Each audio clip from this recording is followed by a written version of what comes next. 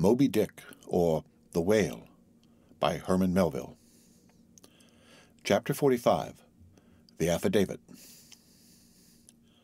So far as what there may be of a narrative in this book, and indeed as indirectly touching one or two very interesting and curious particulars in the habits of sperm whales, the foregoing chapter, in its earlier part, is as important a one as will be found in this volume. But the leading matter of it requires to be still further and more familiarly enlarged upon, in order to be adequately understood, and moreover, to take away any incredulity which a profound ignorance of the entire subject may induce in some minds as to the natural verity of the main points of this affair. I care not to perform this part of my task methodically, but shall be content to produce the desired impression by separate citations of items, practically or reliably known to me as a whaleman, and from these citations, I take it, the conclusion aimed at will naturally follow of itself. First, I have personally known 3 instances where a whale, after receiving a harpoon, has effected a complete escape, and, after an interval, in one instance of 3 years, has been again struck by the same hand and slain, when the 2 irons, both marked by the same private cipher, have been taken from the body. In the instance where 3 years intervened between the flinging of the 2 harpoons, and I think it may have been something more than that, the man who darted them, happening in the interval to go in a trading ship on a voyage to Africa, went ashore there, joined a discovery party, and penetrated far into the interior, where he travelled for a period of nearly 2 years, often endangered by serpents, savages, tigers, poisonous miasmas, and with all the other common perils incident to wandering in the heart of unknown regions. Meanwhile, the whale he had struck must also have been on its travels. No doubt it had thrice circumnavigated the globe, brushing with its flanks all the coasts of Africa, but to no purpose. This man and this whale again came together, and the one vanquished the other.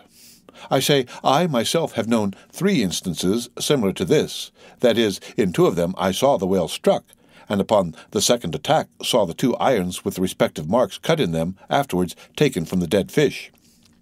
In the 3-year instance, it so fell out that I was in the boat both times, first and last, and the last time distinctly recognized a peculiar sort of huge mole under the whale's eye, which I had observed there 3 years previous. I say 3 years, but I am pretty sure it was more than that. Here are 3 instances, then, which I personally know the truth of. But I have heard of many other instances from persons whose veracity in the matter there is no good ground to impeach. Secondly, it is well known in the sperm whale fishery, however ignorant the world ashore may be of it, that there have been several memorable historical instances where a particular whale in the ocean has been at distant times and places popularly cognizable.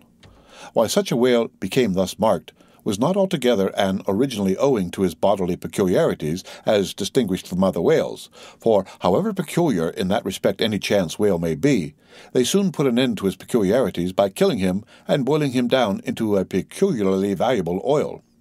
No, the reason was this, that from the fatal experiences of the fishery there hung a terrible prestige of perilousness about such a whale as there did about Rinaldo Rinaldini, insomuch that most fishermen were content to recognize him by merely touching their tarpaulins when he would be discovered lounging by them on the sea without seeking to cultivate a more intimate acquaintance.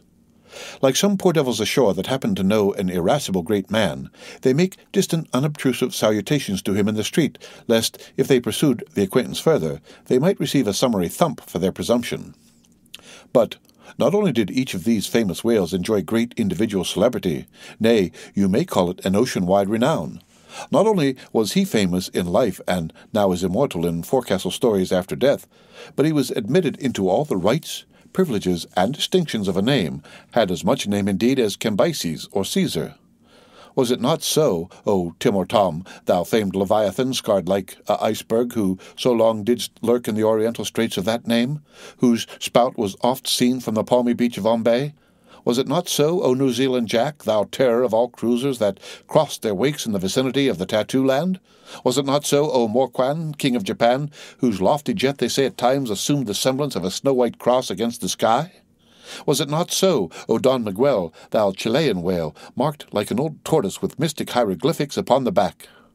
In plain prose, here are 4 whales as well known to the students of cetacean history as Marius or Scylla to the classic scholar.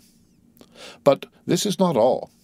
New Zealand Tom and Don Miguel, after at various times creating great havoc among the boats of different vessels, were finally gone in quest of, systematically hunted out, chased, and killed by valiant whaling captains who heaved up their anchors with that express object as much in view as in setting out through the Narragansett woods. Captain Butler of old had it in his mind to capture that notorious, murderous savage, Anawan, the headmost warrior of the Indian King Philip. I do not know where I can find a better place than just here to make mention of 1 or 2 other things which to me seem important, as in printed form establishing in all respects the reasonableness of the whole story of the white whale, more especially the catastrophe. For this is one of those disheartening instances where truth requires full as much bolstering as error. So ignorant are most landsmen of some of the plainest and most palpable wonders of the world, that, without some hints touching the plain facts, historical and otherwise, of the fishery, they might scout at Moby Dick as a monstrous fable, or still worse and more detestable, a hideous and intolerable allegory. First, though most men have some vague flitting ideas of the general perils of the grand fishery, yet they have nothing like a fixed, vivid conception of those perils, and the frequency with which they recur. One reason, perhaps, is that not 1 in 50 of the actual disasters and deaths by casualties in the fishery ever finds a public record at home, however transient and immediately forgotten that record. Do you suppose that that poor fellow there, who this moment perhaps caught by the whale line off the coast of New Guinea, is being carried down to the bottom of the sea by the sounding Leviathan?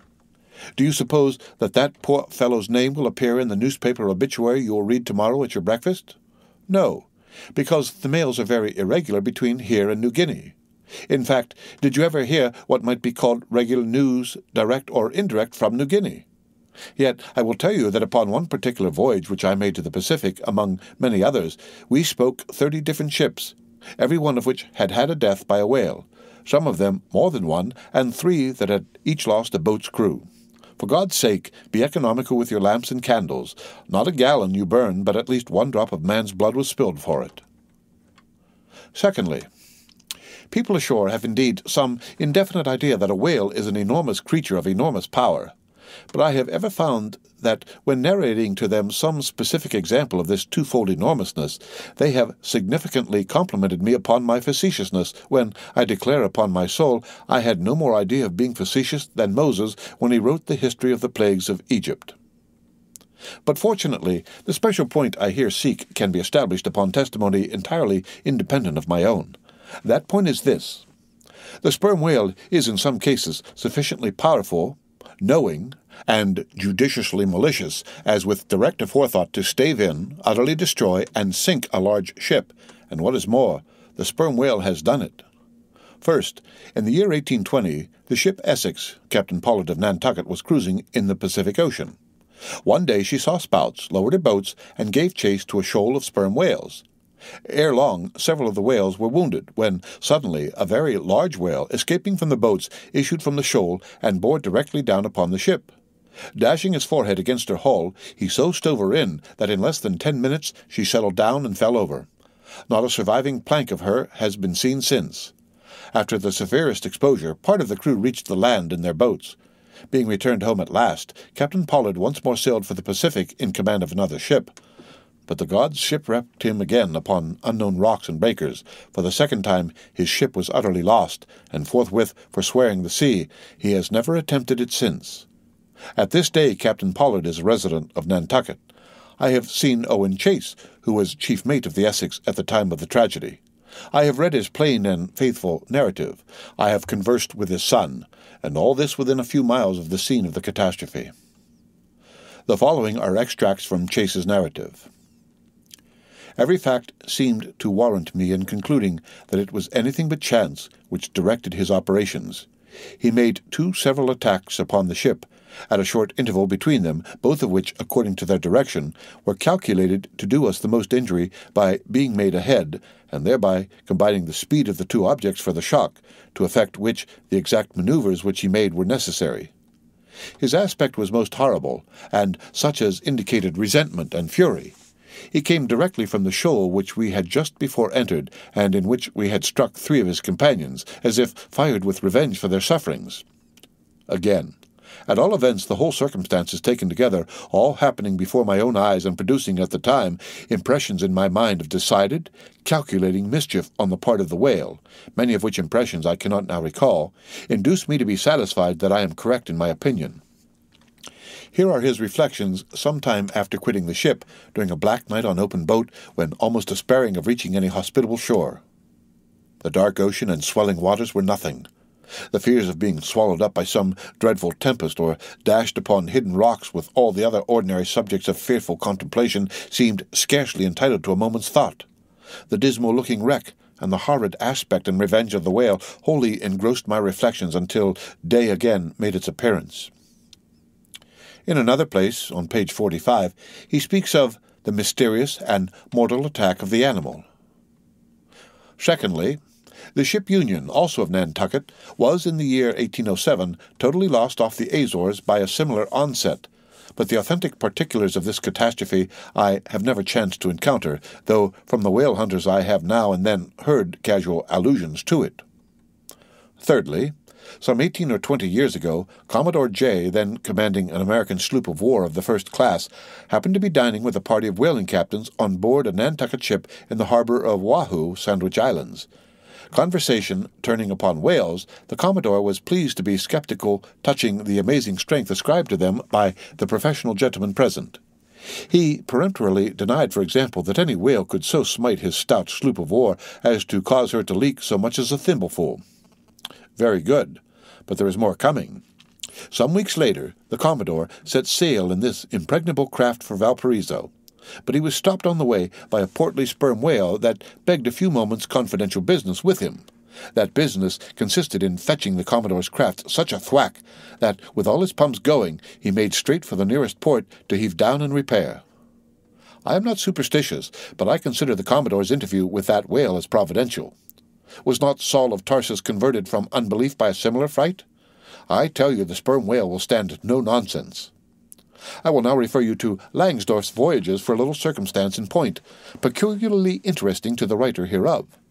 Langsdorff, you must know, by the way, was attached to the Russian Admiral Krusenstern's famous discovery expedition in the beginning of the present century. Captain Langsdorff thus begins his 17th chapter.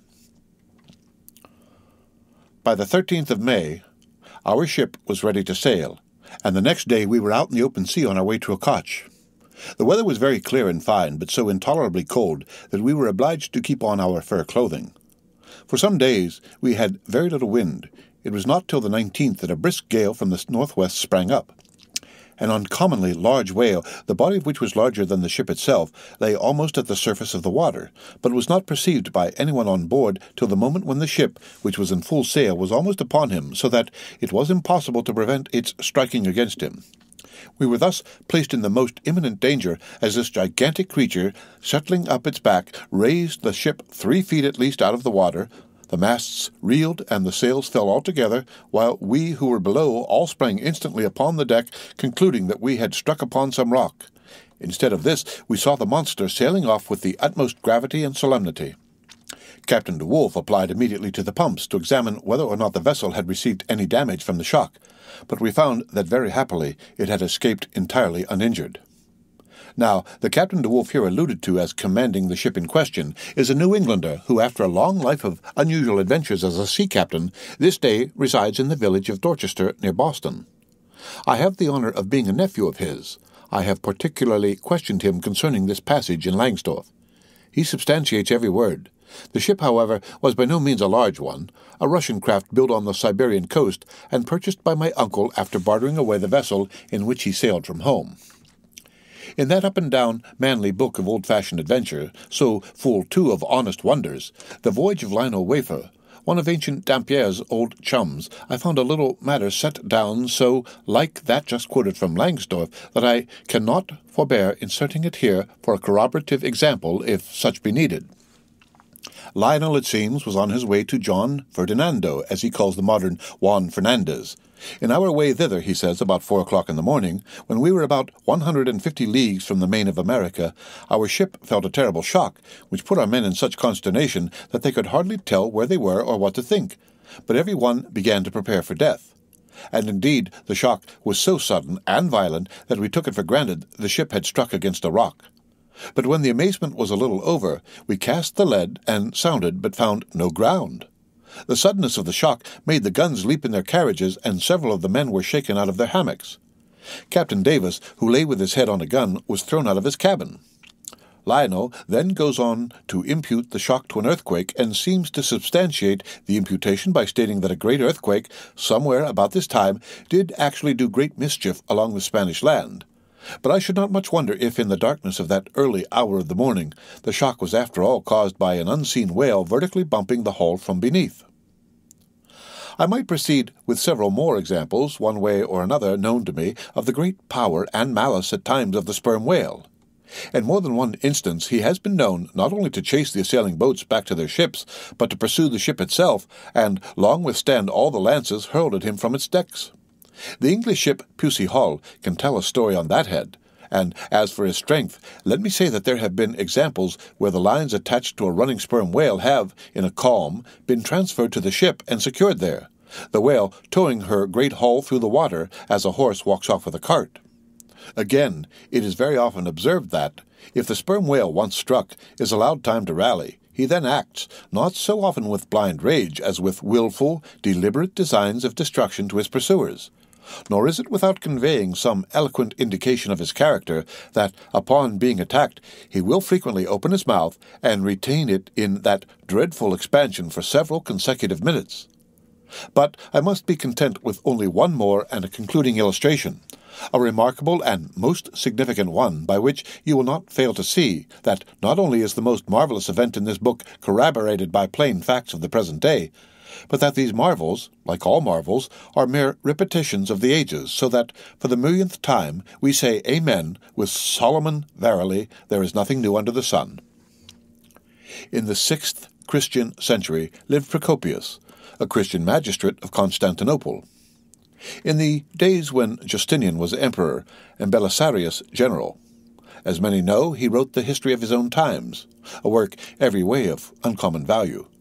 By the best authorities, he has always been considered a most trustworthy and unexaggerating historian, except in some one or two particulars not at all affecting the matter presently to be mentioned. Now, in this history of his, Procopius mentions that during the term of his prefecture at Constantinople, a great sea monster was captured in the neighboring Propontis, or Sea of Marmora, after having destroyed vessels at intervals in those waters for a period of more than 50 years. A fact thus set down in substantial history cannot easily be gainsaid, nor is there any reason it should be. Of what precise species this sea monster was is not mentioned. But as he destroyed ships as well as for other reasons, he must have been a whale, and I am strongly inclined to think a sperm whale, and I will tell you why. For a long time I fancied that the sperm whale had been always unknown in the Mediterranean and the deep waters connecting with it. Even now I am certain that those seas are not, and perhaps never can be in the present constitution of things, a place for his habitual gregarious resort. But further investigations have recently proved to me that in modern times there have been isolated instances of the presence of the sperm whale in the Mediterranean. I am told on good authority that on the Barbary coast a Commodore Davis of the British Navy found the skeleton of a sperm whale. Now, as a vessel of war readily passes through the Dardanelles, hence a sperm whale could, by the same route, pass out of the Mediterranean into the Propontis.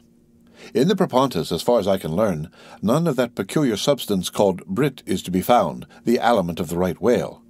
But I have every reason to believe that the food of the sperm whale squid or cuttlefish lurks at the bottom of that sea, because large creatures, but by no means the largest of that sort, have been found at its surface.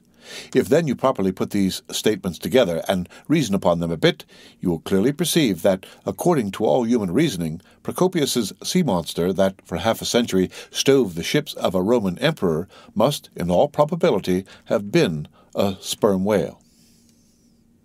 The end of Chapter 45. Read by Rick Kistner for Lit to Go on the web at fcit.usf.edu. Moby Dick, or the Whale, by Herman Melville. Chapter 46, Surmises. though consumed with the hot fire of his purpose, Ahab in all his thoughts and actions ever had in view the ultimate capture of Moby Dick. Though he seemed ready to sacrifice all mortal interests to that one passion, nevertheless, it may have been that he was by nature and long habituation far too wedded to a fiery whaleman's ways altogether to abandon the collateral prosecution of the voyage. Or, at least, if this were otherwise, there were not wanting other motives much more influential within him. It would be refining too much, perhaps, even considering his monomania, to hint that his vindictiveness towards the white whale might have possibly extended itself in some degree to all sperm whales, and that the more monsters he slew by so much, the more he multiplied the chances that each subsequently encountered whale would prove to be the hated one he hunted. But if such a hypothesis be indeed exceptionable, there were still additional considerations which, though not so strictly according with the wildness of his ruling passion, yet were by no means incapable of swaying him.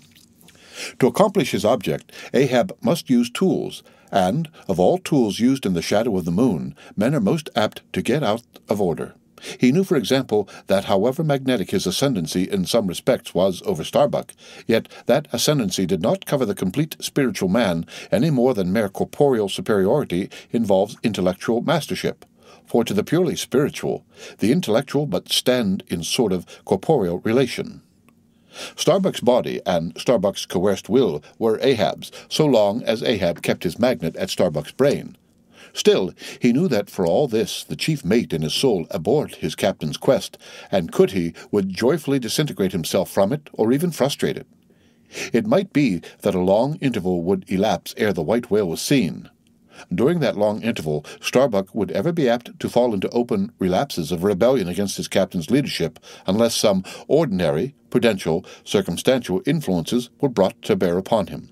Not only that, but the subtle insanity of Ahab respecting Moby Dick was no ways more significantly manifested than in his superlative sense and shrewdness in foreseeing that, for the present, the hunt should in some way be stripped of that strange imaginative impiousness which naturally invested it, that the full terror of the voyage must be kept withdrawn into the obscure background, for few men's courage is proof against protracted meditation unrelieved by action, that when they stood their long night watches, his officers and men must have some nearer things to think of than Moby Dick. For however eagerly and impetuously the savage crew had hailed the announcement of his quest, yet all sailors of all sorts are more or less capricious and unreliable. They live in the varying outer weather, and they inhale its fickleness, and, when retained for any object remote and blank in the pursuit, however promissory of life and passion in the end, it is, above all things, requisite that temporary interests and employments should intervene and hold them healthily suspended for the final dash. Nor was Ahab unmindful of another thing. In times of strong emotion, mankind disdain all base considerations, but such times are evanescent. The permanent constitutional condition of the manufactured man, thought Ahab, is sordidness. Granting that the white whale fully incites the hearts of this my savage crew, and playing round their savageness even breeds a certain generous knight-errantism in them, still, while for the love of it they give chase to Moby Dick, they must also have food for their more common daily appetites, for even the high-lifted and chivalric crusaders of old times were not content to traverse 2,000 miles of land to fight for their holy sepulchre without committing burglaries, picking pockets, and gaining other pious perquisites by the way. Had they been strictly held to their one final and romantic object, that final and romantic object too many would have turned from in disgust. I will not strip these men, thought Ahab, of all hopes of cash. Aye, cash. They may scorn cash now, but let some months go by, and no prospective promise of it to them, and then this same quiescent cash all at once mutinying in them, this same cash would soon cashier Ahab. Nor was there wanting still another precautionary motive more related to Ahab personally. Having impulsively, it is probable, and perhaps somewhat prematurely revealed the prime but private purpose of the Pequod's voyage, Ahab was now entirely conscious that, in so doing, he had indirectly laid himself open to the unanswerable charge of usurpation, and with perfect impunity, both moral and legal, his crew, if so disposed, and to that end competent, could refuse all further obedience to him, and even violently wrest from him the command. From even the barely hinted imputation of usurpation, and the possible consequences of such a suppressed impression gaining ground, Ahab must of course have been most anxious to protect himself. That protection could only consist in his own predominating brain and heart and hand, backed by a heedful, closely calculating attention to every minute atmospheric influence which it was possible for his crew to be subjected to. For all these reasons, then, and others perhaps too analytic to be verbally developed here, Ahab plainly saw that he must still in good degree continue true to the natural, nominal purpose of the Pequod's voyage, observe all customary usages, and not only that, but force himself to evince all his well-known passionate interest in the general pursuit of his profession. Be all this as it may, his voice was now often heard hailing the 3 mastheads and admonishing them to keep a bright lookout, and not omit reporting even a porpoise. This vigilance was not long without reward. The end of Chapter 46. Read by Rick Kistner for Lit2Go on the web at fcit.usf.edu.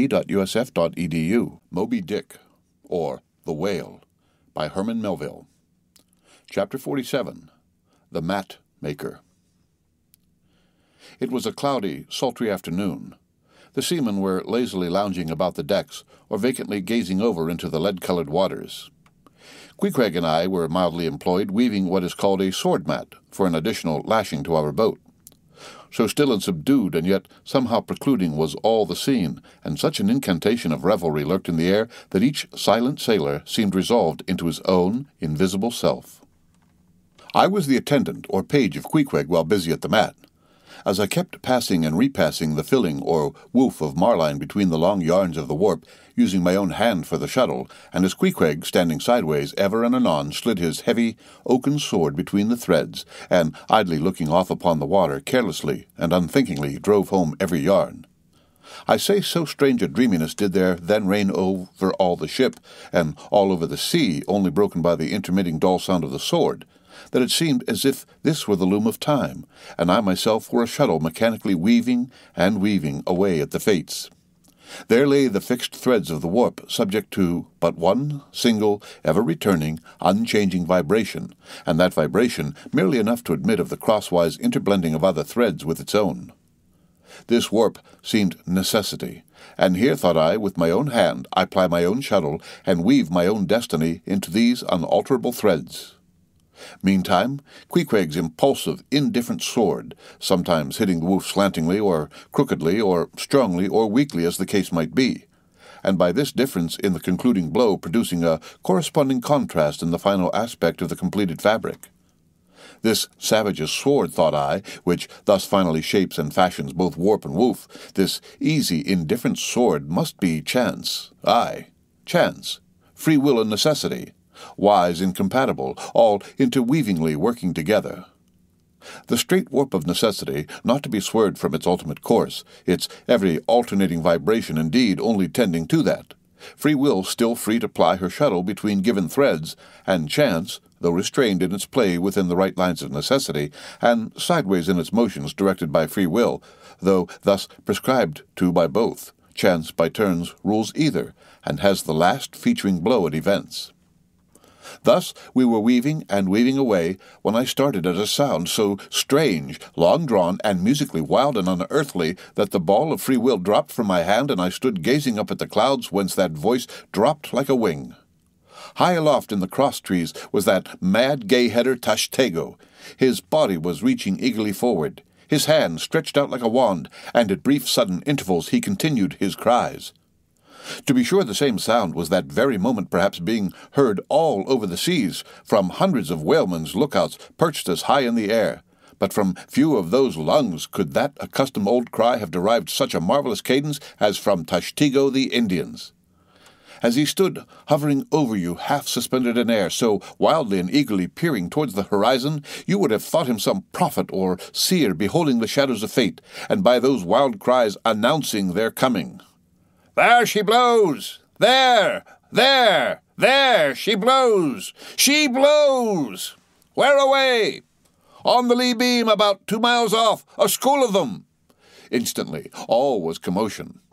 The sperm whale blows as a clock ticks with the same undeviating and reliable uniformity, and thereby whalemen distinguish this fish from other tribes of his genus. "There go flukes!" was now the cry from Tashtego, and the whales disappeared. "Quick, steward!" cried Ahab. "Time! Time!" Doughboy hurried below, glanced at the watch, and reported the exact minute to Ahab. The ship was now kept away from the wind, and she went gently rolling before it. ℌ𝔞𝔫𝔫𝔞 reporting that the whales had gone down, heading to leeward, we confidently looked to see them again directly in advance of our bows. For that singular craft at times evinced by the sperm whale when, sounding with his head in one direction, he nevertheless, while concealed beneath the surface, mills around and swiftly swims off in the opposite quarter, this deceitfulness of his could not now be in action, for there was no reason to suppose that the fish seen by ℌ𝔞𝔫𝔫𝔞 had been in any way alarmed, or indeed knew at all of our vicinity. One of the men selected for ship-keepers, that is, those not appointed to the boats, by this time relieved the Indian at the mainmast head. The sailors at the fore and mizzen had come down, the line-tubs were fixed in their places, the cranes were thrust out, the mainyard was backed, and the 3 boats swung over the sea like 3 samphire baskets over high cliffs. Outside of the bulwarks, their eager crews with one hand clung to the rail, while one foot was expectantly poised on the gunwale. So looked the long line of man-of-war's men about to throw themselves on board an enemy's ship. But at this critical instant, a sudden exclamation was heard that took every eye from the whale. With a start, all glared at dark Ahab, who was surrounded by 5 dusky phantoms that seemed fresh formed out of the air. The end of Chapter 47. Read by Rick Kistner, for Lit to Go on the web at fcit.usf.edu. Moby Dick, or The Whale, by Herman Melville. Chapter 48. The First Lowering. The phantoms, for so they then seemed, were flitting on the other side of the deck, and with a noiseless celerity were casting loose the tackles and bands of the boat which swung there. This boat had always been deemed one of the spare boats, though technically called the captain's, on account of its hanging from the starboard quarter. The figure that now stood by its bows was tall and swart, with one white tooth evilly protruding from its steel-like lips. A rumpled Chinese jacket of black cotton funereally invested him with wide black trousers of the same dark stuff. But strangely crowning this ebonness was a glistening white-plaited turban, the living hair braided and coiled round and round upon his head. Less swart in aspect, the companions of this figure were of that vivid tiger-yellow complexion peculiar to some of the aboriginal natives of the Manilas, a race notorious for a certain diabolism of subtlety, and by some honest white mariners supposed to be the paid spies and secret confidential agents on the water of the devil, their lord, whose counting-room they supposed to be elsewhere. While yet the wondering ship's company were gazing upon these strangers, Ahab cried out to the white-turbaned old man at their head, "All ready there, Fidela?" "Ready," was the half-hissed reply. "Lower away, then, d'ye hear?" shouting across the deck. "Lower away there, I say." Such was the thunder of his voice that, spite of their amazement, the men sprang over the rail, the sheaves whirled round in the blocks. With a wallow, the 3 boats dropped into the sea, while, with a dexterous, off-handed daring unknown in any other vocation, the sailors, goat-like, leaped down the rolling ship's side into the tossed boats below. Hardly had they pulled out from under the ship's lee when a 4th keel, coming from the windward side, pulled round under the stern and showed the 5 strangers rowing Ahab, who, standing erect in the stern, loudly hailed Starbuck, Stubb, and Flask to spread themselves widely so as to cover a large expanse of water. But with all their eyes again riveted upon the swart Fidela and his crew, the inmates of the other boats obeyed not the command. "Captain Ahab," said Starbuck. "Spread yourselves!" cried Ahab. "Give away all 4 boats! Thou, Flask, pull out more to leeward!" "Aye, aye, sir!" cheerily cried little King Post, sweeping round his great steering oar. "Lay back!" addressing his crew. "There, there! There again! There she blows! Right ahead, boys! Lay back!" "Never heed yonder yellow boys, Archie." "Oh, I don't mind him, sir," said Archie. "I knew it all before. Didn't I hear him in the hold, and didn't I tell Cabaco hear of it? What say we, Cabaco? They are stowaways, Mr. Flask." "Pull, pull, my fine hearts alive! Pull, my children! Pull, my little ones!" drawlingly and soothingly sighed Stubb to his crew, some of whom still showed signs of uneasiness. "Why don't you break your backbones, my boys? What is it you stare at? Those chaps in yonder boat? Tat! There are only 5 more hands come to help us. Never mind from where. The more the merrier. Pull, then! Do pull!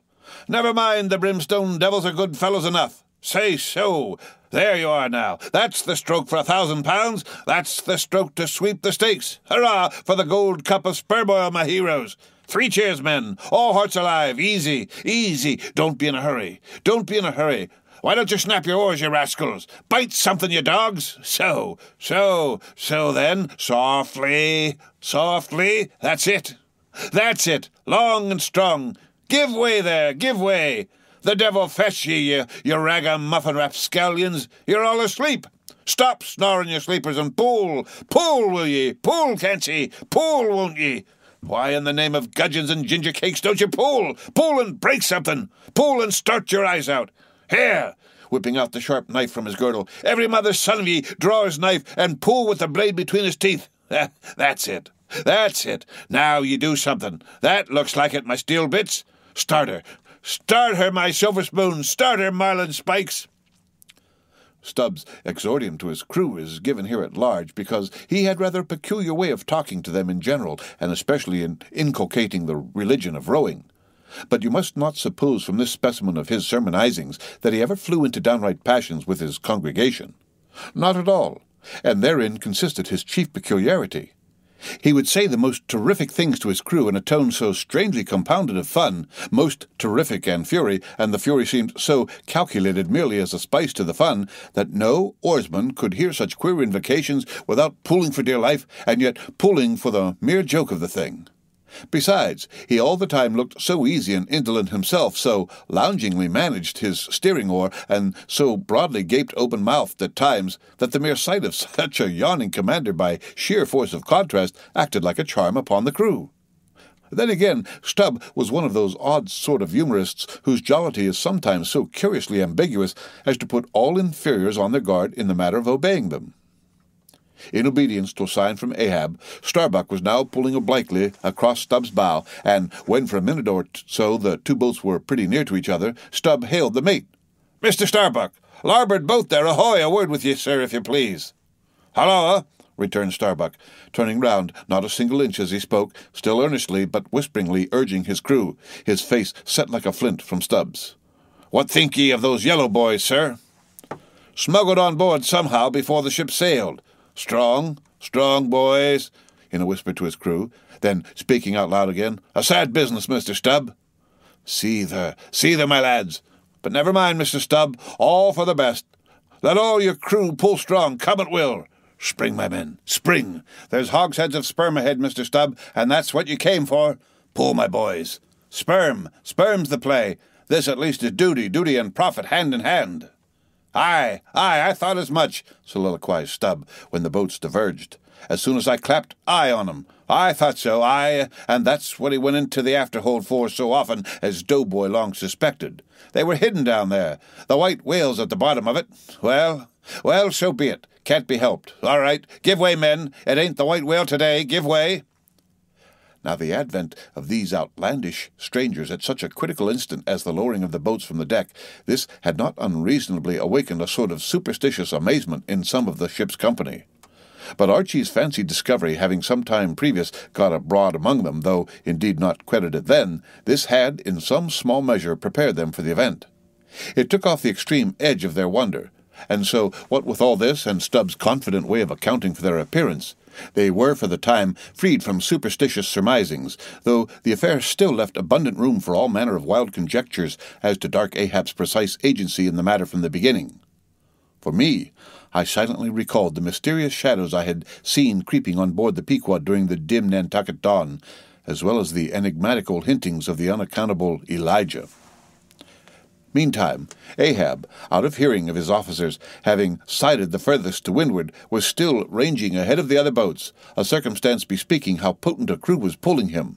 Those tiger-yellow creatures of his seemed all steel and whalebone. Like 5 trip-hammers they rose and fell with regular strokes of strength, which periodically started the boat along the water like a horizontal burst boiler out of a Mississippi steamer. As for Fedallah, who was seen pulling the harpooneer oar, he had thrown aside his black jacket and displayed his naked chest with the whole part of his body above the gunwale, clearly cut against the alternating depressions of the watery horizon, while at the other end of the boat, Ahab, with one arm, like a fencer's, thrown half backward into the air, as if to counterbalance any tendency to trip. Ahab was seen steadily managing his steering oar as in 1,000 boat lowerings ere the white whale had torn him.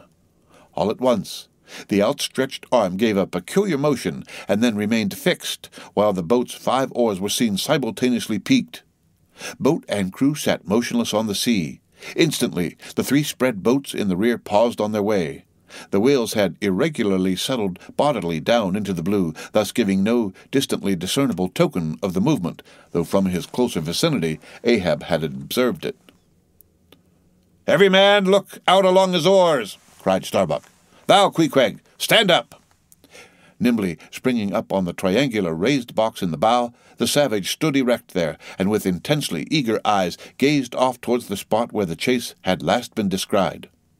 Likewise, upon the extreme stern of the boat, where it was also triangularly platformed level with the gunwale, Starbuck himself was seen coolly and adroitly balancing himself to the jerking tossings of his chip of a craft, and silently eyeing the vast blue eye of the sea. Not very far distant, Flask's boat was also lying breathlessly still, its commander recklessly standing upon the top of the loggerhead, a stout sort of post rooted in the keel and rising some 2 feet above the level of the stern platform. It is used for catching turns with the whale line. Its top is not more spacious than the palm of a man's hand, and standing upon such a base as that, Flask seemed perched at the masthead of some ship which had sunk to all but her trucks. But Little King Post was small and short, and at the same time Little King Post was full of a large and tall ambition, so that this loggerhead standpoint of his did by no means satisfy King Post. "I can't see 3 seas off. Tip us up an oar there, and let me on to that." Upon this, Daggoo, with either hand upon the gunwale to steady his way, swiftly slid aft, and then, erecting himself, volunteered his lofty shoulders for a pedestal. "Good a masthead as any, sir. Will you mount?" "That I will, and thank you very much, my fine fellow. Only I wish you 50 feet taller."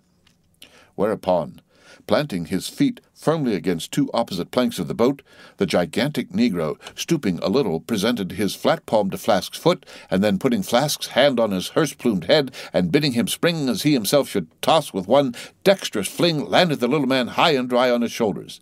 And here was Flask now standing, Daggoo with one lifted arm furnishing him with a breastband to lean against and steady himself by. At any time it is a strange sight to the tyro to see what wondrous habitude of unconscious skill the whaleman will maintain an erect posture in his boat, even when pitched about by the most riotously perverse and cross-running seas. Still more strange to see him giddily perched upon the loggerhead itself under such circumstances. But the sight of little Flask mounted upon gigantic Daggoo was yet more curious, for sustaining himself with a cool, indifferent, easy, unthought-of, barbaric majesty, the noble negro to every roll of the sea harmoniously rolled his fine form. On his broad back, flaxen-haired Flask seemed a snowflake. The bearer looked nobler than the rider. Though truly vivacious, tumultuous, ostentatious, little Flask would now and then stamp with impatience, but not one added heave did he thereby give to the negro's lordly chest. So have I seen passion and vanity stamping the living magnanimous earth, but the earth did not alter her tides and her seasons for that. Meanwhile, Stubb, the 3rd mate, betrayed no such far-gazing solicitudes. The whales might have made one of their regular soundings, not a temporary dive from mere fright, and if that were the case, Stubb, as his wont in such cases, it seems, was resolved to solace the languishing interval with his pipe. He withdrew it from his hatband, where he always wore it aslant like a feather. He loaded it, and rammed home the loading with his thumb end, but hardly had he ignited his match across the roughed sandpaper of his hand, when Tashtego, his harpooneer, whose eyes had been setting to windward like 2 fixed stars, suddenly dropped like light from his erect attitude to his seat, crying out in a quick frenzy of hurry, "Down, down all, and give way! There they are!" To a landsman, no whale nor any sign of a herring would have been visible at that moment. Nothing but a troubled bit of greenish-white water, and thin scattered puffs of vapor hovering over it, and suffusingly blowing off to leeward like the confused scud from white rolling billows. The air around suddenly vibrated, and tingled, as it were, like the air over intensely heated plates of iron. Beneath this atmospheric waving and curling, and partially beneath a thin layer of water also, the whales were swimming. Seen in advance of all the other indications, the puffs of vapor were spouted, seemed their forerunning couriers and detached flying outriders. All 4 boats were now in keen pursuit of that one spot of troubled water and air, but it bade far outstrip them. It flew on and on, a mass of interblending bubbles borne down a rapid stream from the hills. "Pull! Pull, my good boys!" said Starbuck in the lowest possible but intensest concentrated whisper to his men, while the sharp, fixed glance from his eyes darted straight ahead of the bow, almost seemed as two visible needles in two unerring binnacle compasses. He did not say much to his crew, though, nor did his crew say anything to him. Only the silence of the boat was at intervals startlingly pierced by one of his peculiar whispers, now harsh with command, now soft with an entreaty. How different the loud little king-post! "Sing out and say something, my hearties! Roar and pull, my thunderbolts! Beach me on their black backs, boys! Only do that for me, and I'll sign over to you my Martha's Vineyard plantation, boys, including wife and children, boys! Lay me on! Lay me on! Oh, Lord! Lord, but I shall go stark staring mad! See that white water!" And so shouting, he pulled his hat from his head and stamped up and down on it, then picking it up, flirted it far off upon the sea, and finally fell to rearing and plunging in the boat's stern like a crazed colt from the prairie. "Look at that chap now," philosophically drawled Stubb, who, with his unlighted short pipe mechanically retained between his teeth at a short distance, followed after. "He's got fits, that flask has. Fits, yes. Give him fits, that's the very word. Pitch fits into him. Merrily, merrily, hearts alive. Pudding for supper, you know. Merry's the word. Pool, babes, pool, sucklings, pool all. But what the devil are you hurrying about? Softly, softly and steadily, my men. Only pull and keep pulling, nothing more. Crack all your backbones and bite your knives in two, that's all. Take it easy. Why don't ye take it easy, I say, and burst all your livers and lungs?" But what it was that inscrutable Ahab said to that tiger-yellow crew of his, these were words best omitted here, for you live under the blessed light of the evangelical land. Only the infidel sharks in the audacious seas may give ear to such words, when, with tornado brow and eyes of red murder and foam-glued lips, Ahab leaped after his prey. Meanwhile, all the boats tore on. The repeated specific allusions of Flask to "that whale," as he called the fictitious monster which he declared to be incessantly tantalizing his boat's bow with its tail, these allusions of his were at times so vivid and lifelike that they would cause some one or two of his men to snatch a fearful look over his shoulder. But this was against all rule, for the oarsmen must put out their eyes and ram a skewer through their necks, usages announcing that they must have no organs but ears and no limbs but arms in these critical moments. It was a sight full of quick wonder and awe, the vast swells of the omnipotent sea, the surging hollow roar they made as they rolled along the 8 gunwales like gigantic bowls in a boundless bowling green, the brief suspended agony of the boat as it would tip for an instant on the knife-like edge of the sharper waves, that almost seemed threatening to cut it in two, the sudden profound dip into the watery glens and hollows, the keen spurrings and goadings to gain the top of the opposite hill, the headlong, sled-like slide down its other side, all these with the cries of the headsmen and harpooneers and the shuddering gasps of the oarsmen, with the wondrous sight of the ivory Pequod bearing down upon her boats with outstretched sails like a wild hen after her screaming brood. All this was thrilling. Not the raw recruit marching from the bosom of his wife into the fever heat of his first battle, not the dead man's host encountering the first unknown phantom in the other world. Neither of these can feel stranger and stronger emotions than that man does who for the first time finds himself pulling into the charmed, churned circle of the hunted sperm whale. The dancing white water made by the chase was now becoming more and more visible, owing to the increasing darkness of the dun cloud shadows flung upon the sea. The jets of vapor no longer blended, but tilted everywhere to right and left. The whales seemed separating their wakes. The boats were pulled more apart, Starbuck giving chase to 3 whales running dead to leeward. Our sail was now set, and, with a still rising wind, we rushed along, the boat going with such madness through the water that the lee oars could scarcely be worked rapidly enough to escape being torn from the rowlocks. Soon we were running through a suffusing wide veil of mist, neither ship nor boat to be seen. "Give way, men!" whispered Starbuck, drawing still further aft the sheet of his sail. "There is time to kill a fish yet before the squall comes. There's white water again, close to. Spring!"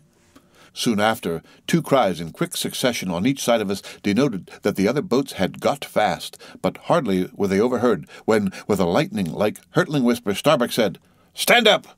and Queequeg, harpoon in hand, sprang to his feet.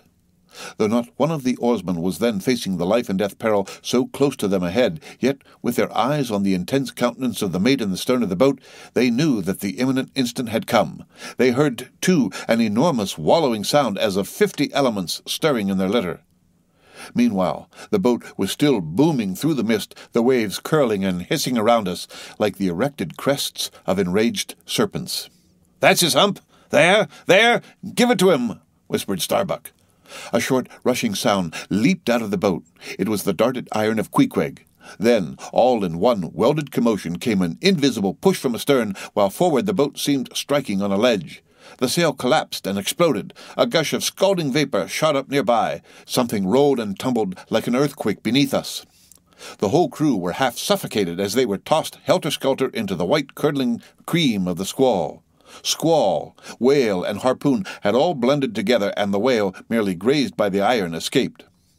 Though completely swamped, the boat was nearly unharmed. Swimming round it, we picked up the floating oars and, lashing them across the gunwale, tumbled back to our places. There we sat, up to our knees in the sea, the water covering every ribbon plank, so that to our downward-gazing eyes the suspended craft seemed a coral boat grown up to us from the bottom of the ocean. The wind increased to a howl. The waves dashed their bucklers together. The whole squall roared, forked, and crackled round us like a white fire upon the prairie, in which, unconsumed, we were burning, immortal in these jaws of death. In vain we hailed the other boats, as well roar to the live coals down the chimney of a flaming furnace as hail those boats in that storm. Meanwhile, the driving scud, rack, and mist grew darker with the shadows of night. No sign of the ship could be seen. The rising sea forbade all attempts to bail out the boat. The oars were useless as propellers, performing now the office of life-preservers. So, cutting and lashing of the waterproof match-keg, after many failures, Starbuck contrived to ignite the lamp in the lantern. Then, stretching it on a waif-pole, handed it to ℌ𝔞𝔫𝔫𝔞 as the standard-bearer of this forlorn hope. There, then, he sat, holding up that imbecile candle in the heart of that almighty forlornness. There, then, he sat, the sign and symbol of a man without faith, hopelessly holding up hope in the midst of despair.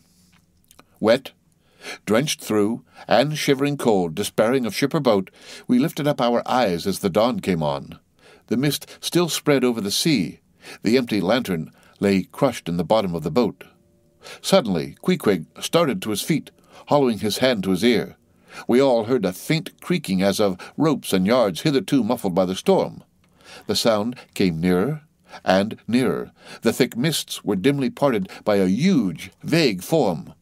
Affrighted, we all sprang into the sea as the ship at last loomed into view, bearing right down upon us within a distance of not much more than its length.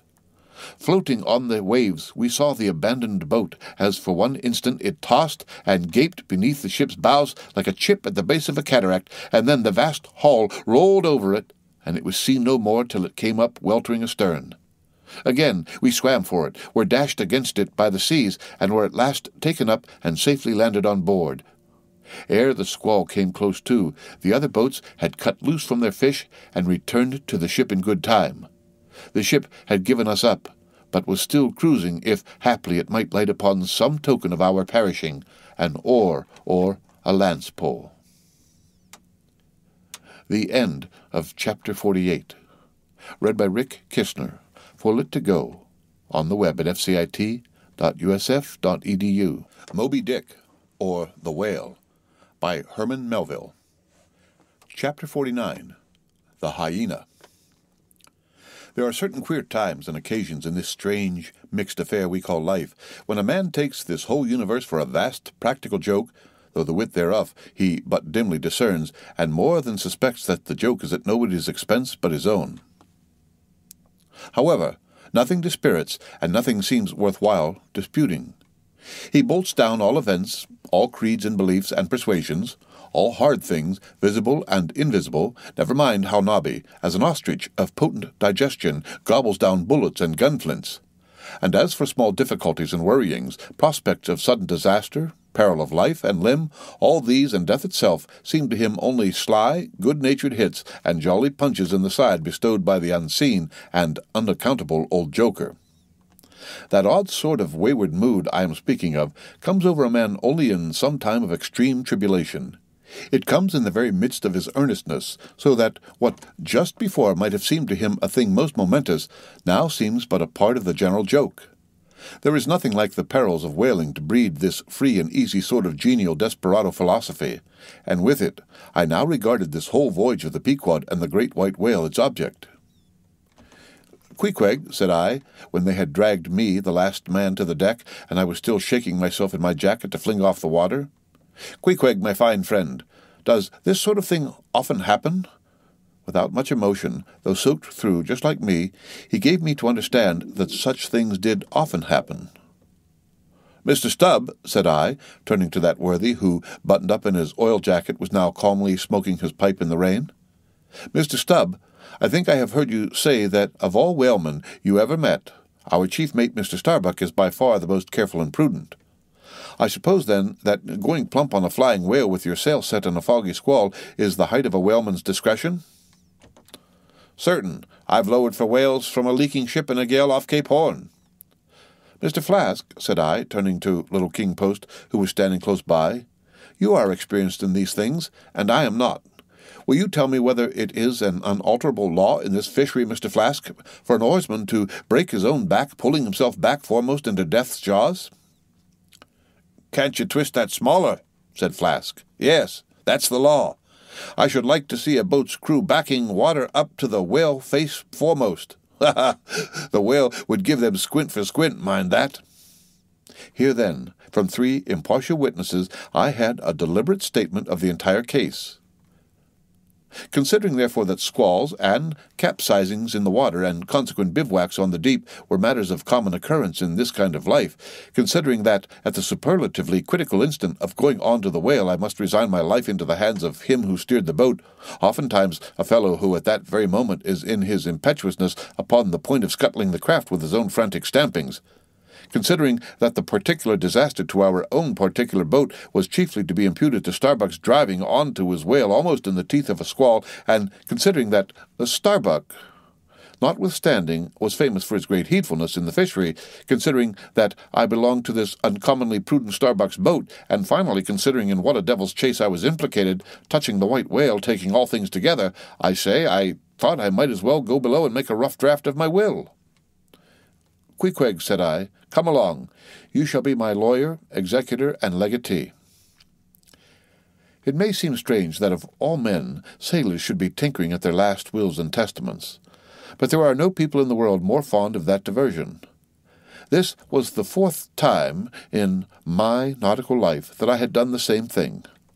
After the ceremony was concluded upon the present occasion, I felt all the easier. A stone was rolled away from my heart.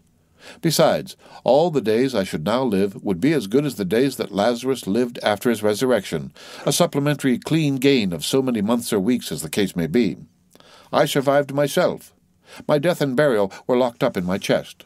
I looked round me tranquilly and contentedly, like a quiet ghost with a clean conscience, sitting inside the bars of a snug family vault. "Now then," thought I, unconsciously rolling up the sleeves of my frock, "here goes for a cool, collected dive at death and destruction, and the devil fetch the hindmost." The end of Chapter 49. Read by Rick Kistner for Lit to Go on the web at fcit.usf.edu. Moby Dick, or The Whale, by Herman Melville. Chapter 50. Ahab's Boat and Crew, Fedallah. "Who would have thought it, Flask?" cried Stubb. "If I had but one leg, you would not catch me in a boat unless maybe to stop the plug-hole with my timber toe. Oh, he's a wonderful old man." "I don't think it so strange after all on that account," said Flask. "If his leg were off at the hip, now it would be a different thing. That would disable him. But he has one knee and good part of the other left, you know." "I don't know that, my little man. I never yet saw him kneel." Among whale-wise people, it has often been argued whether, considering the paramount importance of his life to the success of the voyage, it is right for a whaling captain to jeopardize that life in the active perils of the chase. So Tamerlane's soldiers often argued with tears in their eyes whether that invaluable life of his ought to be carried into the thickest of the fight. But with Ahab the question assumed a modified aspect. Considering that with 2 legs man is but a hobbling wight in all times of dancer, considering that the pursuit of whales is always under great and extraordinary difficulties, that every individual moment indeed then comprises a peril. Under these circumstances, is it wise for any maimed man to enter a whaleboat in the hunt? As a general thing, the joint owners of the Pequod must have plainly thought not. Ahab well knew that although his friends at home would think little of his entering a boat in certain comparatively harmless vicissitudes of the chase, for the sake of being near the scene of action and giving his orders in person, yet for Captain Ahab to have a boat actually apportioned to him as a regular headsman in the hunt, above all for Ahab to be supplied with 5 extra men as that same boat's crew, he well knew that such generous conceits never entered the heads of the owners of the Pequod. Therefore, he had not solicited a boat's crew from them, nor had he in any way hinted his desires on that head. Nevertheless, he had taken private measures of his own touching all that matter. Until Cabaco's published discovery, the sailors had little foreseen it, though to be sure when, after being a little while out of port, all hands had concluded the customary business of fitting the whaleboats for service, when some time after this Ahab was now and then found bestirring himself in the matter of making thole-pins with his own hands for what was thought to be one of the spare boats, and even solicitously cutting the small wooden skewers which, when the line is running out, are pinned over the groove in the bow. When all this was observed in him, and particularly his solicitude in having an extra coat of sheathing in the bottom of the boat, as if to make it better withstand the pointed pressure of his ivory limb, and also the anxiety he evinced in exactly shaping the thigh-board, or clumsy cleat, as it is sometimes called, the horizontal piece in the boat's bow for bracing the knee against in darting or stabbing at the whale, when it was observed how often he stood up in that boat with his solitary knee fixed in the semicircular depression in the cleat, and with the carpenter's chisel gouged out a little here and straightened it a little there. All these things, I say, had awakened much interest and curiosity at the time. But almost everybody supposed that this particular preparative heedfulness in Ahab must only be with a view in the ultimate chase of Moby Dick, for he had already revealed his intention to hunt that mortal monster in person. But such a supposition did by no means involve the remotest suspicion as to any boat's crew being assigned to that boat. Now, with the subordinate phantoms, what wonder remained soon waned away, for in a whaler wonders soon wane. Besides, now and then such unaccountable odds and ends of strange nations come up from the unknown nooks and ash-holes of the earth to man these floating outlaws of whalers, and the ships themselves often pick up such queer castaway creatures found tossing about the open sea on planks, bits of wreck, oars, whaleboats, canoes, blown-off Japanese junks, and what-not, that Beelzebub himself might climb up the side and step down into the cabin to chat with the captain, and it would not create any unsubduable excitement in the forecastle. Be all this as it may, certain it is that while the subordinate phantoms soon found their place among the crew, though still, as it were, somehow distinct from them, yet that hair-turbaned Fedallah remained a muffled mystery to the last. Whence he came in a mannerly world like this, by what sort of unaccountable tie he soon evinced himself to be linked with Ahab's peculiar fortunes, nay, so far as to have some sort of half-hinted influence, heaven knows, but it might have been even authority over him. All this none knew, but one cannot sustain an indifferent air concerning Fedallah. He was such a creature as civilized, domestic people in the temperate zone only see in their dreams, and that but dimly, but the like of whom now and then glide among the unchanging Asiatic communities, especially the Oriental Isles to the east of the continent, those insulated, immemorial, unalterable countries which, even in these modern days, still preserve much of the ghostly aboriginalness of Earth's primal generations, when the memory of the first man was a distinct recollection, and all men his descendants, unknowing whence he came, eyed each other as real phantoms, and asked of the sun and the moon why they were created and to what end. When, though, according to Genesis, the angels indeed consorted with the daughters of men, the devils also, add the uncanonical Robins, indulged in mundane amours. The end of Chapter 50, read by Rick Kistner, for Lit to Go on the web at fcit.usf.edu. Moby Dick, or the Whale, by Herman Melville. Chapter 51, The Spirit Spout. Days, weeks passed, and under easy sail the ivory Pequod had slowly swept across 4 several cruising grounds. Off the Azores, off the Cape de Verdes, on the Plate, so-called, being off the mouth of the Rio de la Plata, and the Carroll Ground, an unstaked watery locality southerly from St. Helena. It was while gliding through these latter waters that one serene and moonlight night, when all the waves rolled by like scrolls of silver, and, by their soft suffusings, seethings, made what seemed a silvery silence, not a solitude. On such a silent night, a silvery jet was seen far in advance of the white bubbles at the bow. Lit up by the moon, it looked celestial, seemed some plumed and glittering god uprising from the sea.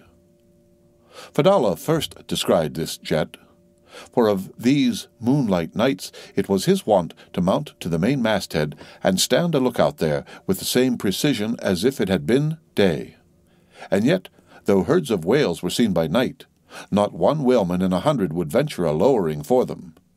You may think with what emotions, then, the seaman beheld this old Oriental perched aloft at such unusual hours, his turban and the moon companions in one sky. But when, after spending his uniform interval there for several successive nights, without uttering a single sound, when, after all this silence, his unearthly voice was heard announcing that silvery, moonlit jet, every reclining mariner started to his feet as if some winged spirit had lighted in the rigging and hailed the mortal crew. "There she blows!" Had the trump of judgment blown, they could not have quivered more, yet still they felt no terror, rather pleasure. For though it was a most unwonted hour, yet so impressive was the cry, and so deliriously exciting, that almost every soul on board instinctively desired a lowering. Walking the deck with quick side-lunging strides, Ahab commanded the t'gallant sails and royals to be set, and every stunsail spread.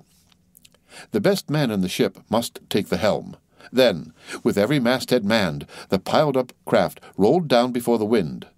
The strange upheaving, lifting tendency of the taffrail breeze filling the hollows of so many sails made the buoyant, hovering deck to feel like air beneath the feet, while still she rushed along as if two antagonistic influences were struggling in her, one to mount direct to heaven, the other to drive yawingly to some horizontal goal.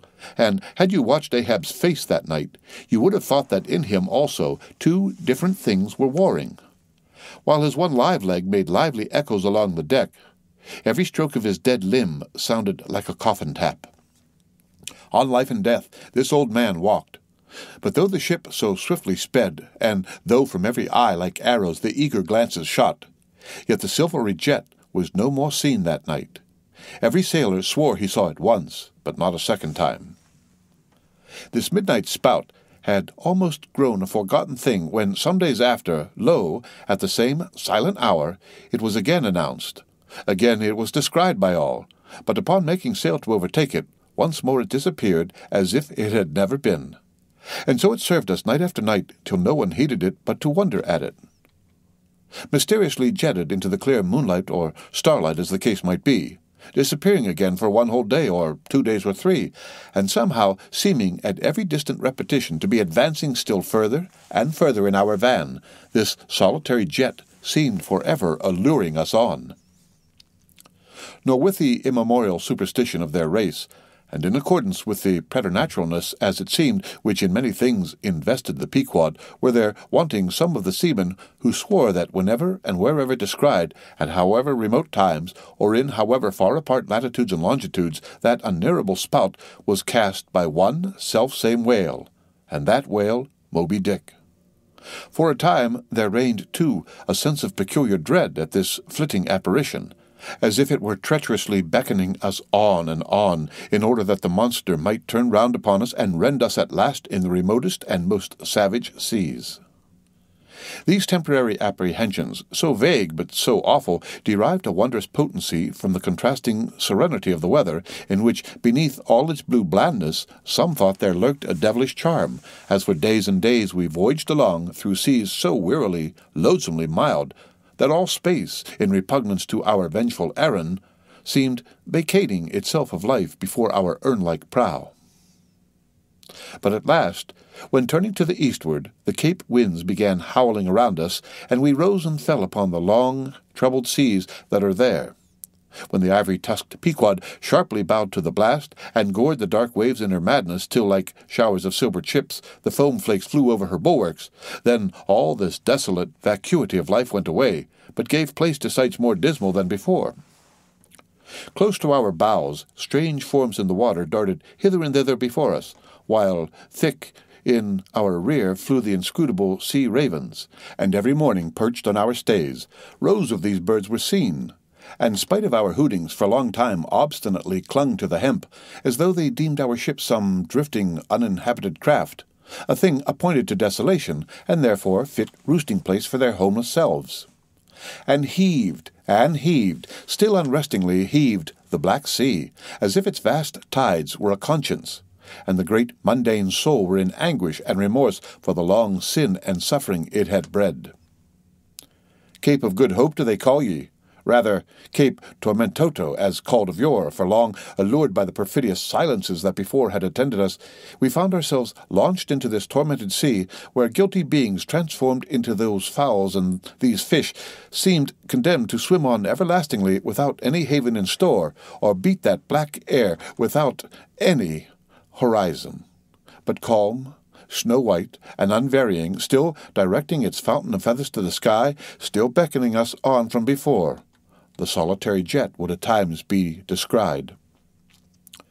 During all this blackness of the elements, Ahab, though assuming for the time the almost continual command of the drenched and dangerous deck, manifested the gloomiest reserve, and more seldom than ever addressed his mates. In tempestuous times like these, after everything above and aloft has been secured, nothing more can be done but passively to await the issue of the gale.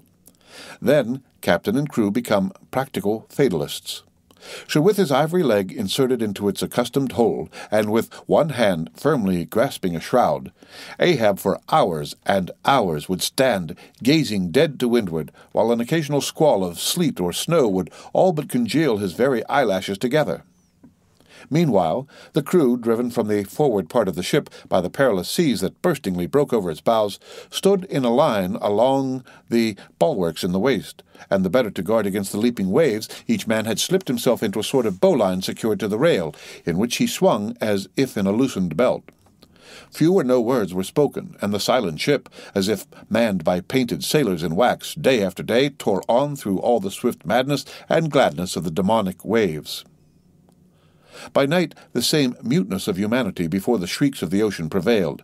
Still in silence the men swung in the bowlines. Still wordless Ahab stood up to the blast. Even when wearied nature seemed demanding repose, he would not seek that repose in his hammock. Never could Starbuck forget the old man's aspect when, one night, going down into the cabin to mark how the barometer stood, he saw him with closed eyes sitting straight in his floor-screwed chair. The rain and half-melted sleet of the storm from which he had some time before emerged still slowly dripping from the unremoved hat and coat. On the table beside him lay unrolled one of those charts of tides and currents which have previously been spoken of. His lantern swung from his tightly clenched hand. Though the body was erect, the head was thrown back so that the closed eyes were pointed towards the needle of the telltale that swung from a beam in the ceiling. The cabin compass is called the telltale because without going to the compass at the helm, the captain while below can inform himself of the course of the ship. Terrible old man, thought Starbuck, with a shudder, sleeping in this gale, still thou steadfastly eyest thy purpose. The end of Chapter 51. Read by Rick Kistner for Lit to Go on the web at fcit.usf.edu. Moby Dick, or the Whale, by Herman Melville. Chapter 52. The Albatross. Southeastward from the Cape, off the distant Crozets, a good cruising ground for right whalemen, a sail loomed ahead, the Goonie, Albatross by name. As she slowly drew nigh from my lofty perch at the fore-masthead, I had a good view of that sight so remarkable to a tyro in the far ocean fisheries, a whaler at sea, and long absent from home. As if the waves had been fullers, this craft was bleached like the skeleton of a stranded walrus. All down her sides this spectral appearance was traced with long channels of reddened rust, while all her spars and her rigging were like the thick branches of trees furred over with hoarfrost. Only her lower sails were set. A wild sight it was to see her long-bearded lookouts at those three mastheads. They seemed clad in the skins of beasts, so torn and bepatched the raiment that had survived nearly 4 years of cruising. Standing in iron hoops nailed to the mast, they swayed and swung over a fathomless sea. And though when the ship slowly glided close under our stern, we 6 men in the air came so nigh to each other that we might almost have leaped from the mastheads of one ship to those of the other, yet those forlorn-looking fishermen, mildly eyeing us as they passed, said not one word to our own lookouts, while the quarter-deck hail was being heard from below. "Ship ahoy! Have you seen the white whale?" But as the strange captain, leaning over the pallid bulwarks, was in the act of putting his trumpet to his mouth, it somehow fell from his hand into the sea, and the wind now arising amain, he in vain strove to make himself heard without it. Meantime his ship was still increasing the distance between us. While in various silent ways the seamen of the Pequot were evincing their observance of this ominous incident at the first mere mention of the white whale's name to another ship, Ahab for a moment paused. It almost seemed as though he would have lowered a boat to board the stranger had not the threatening winds forbade. But taking advantage of his windward position, he again seized his trumpet, and, knowing by her aspect that the stranger vessel was a Nantucketer and shortly bound home, he loudly hailed, "Ahoy there! This is the Pequod, bound round the world. Tell them to address all future letters to the Pacific Ocean, and this time 3 years, if I am not at home, tell them to address them to—" At that moment the two wakes were fairly crossed, and instantly then, in accordance with their singular ways, shoals of small, harmless fish that for some days before had been placidly swimming by our side darted away with what seemed shuddering fins, and ranged themselves fore and aft with the stranger's flanks. Though in the course of his continual voyagings Ahab must often before have noticed a similar sight, yet to any monomaniac man the veriest trifles capriciously carry meanings. "Swim away from me, do ye?" murmured Ahab, gazing over into the water. There seemed but little in the words, but the tone conveyed more of deep, helpless sadness than the insane old man had ever before evinced. But, turning to the steersman, who thus far had been holding the ship in the wind to diminish her headway, he cried out in his old lion voice, "Up helm! Keep her off round the world! Round the world!" There is much in that sound to inspire proud feelings, but whereto does all that circumnavigation conduct? Only through numberless perils to the very point whence we started, where those that we left behind secure were all the time before us. Were this world an endless plain, and by sailing eastward we could forever reach new distances, and discover sights more sweet and strange than any Cyclades or islands of King Solomon, then there were promise in the voyage. But in pursuit of those far mysteries we dream of, or in tormented chase of the demon phantom that, some time or other, swims before all human hearts, while chasing such over this round globe, they either lead us on in barren mazes, or midway leave us whelmed. The end of Chapter 52, read by Rick Kishner, for Lit to Go on the web at fcit.usf.edu. Moby Dick, or the Whale, by Herman Melville.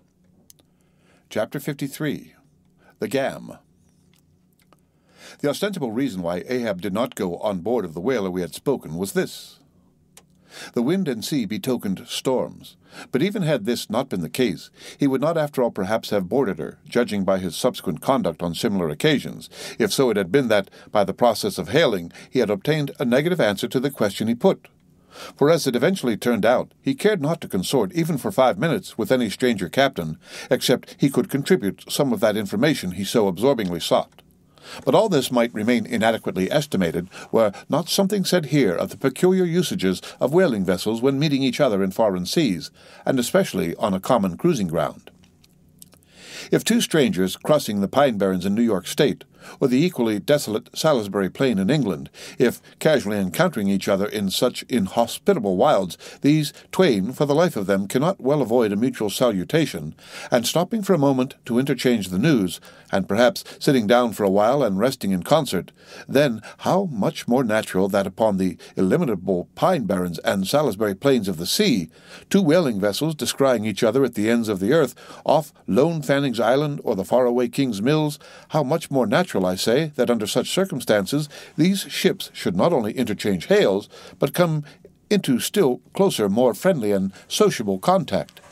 And especially where this seemed to be a matter of course, in the case of vessels owned in one seaport, and whose captains, officers, and not a few of the men are personally known to each other, and consequently have all sorts of dear domestic things to talk about. For the long-absent ship, the outward bounder, perhaps, has letters on board. At any rate, she will be sure to let her have some papers of a date a year or two later than the last one on her blurred and thumb-worn files.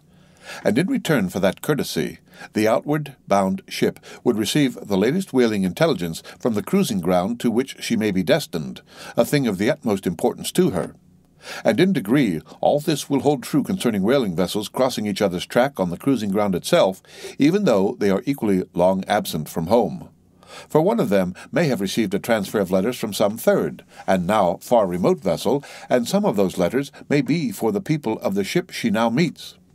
Besides, they would exchange the whaling news and have an agreeable chat. For not only would they meet with all the sympathies of sailors, but likewise with all the peculiar congenialities arising from a common pursuit and mutually shared privations and perils. Nor would difference of country make any very essential difference, that is, so long as both parties speak one language, as is the case with Americans and English. Though, to be sure, from the small number of English whalers, such meetings do not very often occur, and when they do occur there, is too apt to be a sort of shyness between them. For your Englishman is rather reserved, and your Yankee, he does not fancy that sort of thing in anybody but himself. Besides, the English whalers sometimes affect a kind of metropolitan superiority over the American whalers, regarding the long lean Nantucketer with his nondescript provincialisms as a sort of sea peasant. But where this superiority in the English whaleman does really consist, it would be hard to say, seeing that the Yankees, in one day, collectively, kill more whales than all the English collectively in 10 years. But this is a harmless little foible in the English whale hunters, which the Nantucketer does not take much to heart, probably because he knows that he has a few foibles himself. So then, we see that of all ships separately sailing the sea, the whalers have most reason to be sociable, and they are so. Whereas some merchant ships crossing each other's wake in the mid-Atlantic will sometimes pass on without so much as a single word of recognition, mutually cutting each other on the high seas like a brace of dandies in Broadway, and all the time indulging perhaps in finical criticism upon each other's rig. As for men of war, when they chance to meet at sea, they first go through such a string of silly bowings and scrapings, such a ducking of ensigns, that there does not seem to be much right-down, hearty goodwill and brotherly love about it at all. As touching slave ships meeting, why, they are in such a prodigious hurry they run away from each other as soon as possible. And as for pirates, when they chance to cross each other's crossbones, the first hail is, "How many skulls?" the same way that whalers hail, "How many barrels?" And that question, once answered, pirates straightway steer apart, for they are infernal villains on both sides, and don't like to see overmuch of each other's villainous likenesses. But look at the godly, honest, unostentatious, hospitable, sociable, free-and-easy whaler. What does the whaler do when she meets another whaler in any sort of decent weather? She has a gam, a thing so utterly unknown to all other ships that they never heard of the name even, and if by chance they should hear of it, they only grin at it and repeat gamesome stuff about spouters and blubber boilers and such like pretty exclamations. Why it is that all merchant seamen, and also all pirates and man-of-war's men and slave-ship sailors, cherish such a scornful feeling towards whale-ships, this is a question it would be hard to answer, because in the case of pirates, say, I should like to know whether that profession of theirs has any peculiar glory about it. It sometimes ends in uncommon elevation indeed, but only at the gallows. And besides, when a man is elevated in that odd fashion, he has no proper foundation for a superior altitude. Hence, I conclude that in boasting himself to be high lifted above a whaleman, in that assertion the pirate has no solid basis to stand on. But what is a gam? You might wear out your index finger running up and down the columns of dictionaries and never find the word. Dr. Johnson never attained to that erudition. Noah Webster's ark does not hold it. Nevertheless, this same expressive word has now for many years been in constant use among some 15,000 true-born Yankees. Certainly it needs a definition, and should be incorporated into the lexicon. With that view, let me learnedly define it. Gam. Noun. A social meeting of two or more whale ships, generally on a cruising ground, when, after exchanging hails, they exchange visits by the boat's crews, the two captains remaining for the time on board of one ship, and the two chief mates on the other. There is another little item about gamming which must not be forgotten here. All professions have their own little peculiarities of detail. So has the whale fishery. In a pirate, man-of-war, or slave ship, when the captain has rowed anywhere in his boat, he always sits in the stern sheets on a comfortable, sometimes cushioned seat there, and often steers himself with a pretty little milliner's tiller decorated with gay cords and ribbons. But the whaleboat has no seat astern, no sofa of that sort whatever, and no tiller at all. High times indeed if whaling captains were wheeled about the water on casters like gouty old aldermen in patent chairs. And as for a tiller, the whaleboat never admits of any such effeminacy, and therefore, as in gamming, a complete boat's crew must leave the ship, and hence, as the boat steerer or harpooneer is of the number, that subordinate is the steersman upon the occasion, and the captain, having no place to sit in, is pulled off to his visit all standing like a pine tree. And often you will notice that, being conscious of the eyes of the whole visible world resting on him from the sides of the two ships, this standing captain is all alive to the importance of sustaining his dignity by maintaining his legs. Nor is this any very easy matter, for in his rear is the immense projecting steering oar hitting him now and then in the small of his back, the after oar reciprocating by rapping his knees in front. He is thus completely wedged before and behind, and can only expand himself sideways by settling down on his stretched legs. But a sudden, violent pitch of the boat will often go far to topple him, because length of foundation is nothing without corresponding breadth.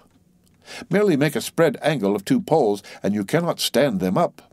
Then again, it would never do in plain sight of the world's riveted eyes. It would never do, I say, for this straddling captain to be seen steadying himself the slightest particle by catching hold of anything with his hands.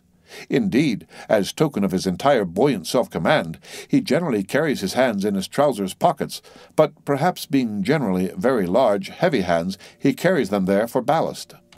Nevertheless, there have occurred instances, well authenticated ones too, where the captain has been known for an uncommonly critical moment or two, in a sudden squall, say, to seize hold of the nearest oarsman's hair, and hold on there like grim death. The end of Chapter 53. Read by Rick Kistner for Lit2Go on the web at fcit.usf.edu. Moby Dick, or The Whale, by Herman Melville. Chapter 54. The Town Ho's Story, as told at the Golden Inn. The Cape of Good Hope, and all the watery region round about there, is much like some noted four corners of a great highway, where you meet more travelers than in any other part. It was not very long after speaking the Goonie that another homeward-bound whaleman, the Town Ho, was encountered. She was manned almost wholly by Polynesians. In the short gam that ensued, she gave us strong news of Moby Dick. To some, the general interest in the white whale was now wildly heightened by a circumstance of the Town Ho's story, which seemed obscurely to involve with the whale a certain wondrous inverted visitation of one of those so-called judgments of God, which at times are said to overtake some men. This latter circumstance, with its own particular accompaniments, forming what may be called the secret part of the tragedy about to be narrated, never reached the ears of Captain Ahab or his mates, for that secret part of the story was unknown to the captain of the Town Ho himself. It was the private property of 3 Confederate white seamen of that ship, one of whom, it seems, communicated it to Tashtego with Romish injunctions of secrecy. But the following night Tashtego rambled in his sleep and revealed so much of it in that way that, when he was awakened, he could not well withhold the rest. Nevertheless, so potent an influence did this thing have on those seamen in the Pequod who came to the full knowledge of it, and by such a strange delicacy, to call it so, were they governed in this matter, that they kept the secret among themselves, so that it never transpired abaft the Pequod's main mast. Interweaving in its proper place this darker thread with the story, as publicly narrated on the ship, the whole of this strange affair, I now proceed to put on lasting record. The ancient whale cry upon first sighting a whale from the masthead, still used by whalemen in hunting the famous Galapagos terrapin. For my humour's sake, I shall preserve the style in which I once narrated it at Lima to a lounging circle of my Spanish friends one Saint's Eve, smoking upon the thick gilt-tiled piazza of the Golden Inn. Of those fine cavaliers, the young dons, Pedro and Sebastian, were on the closer terms with me, and hence the interluding questions they occasionally put, and which are duly answered at the time. some 2 years prior to my first learning the events which I am about rehearsing to you, gentlemen, the Town-Ho, sperm whaler of Nantucket, was cruising in your Pacific here, not very many days' sail eastward from the eaves of this good Golden Inn. She was somewhere to the northward of the line. One morning, upon handling the pumps according to daily usage, it was observed that she made more water in her hold than common. They supposed a swordfish had stabbed her, gentlemen, but the captain, having some unusual reason for believing that rare good luck awaited him in those latitudes, and therefore being very averse to quit them, and the leak not being then considered at all dangerous, though indeed they could not find it after searching the hold as low down as was possible in rather heavy weather, the ship still continued her cruisings, the mariners working at the pumps at wide and easy intervals. But no good luck came. More days went by, and not only was the leak yet undiscovered, but it sensibly increased. So much so that, now taking some alarm, the captain, making all sail, stood away for the nearest harbor among the islands, there to have his hull hove out and repaired.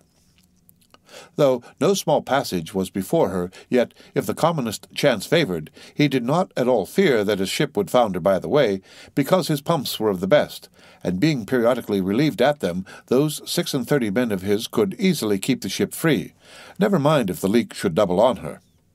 In truth, well nigh the whole of this passage being attended by very prosperous breezes, the Town-Ho had all but certainly arrived in perfect safety at her port, without the occurrence of the least fatality, had it not been for the brutal overbearing of Radney, the mate, a Vinyander, and the bitterly provoked vengeance of ℌ𝔫𝔫𝔞𝔥, a lakeman and desperado from Buffalo.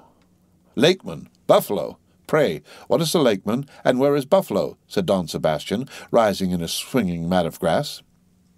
On the eastern shore of our Lake Erie, Don.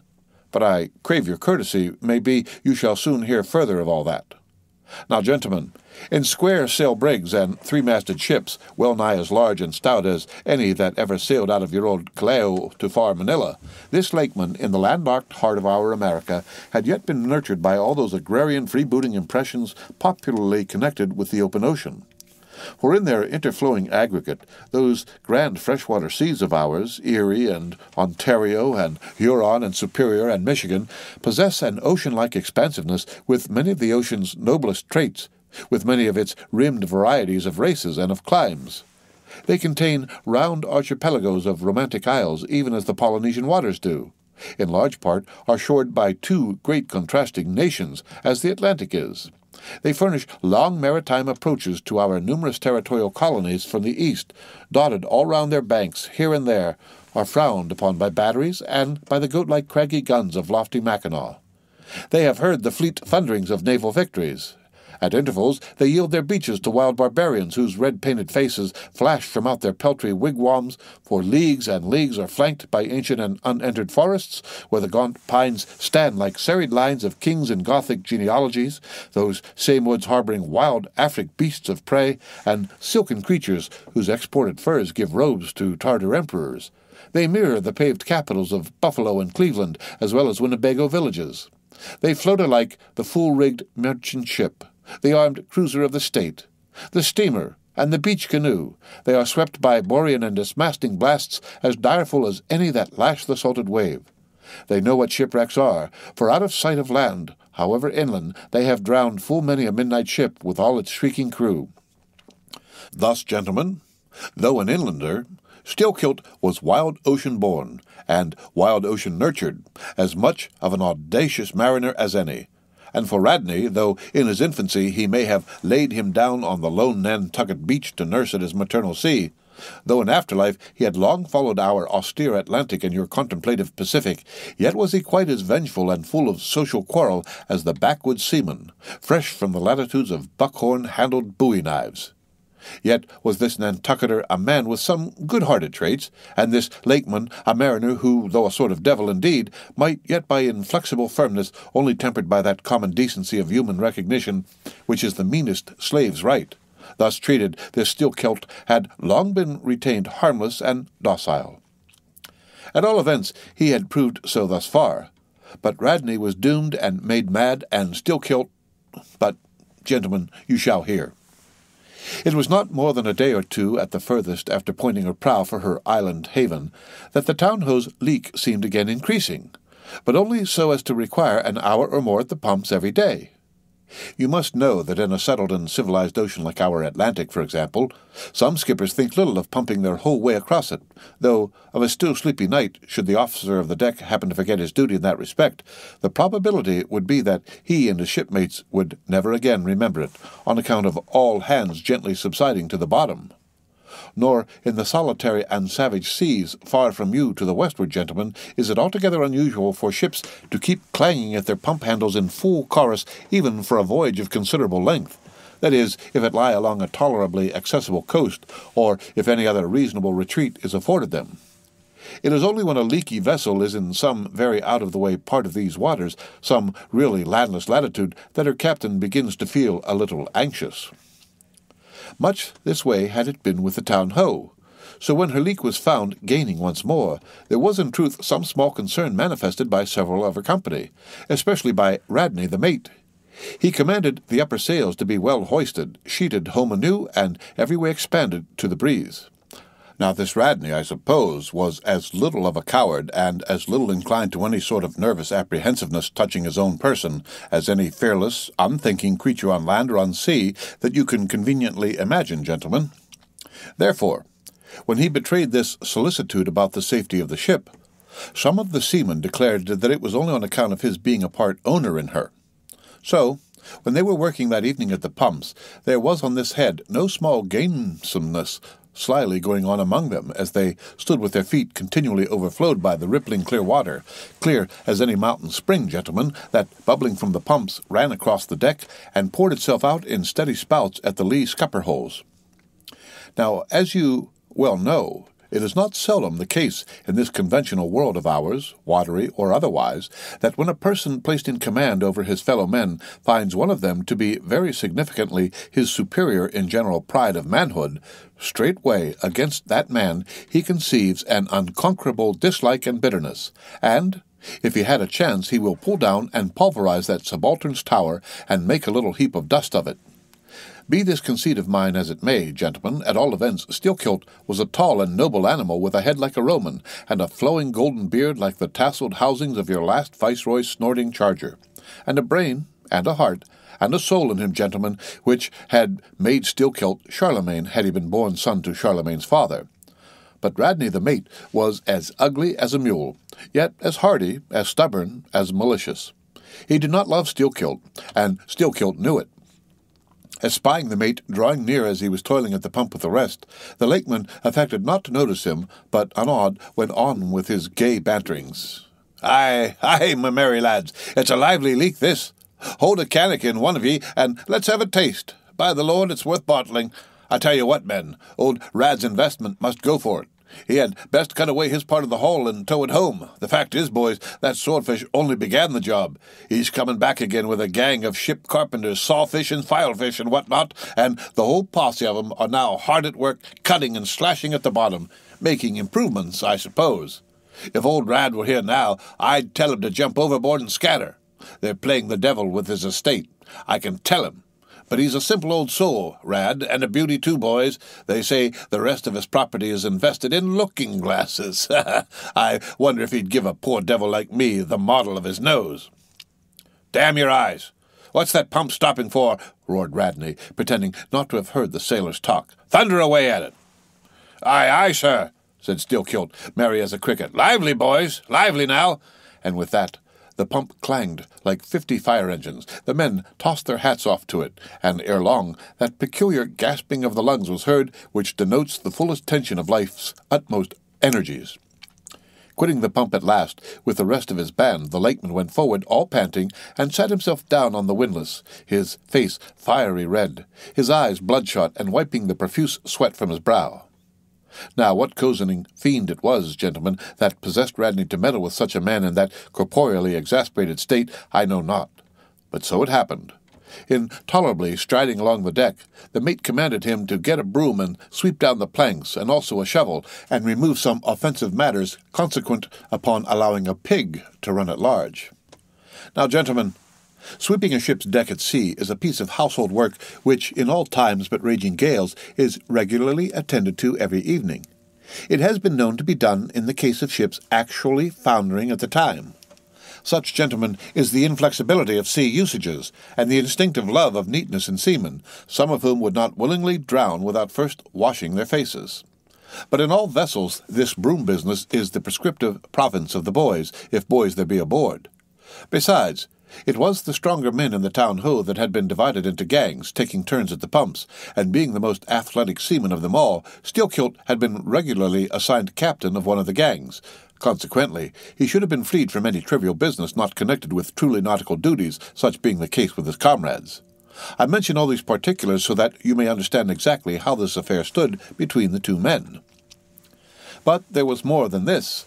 The order about the shovel was almost as plainly meant to sting and insult Steelkilt as though Radney had spat in his face.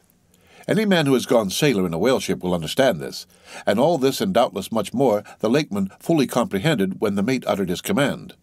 But as he sat still for a moment, and as he steadfastly looked into the mate's malignant eye, and perceived the stacks of powder casks heaped up in him, and the slow match silently burning along towards them, as he instinctively saw all this, that strange forbearance and unwillingness to stir up the deeper passionateness in any already ireful being, a repugnance most felt when felt at all by really valiant men, even when aggrieved, this nameless phantom feeling, gentlemen, stole over Steelkilt.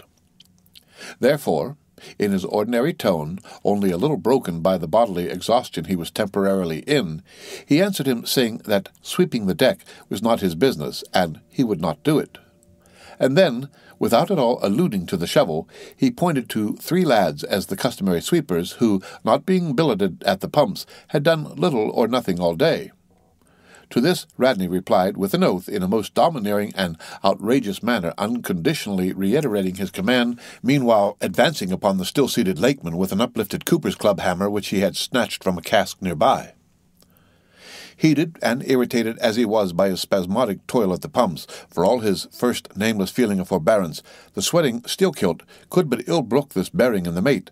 But somehow, still smothering the conflagration within him, without speaking, he remained doggedly rooted to his seat, till at last the incensed Radney shook the hammer within a few inches of his face, furiously commanding him to do his bidding.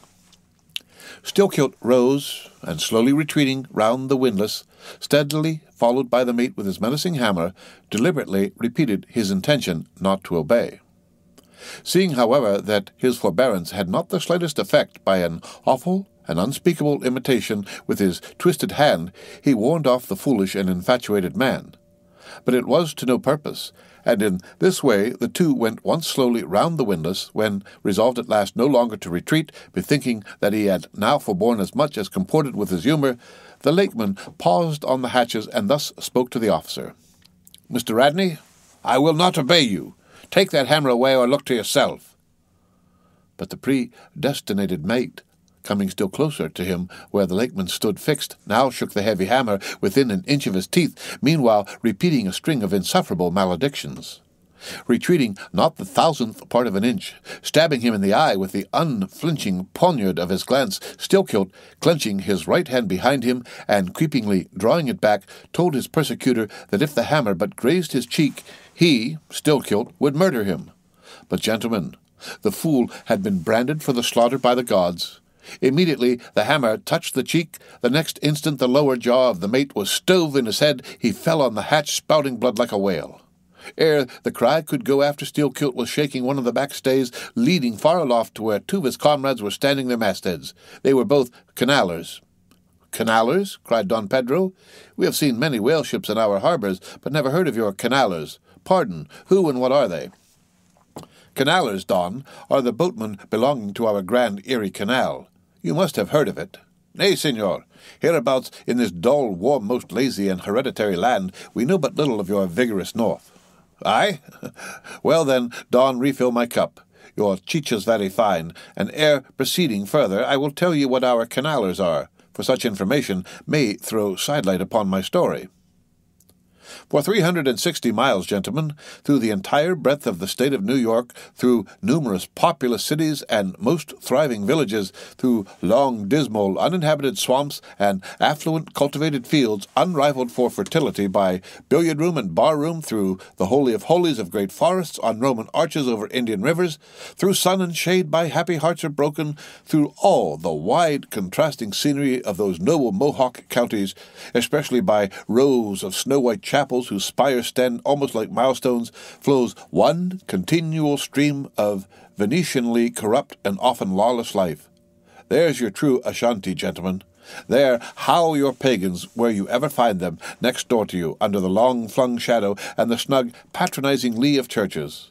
For by some curious fatality, as it is often noted of your metropolitan freebooters that they ever encamp around the halls of justice, so sinners, gentlemen, most abound in holiest vicinities. "Is that a fair passing?" said Don Pedro, looking downwards into the crowded piazza with humorous concern. "Well, for our northern friend, Dame Isabella's Inquisition wanes in Lima," laughed Don Sebastian. "Proceed, senor." "A moment. Pardon," cried another of the company, "in the name of all us Limese, but I desire to express to you, Sir Sailor, that we have by no means overlooked your delicacy in not substituting present Lima for distant Venice in your corrupt comparison. Oh, do not bow and look surprised. You know the proverb all along the coast, corrupt as Lima.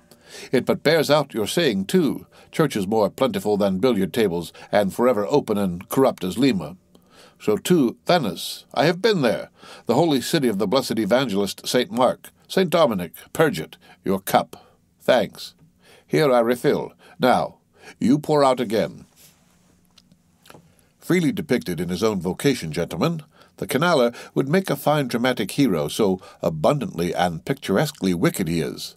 Like Mark Antony for days and days along his green-turfed flowery Nile, he indolently floats, openly toying with his red-cheeked Cleopatra, ripening his apricot thigh upon the sunny deck.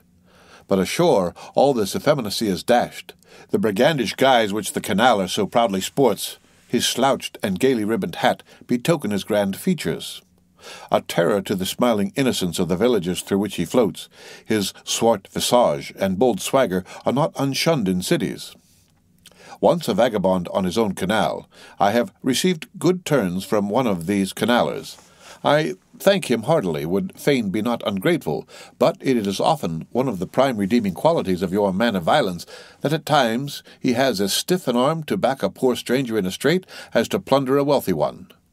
In sum, gentlemen, what the wildness of this canal life is emphatically evinced by this, that our wild whale fishery contains so many of its most finished graduates, and that scarce any race of mankind except Sydney men are so much distrusted by our whaling captains.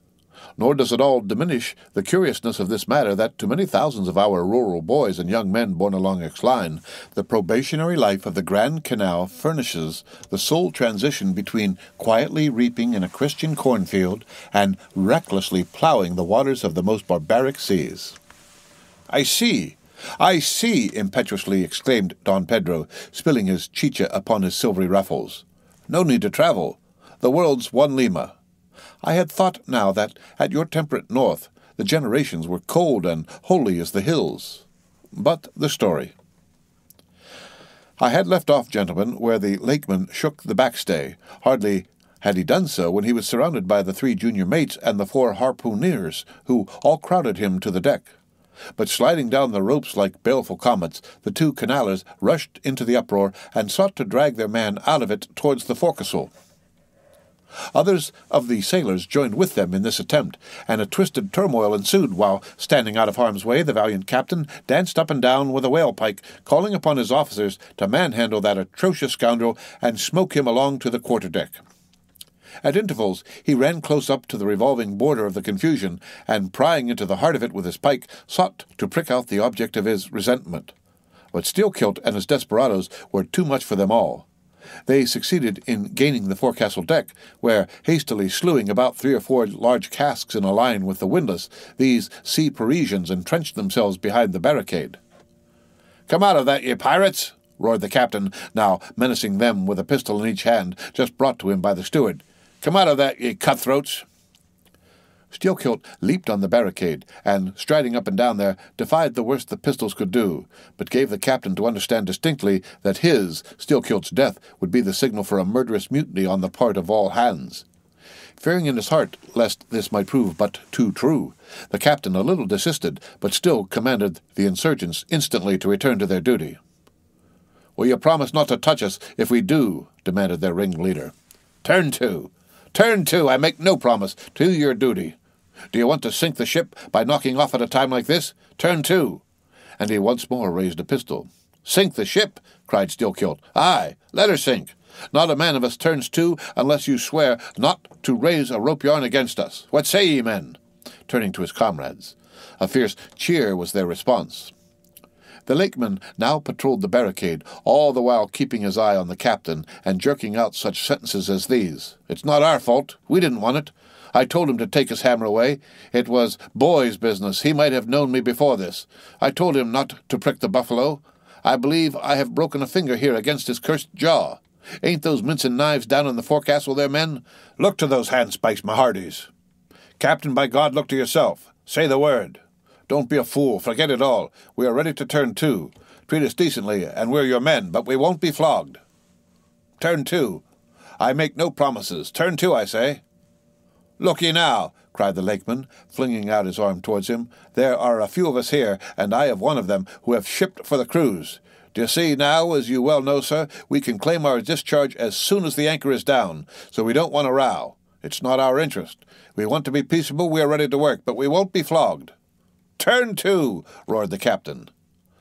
Steelkilt glanced round him a moment, and then said, "I tell you what it is now, captain, rather than kill ye, and be hung for such a shabby rascal, we won't lift a hand against ye unless ye attack us, but till you say the word about not flogging us, we don't do a hand's turn." "Down into the forecastle, then. Down with ye. I'll keep ye there till you're sick of it. Down ye go." "Shall we?" cried the ringleader to his men. Most of them were against it, but at length, in obedience to Steelkilt, they preceded him down into their dark den, growlingly disappearing like bears into a cave. As the lakeman's bare head was just level with the planks, the captain and his posse leaped the barricade, and, rapidly drawing over the slide of the scuttle, planted their group of hands upon it, and loudly called for the steward to bring the heavy brass padlock belonging to the companionway.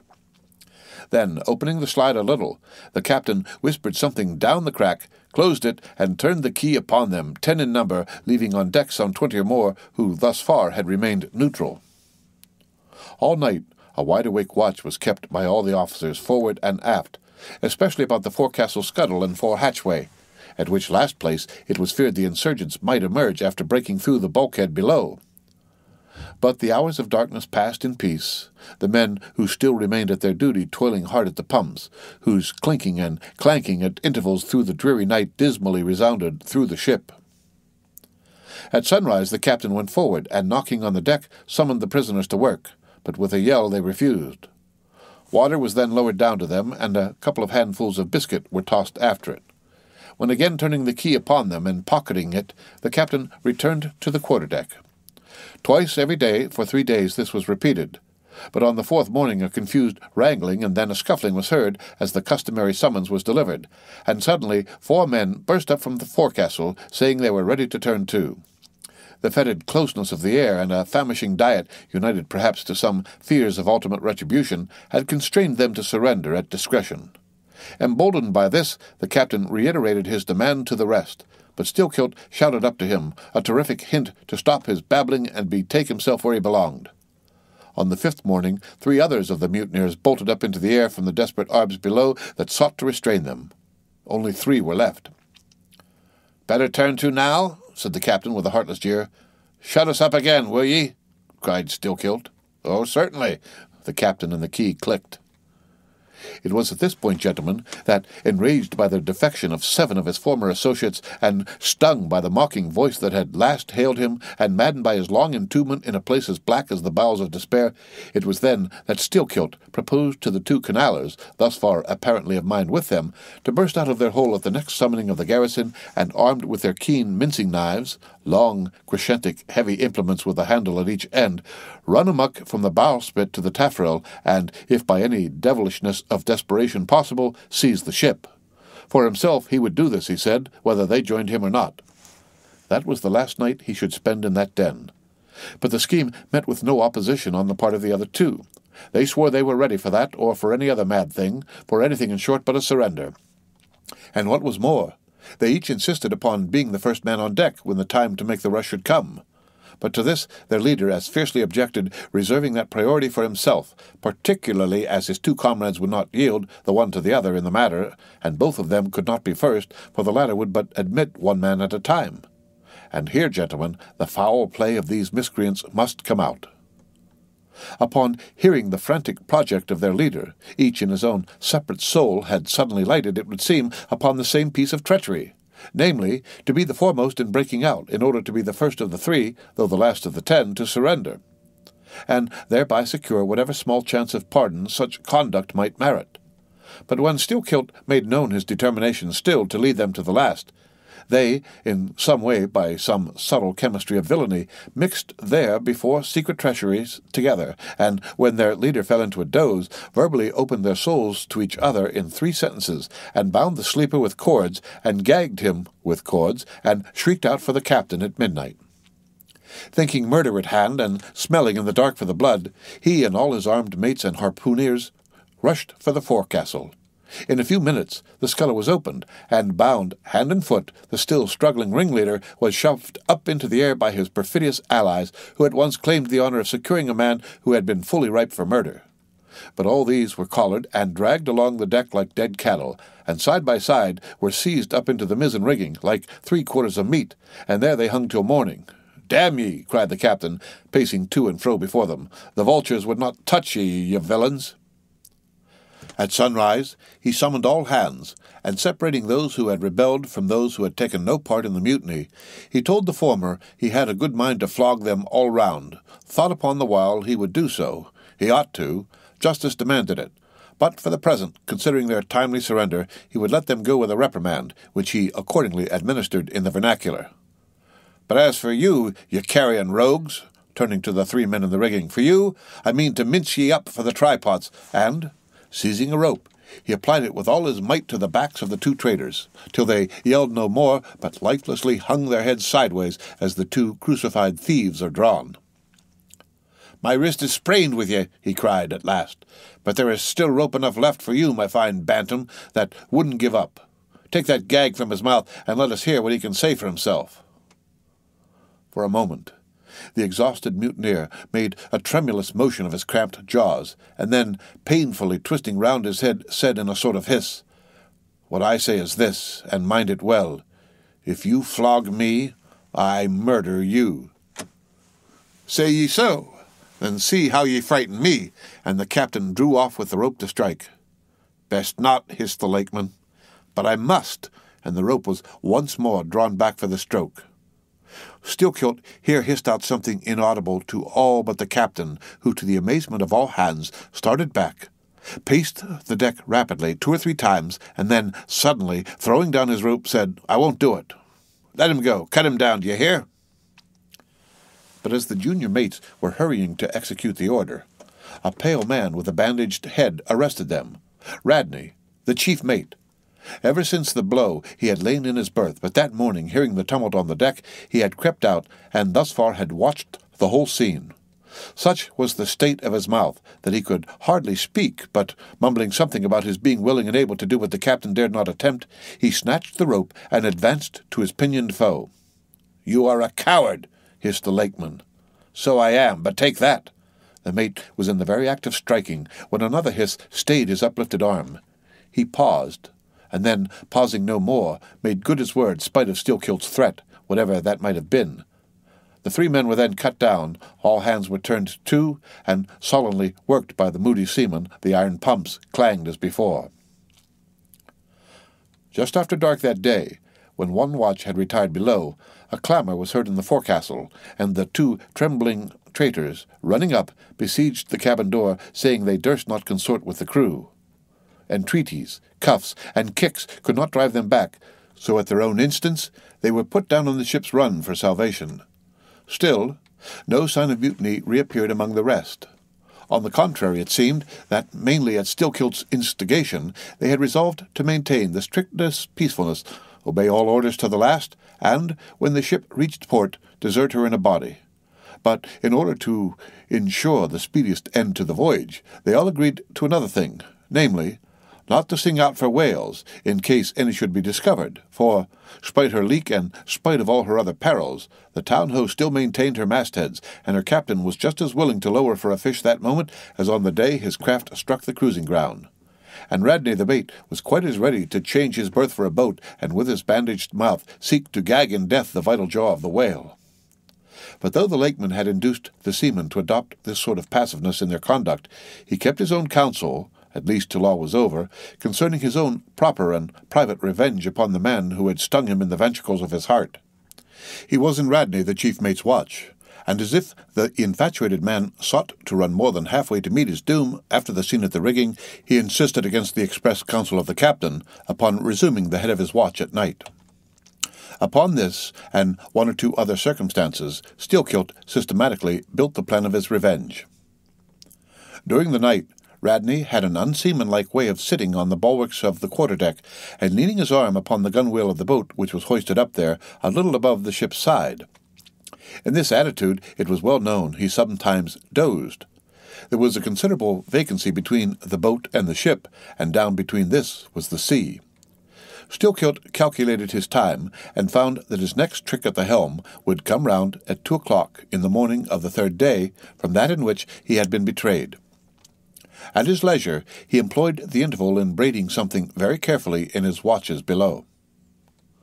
"What are you making there?" said a shipmate.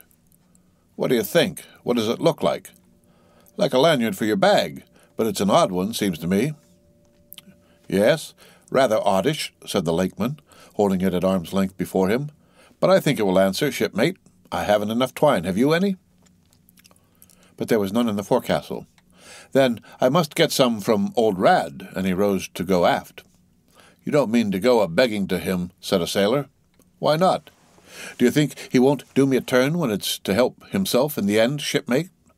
And going to the mate, he looked at him quietly, and asked him for some twine to mend his hammock.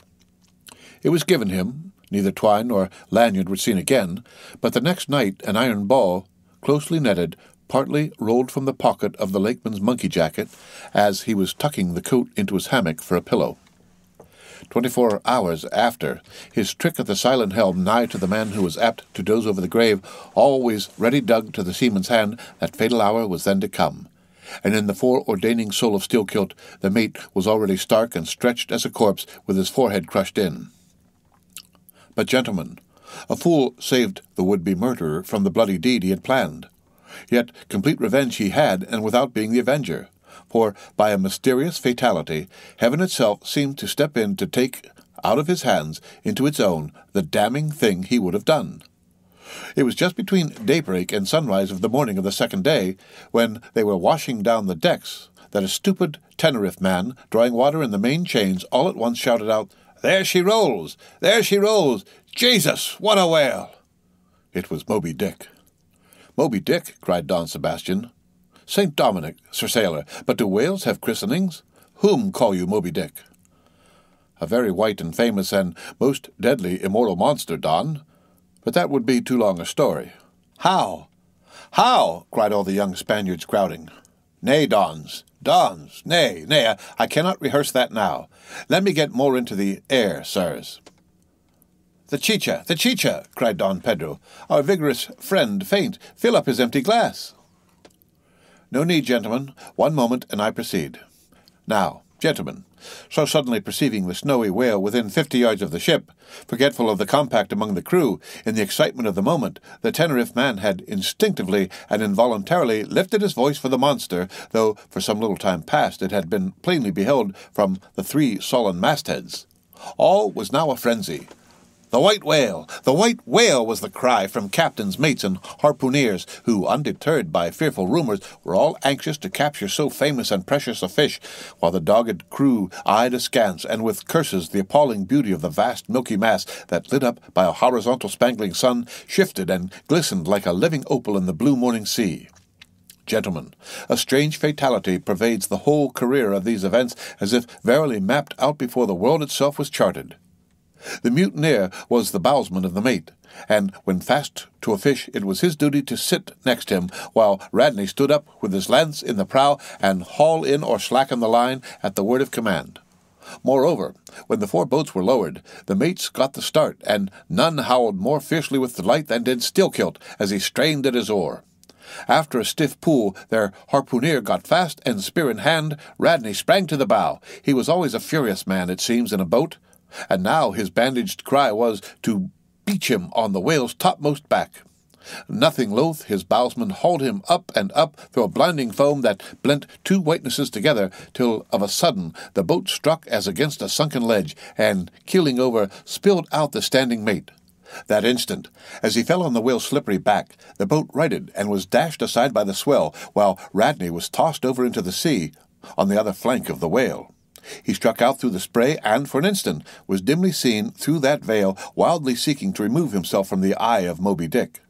But the whale rushed round in a sudden maelstrom, seizing the swimmer between his jaws, and, rearing high up with him, plunged headlong again and went down. Meantime, at the first tap of the boat's bottom, the lakeman had slackened the line so as to drop astern from the whirlpool, calmly looking on. Lie thought his own thoughts. But a sudden, terrific downward jerking of the boat quickly brought his knife to the line. He cut it, and the whale was free. But at some distance Moby Dick rose again, with some tatters of Radney's red woolen shirt caught in the teeth that had destroyed him. All 4 boats gave chase again, but the whale eluded them, and finally wholly disappeared. In good time, the town-ho reached her port, a savage, solitary place where no civilized creature resided. There, headed by the lakeman, all but 5 or 6 of the foremastmen deliberately deserted among the palms, eventually, as it turned out, seizing a large double war-canoe of the savages and setting sail for some other harbor. The ship's company being reduced to but a handful, the captain called upon the islanders to assist him in the laborious business of heaving down the ship to stop the leak. But to such unresting vigilance over their dangerous allies was this small band of whites necessitated both by night and by day, and so extreme was the hard work they underwent, that upon the vessel being ready again for sea, they were in such a weakened condition that the captain durst not put off with them in so heavy a vessel. After taking counsel with his officers, he anchored the ship as far offshore as possible, loaded and ran out his 2 cannon from the bows, stacked his muskets on the poop, and, warning the islanders not to approach the ship at their peril, took 1 man with him, and, setting the sail of his best whaleboat, steered straight before the wind for Tahiti, 500 miles distant, to procure a reinforcement to his crew. On the 4th day of the sail, a large canoe was descried, which seemed to have touched at a low isle of corals. He steered away from it, but the savage craft bore down on him, and soon the voice of Steelkilt hailed him to heave to, or he would run him under water. The captain presented a pistol. With 1 foot on each prow of the yoked war-canoes, the lakeman laughed him to scorn, assuring him that if the pistol so much as clicked in the lock, he would bury him in bubbles and foam. "What do you want of me?" cried the captain. "Where are you bound, and for what are you bound?" demanded Steelkilt. "No lies. I am bound to Tahiti for more men." "Very good. Let me board you a moment. I come in peace." With that, he leaped from the canoe, swam to the boat, and, climbing the gunwale, stood face to face with the captain. "Cross your arms, sir. Throw back your head. Now repeat after me. As soon as Steelkilt leaves me, I swear to beach this boat on yonder island and remain there 6 days. If I do not, may lightning strike me." "A pretty sculler," laughed the lakeman. "Adios, senor," and leaping into the sea, he swam back to his comrades. Watching the boat till it was fairly beached and drawn up to the roots of the coconut trees, Steelkilt made sail again, and in due time arrived at Tahiti, his own place of destination. There, luck befriended him. 2 ships were about to sail for France, and were providentially in want of precisely that number of men which the sailor headed. They embarked, and so forever got the start of their former captain, had he been at all minded to work them legal retribution. Some 10 days after the French ship sailed, the whaleboat arrived, and the captain was forced to enlist some of the more civilized Tahitians who had been somewhat used to the sea. Chartering a small native schooner, he returned with them to his vessel, and finding all right there, again resumed his cruisings. Where Steelkilt now is, gentlemen, none know, but upon the island of Nantucket the widow of Radney still turns to the sea, which refuses to give up its dead. still in dreams sees the awful white whale that destroyed him. "Are you through?" said Don Sebastian quietly. "I am, Don." "Then I entreat you, tell me if, to the best of your own convictions, this your story is in substance really true. It is so passing wonderful. Did you get it from an unquestionable source? Bear with me if I seem to press." "Also bear with all of us, Sir Sailor, for we all join in Don Sebastian's suit," cried the company with exceeding interest. "Is there a copy of the Holy Evangelists in the Golden Inn, gentlemen?" "Nay," said Don Sebastian, "but I know a worthy priest nearby who will quickly procure one for me. I go for it, but are you well advised? This may grow too serious. Will you be so good as to bring the priest also, Don?" "Though there are no auto-da-fés in Lima now," said one of the company to another, "I fear our sailor friend runs risks of the archiepiscopacy. Let us withdraw more out of the moonlight. I see no need of this." "Excuse me for running after you, Don Sebastian, but may I also beg that you will be particular in procuring the largest-sized evangelists you can?" "This is the priest. He brings you the evangelists," said Don Sebastian gravely, returning with a tall and solemn figure. "Let me remove my hat. Now, venerable priest, further into the light, and hold the holy book before me, that I may touch it. So help me heaven, and on my honor, the story I have told ye, gentlemen, is in substance and its great items true. I know it to be true. It happened on this bale. I trod the ship. I knew the crew. I have seen and talked with Steelkilt since the death of Radney." The end of Chapter 54. Read by Rick Kishner. For lit to go on the web at fcit.usf.edu. Moby Dick, or the Whale, by Herman Melville. Chapter 55. Of the Monstrous Pictures of Whales. I shall ere long paint to you, as well as one can without canvas, something like the true form of the whale as he actually appears to the eye of the whaleman, when, in his own absolute body, the whale is moored alongside the whale ship, so that he can be fairly stepped upon there. It may be worthwhile, therefore, previously, to advert to those curious imaginary portraits of him which even down to the present day confidently challenge the faith of the landsman. It is time to set the world right in this matter by proving such pictures of the whale all wrong. It may be that the primal source of all those pictorial delusions will be found among the oldest Hindu, Egyptian, and Grecian sculptures. For ever since those inventive but unscrupulous times when on the marble panellings of temples, the pedestals of statues, and on shields, medallions, cups, and coins, the dolphin was drawn in scales of chain armour like Saladin's, and a helmeted head like St. George's, ever since then has something of the same sort of license prevailed, not only in most popular pictures of the whale, but in many scientific presentations of him. Now, by all odds, the most ancient extant portrait anyways purporting to be the whale's is to be found in the famous cavern pagoda of elephants in India. The Brahmins maintain that in the almost endless sculptures of that immemorial pagoda, all the trades and pursuits, every conceivable avocation of man, were prefigured ages before any of them actually came into being. No wonder, then, that in some sort our noble profession of whaling should have been there shadowed forth. The Hindu whale referred to occurs in a separate department of the wall, depicting the incarnation of Vishnu in the form of Leviathan, learnedly known as the Matsya Avatar. But though this sculpture is half man and half whale, so as only to give the tail of the latter, yet that small section of him is all wrong. It looks more like the tapering of an anaconda than the broad palms of the true whale's majestic flukes.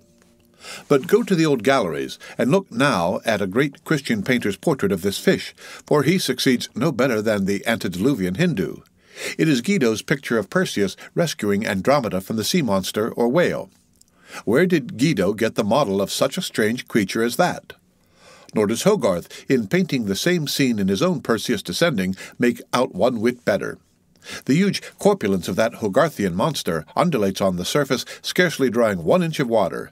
It has a sort of howdah on its back, and its distended tusked mouth, into which the billows are rolling, might be taken for the Traitor's Gate leading from the Thames by water into the Tower. Then there are the Prodromus whales of the old Scotch Sibbald, and Jonah's whale as depicted in the prints of old Bibles and the cuts of old primers. What shall be said of these?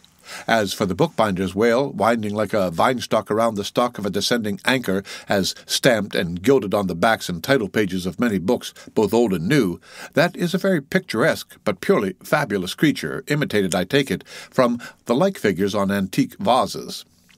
Though universally denominated a dolphin, I nevertheless call this bookbinder's fish an attempt at a whale, because it was so intended when the device was first introduced. It was introduced by an old Italian publisher somewhere about the 15th century during the revival of learning, and in those days, and even down to a comparatively late period, dolphins were popularly supposed to be a species of the Leviathan. In the vignettes and other embellishments of some ancient books, you will at times meet with very curious touches at the whale, where all manner of spouts, jets d'eau, hot springs and cold, Saratoga and Baden-Baden come bubbling up from his unexhausted brain. In the title page of the original edition of The Advancement of Learning, you will find some curious whales. But quitting all these unprofessional attempts, let us glance at those pictures of Leviathan purporting to be sober, scientific delineations by those who know. In old Harris's collection of voyages, there are some plates of whales extracted from a Dutch book of voyages, A.D. 1671, entitled A Whaling Voyage to Spitzbergen in the ship Jonas in the Whale. Peter Peterson of Friesland, master. In one of those plates, the whales, like great rafts of logs, are represented lying among ice isles with white bears running over their living backs. In another plate, the prodigious blunder is made of representing the whale with perpendicular flukes. Then again, there is an imposing quarto written by one Captain ℌ𝔞𝔫𝔞𝔥, a post-captain in the English Navy, entitled A Voyage Around Cape Horn into the South Seas for the purpose of extending the spermaceti whale fisheries. In this book is an outline purporting to be a picture of a physeter, or spermaceti whale, drawn by scale from one killed on the coast of Mexico, August 1793, and hoisted on deck. I doubt not the captain had this veracious picture taken for the benefit of his marines. To mention but one thing about it, let me say that it has an eye which, applied according to the accompanying scale to a full-grown sperm whale, would make the eye of that whale a bow window some 5 feet long. Ah, my gallant captain, why did you not give us Jonah looking out of that eye? Nor are the most conscientious compilations of natural history for the benefit of the young and tender free from the same heinousness of mistake. Look at that popular work, Goldsmith's Animated Nature. In the abridged London edition of 1807, there are plates of an alleged whale and a narwhal. I do not wish to seem inelegant, but this unsightly whale looks much like an amputated sow, and as for the narwhal, one glimpse of it is enough to amaze one that, in this 19th century, such a hippogriff could be palmed for genuine upon any intelligent public of schoolboys.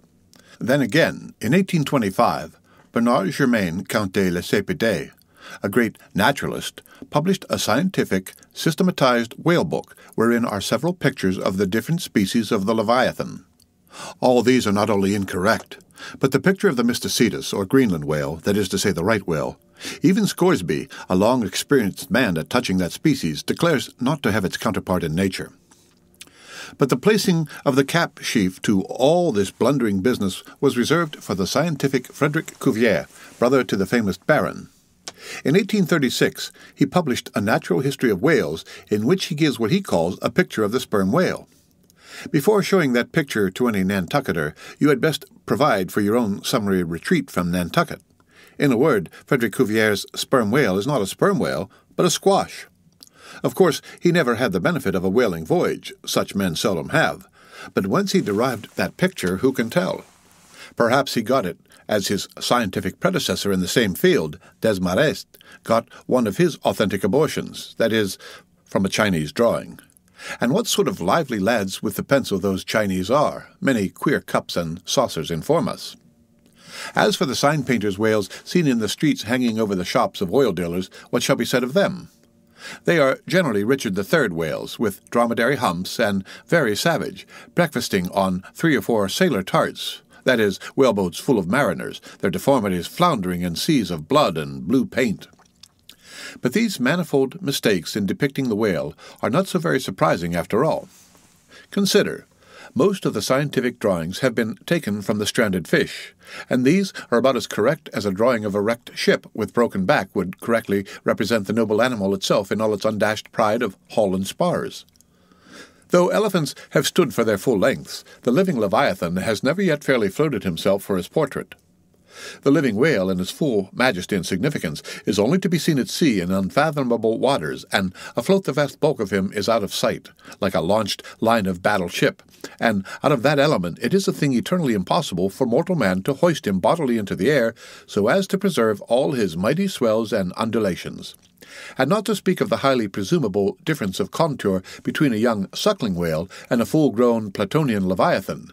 Yet, even in the case of one of those young sucking whales hoisted to a ship's deck, such is then the outlandish, eel-like, limbered, varying shape of him, that his precise expression the devil himself could not catch. But it may be fancied that from the naked skeleton of the stranded whale, accurate hints may be derived touching his true form. Not at all, for it is one of the more curious things about this Leviathan that his skeleton gives very little idea of his general shape. Though Jeremy Bentham's skeleton, which hangs for candelabra in the library of one of his executors, correctly conveys the idea of a burly-browed, utilitarian old gentleman with all Jeremy's other leading personal characteristics, yet nothing of this kind could be inferred from any Leviathan's articulated bones.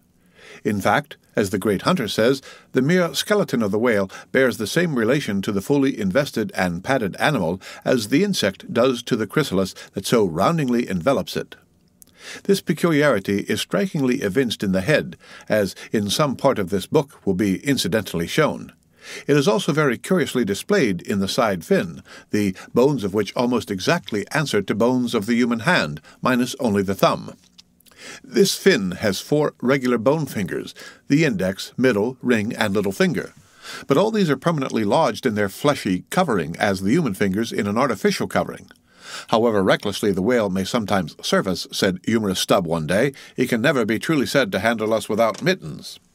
For all those reasons, then, any way you may look at it, you must needs conclude that the great Leviathan is that one creature in the world which must remain unpainted to the last. True, one portrait may hit the mark much nearer than another, but none can hit it with any very considerable degree of exactness, so there is no earthly way of finding out precisely what the whale really looks like, and the only mode in which you can derive even a tolerable idea of his living contour is by going a-whaling yourself. But by so doing, you run no small risk of being eternally stove and sunk by him. Wherefore it seems to me you had best not be too fastidious in your curiosity touching this Leviathan. The end of Chapter 55, read by Rick Kistner, for Lit to go on the web at fcit.usf.edu. Moby Dick, or The Whale, by Herman Melville. Chapter 56, of the less erroneous pictures of whales and the true pictures of whaling scenes. In connection with the monstrous pictures of whales, I am strongly tempted here to enter upon those still more monstrous stories of them which are found in certain books, both ancient and modern, especially in Pliny, Purchas, ℌ𝔞𝔫𝔫𝔞𝔥, Harris, Cuvier, etc., but I pass that matter by. I know of only 4 published outlines of the great sperm whale, ℌ𝔞𝔫𝔫𝔞𝔥, Huggins, Frederick Cuvier's, and Beale's. In the previous chapter, ℌ𝔞𝔫𝔫𝔞 and Cuvier have been referred to. Huggins's is far better than theirs, but by great odds, Beale's is the best. All Beale's drawings of this whale are good, excepting the middle figure in the picture of 3 whales in various attitudes, capping his 2nd chapter. His frontispiece boasts attacking sperm whales, though no doubt calculated to excite the civil skepticism of some parlour men, is admirably correct and lifelike in its general effect. Some of the sperm whale drawings in J. Ross Brown are pretty correct in contour, but they are wretchedly engraved. That is not his fault, though. Of the right whale, the best outline pictures are in Scoresby, but they are drawn on too small a scale to convey a desirable impression. He has but 1 picture of whaling scenes, and this is a sad deficiency, because it is by such pictures only, when at all well done, that you can derive anything like a truthful idea of the living whale as seen by his living hunters. But taken for all in all, by far the finest, though in some details not the most correct, presentations of whales and whaling scenes to be found anywhere are 2 large French engravings, well executed, and taken from paintings by one Garnery. Respectively, they represent attacks on the sperm and right whale.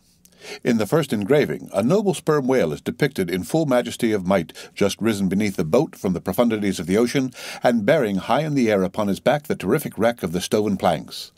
The prow of the boat is partially unbroken, and is drawn just balancing upon the monster's spine, and standing in that prow for that one single incomputable flash of time, you behold an oarsman, half shrouded by the incensed boiling spout of the whale, and in the act of leaping as if from a precipice. The action of the whole thing is wonderfully good and true. The half-emptied line-tub floats on the whitened sea. The wooden poles of the spilled harpoons obliquely bob in it. The heads of the swimming crew are scattered about the whale in contrasting expressions of affright, while in the black, stormy distance the ship is bearing down upon the scene. Serious fault might be found with the anatomical details of this whale, but let that pass, since, for the life of me, I could not draw so good a one. In the second engraving, the boat is in the act of drawing alongside the barnacled flank of a large running right whale that rolls his black weedy bulk in the sea like some mossy rock slide from the Patagonian cliffs. His jets are erect, full and black like soot, so that from so abounding a smoke in the chimney you would think there must be a brave supper cooking in the great bowels below. Seafowls are pecking at the small crabs, shellfish, and other sea candies and macaroni which the right whale sometimes carries on his pestilent back. And all the while the thick-lipped Leviathan is rushing through the deep, leaving tons of tumultuous white curds in its wake, and causing the slight boat to rock in the swells like a skiff caught nigh the paddle wheels of an ocean steamer. Thus the foreground is all raging commotion, but behind, in admirable artistic contrast, is the glassy level of a sea becalmed, the drooping unstarched sails of the powerless ship, and the inert mass of a dead whale, a conquered fortress with the flag of capture lazily hanging from the inserted into his spout-hole. Who ℌ𝔞𝔫𝔞𝔥 the painter is or was, I know not, but my life for it he was either practically conversant with his subject, or else marvellously tutored by some experienced whaleman. The French are the lads for painting action. Go and gaze upon all the paintings of Europe, and where will you find such a gallery of living and breathing commotion on canvas as in that triumphal hall at Versailles, where the beholder fights his way pell-mell through the consecutive great battles of France, where every sword seems a flash of the northern lights, and the successive armed kings and emperors dash by like a charge of crowned centaurs? Not wholly unworthy of a place in that gallery are these sea-battle pieces of ℌ𝔞𝔫𝔞𝔥. The natural aptitude of the French for seizing the picturesqueness of things seems to be peculiarly evinced in what paintings and engravings they have of their whaling scenes. With not 1/10 of England's experience in the fishery, and not the 1,000th part of that of the Americans, they have nevertheless furnished both nations with the only finished sketches at all capable of conveying the real spirit of the whale hunt. For the most part, the English and American whale draftsmen seem entirely content with presenting the mechanical outline of things, such as the vacant profile of the whale, which, so far as picturesqueness of effect is concerned, is about tantamount to sketching the profile of a pyramid. Even Scoresby, the justly renowned right whaleman, after giving us a stiff full length of the Greenland whale and 3 or 4 delicate miniatures of narwhals and porpoises, treats us to a series of classical engravings of boat-hooks, chopping knives, and grapnels, and with the microscopic diligence of a Leeuwenhoek, submits to the inspection of a shivering world 96 facsimiles of magnified Arctic snow crystals. I mean no disparagement to the excellent voyager. I honor him for a veteran. But in so important a matter it was certainly an oversight not to have procured for every crystal a sworn affidavit taken before a Greenland justice of the peace. In addition to those fine engravings from ℌ𝔞𝔫𝔞𥗌, there are 2 other French engravings worthy of note by someone who subscribes himself H. Durand. One of them, though not precisely adapted to our present purpose, nevertheless deserves mention on other accounts. It is a quiet noon scene among the isles of the Pacific, a French whaler anchored, inshore in a calm, and lazily taking water on board. The loosened sails of the ship and the long leaves of the palms in the background, both drooping together in the breezeless air. The effect is very fine when considered with reference to its presenting the hardy fishermen under one of their few aspects of oriental repose. The other engraving is quite a different affair. The ship hove to upon the open sea, and in the very heart of the leviathanic life, with a right whale alongside. The vessel, in the act of cutting in, hove over to the monster as if to a quay, and a boat, hurriedly pushing off from this scene of activity, is about giving chase to whales in the distance. The harpoons and lances lie levelled for use. 3 oarsmen are just setting the mast in its hole, while, from a sudden roll of the ship, the little craft stands half erect out of the water like a rearing horse. From that ship, the smoke of the torments of the boiling whale is going up like the smoke over a village of smithies, and to windward, a black cloud, rising up with earnest of squalls and rains, seems to quicken the activity of the excited seaman. The end of Chapter 56. Read by Rick Kistner for Lit to Go on the web at fcit.usf.edu. Moby Dick, or the Whale, by Herman Melville. Chapter 57. Of whales in paint, in teeth, in wood, in sheet iron, in stone, in mountains, in stars. On Tower Hill, as you go down to the London docks, you may have seen a crippled beggar, or kedger as the sailors say, holding a painted board before him, representing the tragic scene in which he lost his leg. There are 3 whales and 3 boats, and one of the boats, presumed to contain the missing leg in all its original integrity, is being crunched by the jaws of the foremost whale. Any time these 10 years, they tell me, has that man held up that picture and exhibited that stump to an incredulous world. But the time of his justification has now come. His 3 whales are as good whales as were ever published in Wapping, at any rate, and his stump as unquestionable a stump as any you will find in the western clearings. But, though forever mounted on that stump, never a stump speech does the poor whaleman make, but, with downcast eyes, stands ruefully contemplating his own amputation.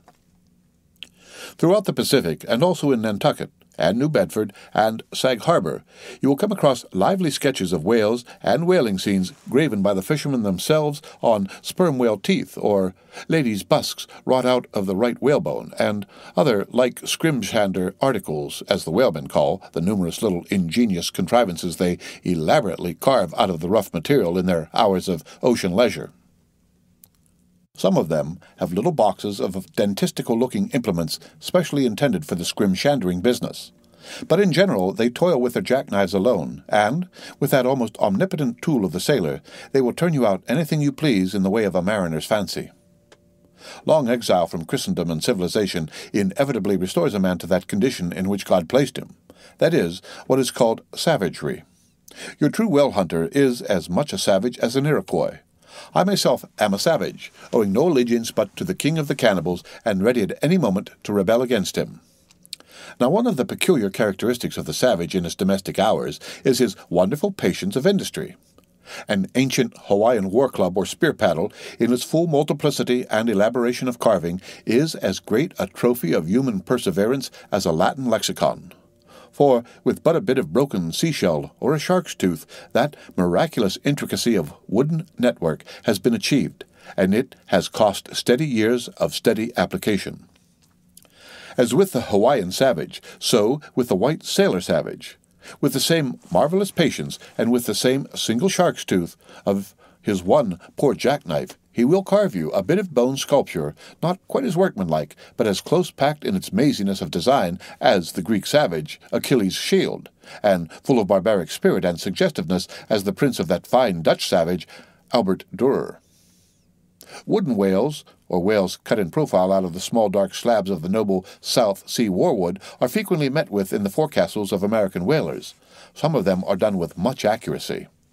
At some old gable-roofed country houses you will see brass whales hung by the tail for knockers to the roadside door. When the porter is sleepy, the anvil-headed whale would be best. But these knocking whales are seldom remarkable as faithful essays. On the spires of some old-fashioned churches you will see sheet-iron whales placed there for weathercocks. But they are so elevated, and besides that are to all intents and purposes so labelled with hands off, you cannot examine them closely enough to decide upon their merit. In bony, ribby regions of the earth, where at the base of high, broken cliffs masses of rock lie strewn in fantastic groupings upon the plain, you will often discover images as of the petrified forms of the Leviathan partly merged in grass, which of a windy day breaks against them in a surf of green surges.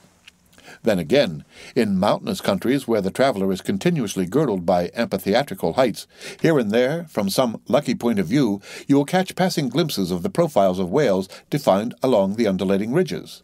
But you must be a thorough whaleman to see these sights, and not only that, but if you wish to return to such a sight again, you must be sure and take the exact intersecting latitude and longitude of your first standpoint, else so chance-like are such observations of the hills that your precise previous standpoint would require a laborious rediscovery, like the Solomon Islands, which still remain incognita, though once high-ruffled Mandana trod them and old Figueroa chronicled them.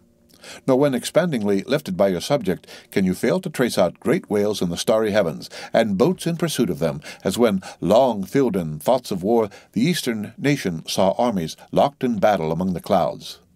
Thus at the north have I chased Leviathan round and round the pole with the revolutions of the bright points that first defined him to me. And beneath the effulgent Antarctic skies I have boarded the Argo Navis, and joined the chase against the starry Cetus far beyond the utmost stretch of Hydrus and the flying fish.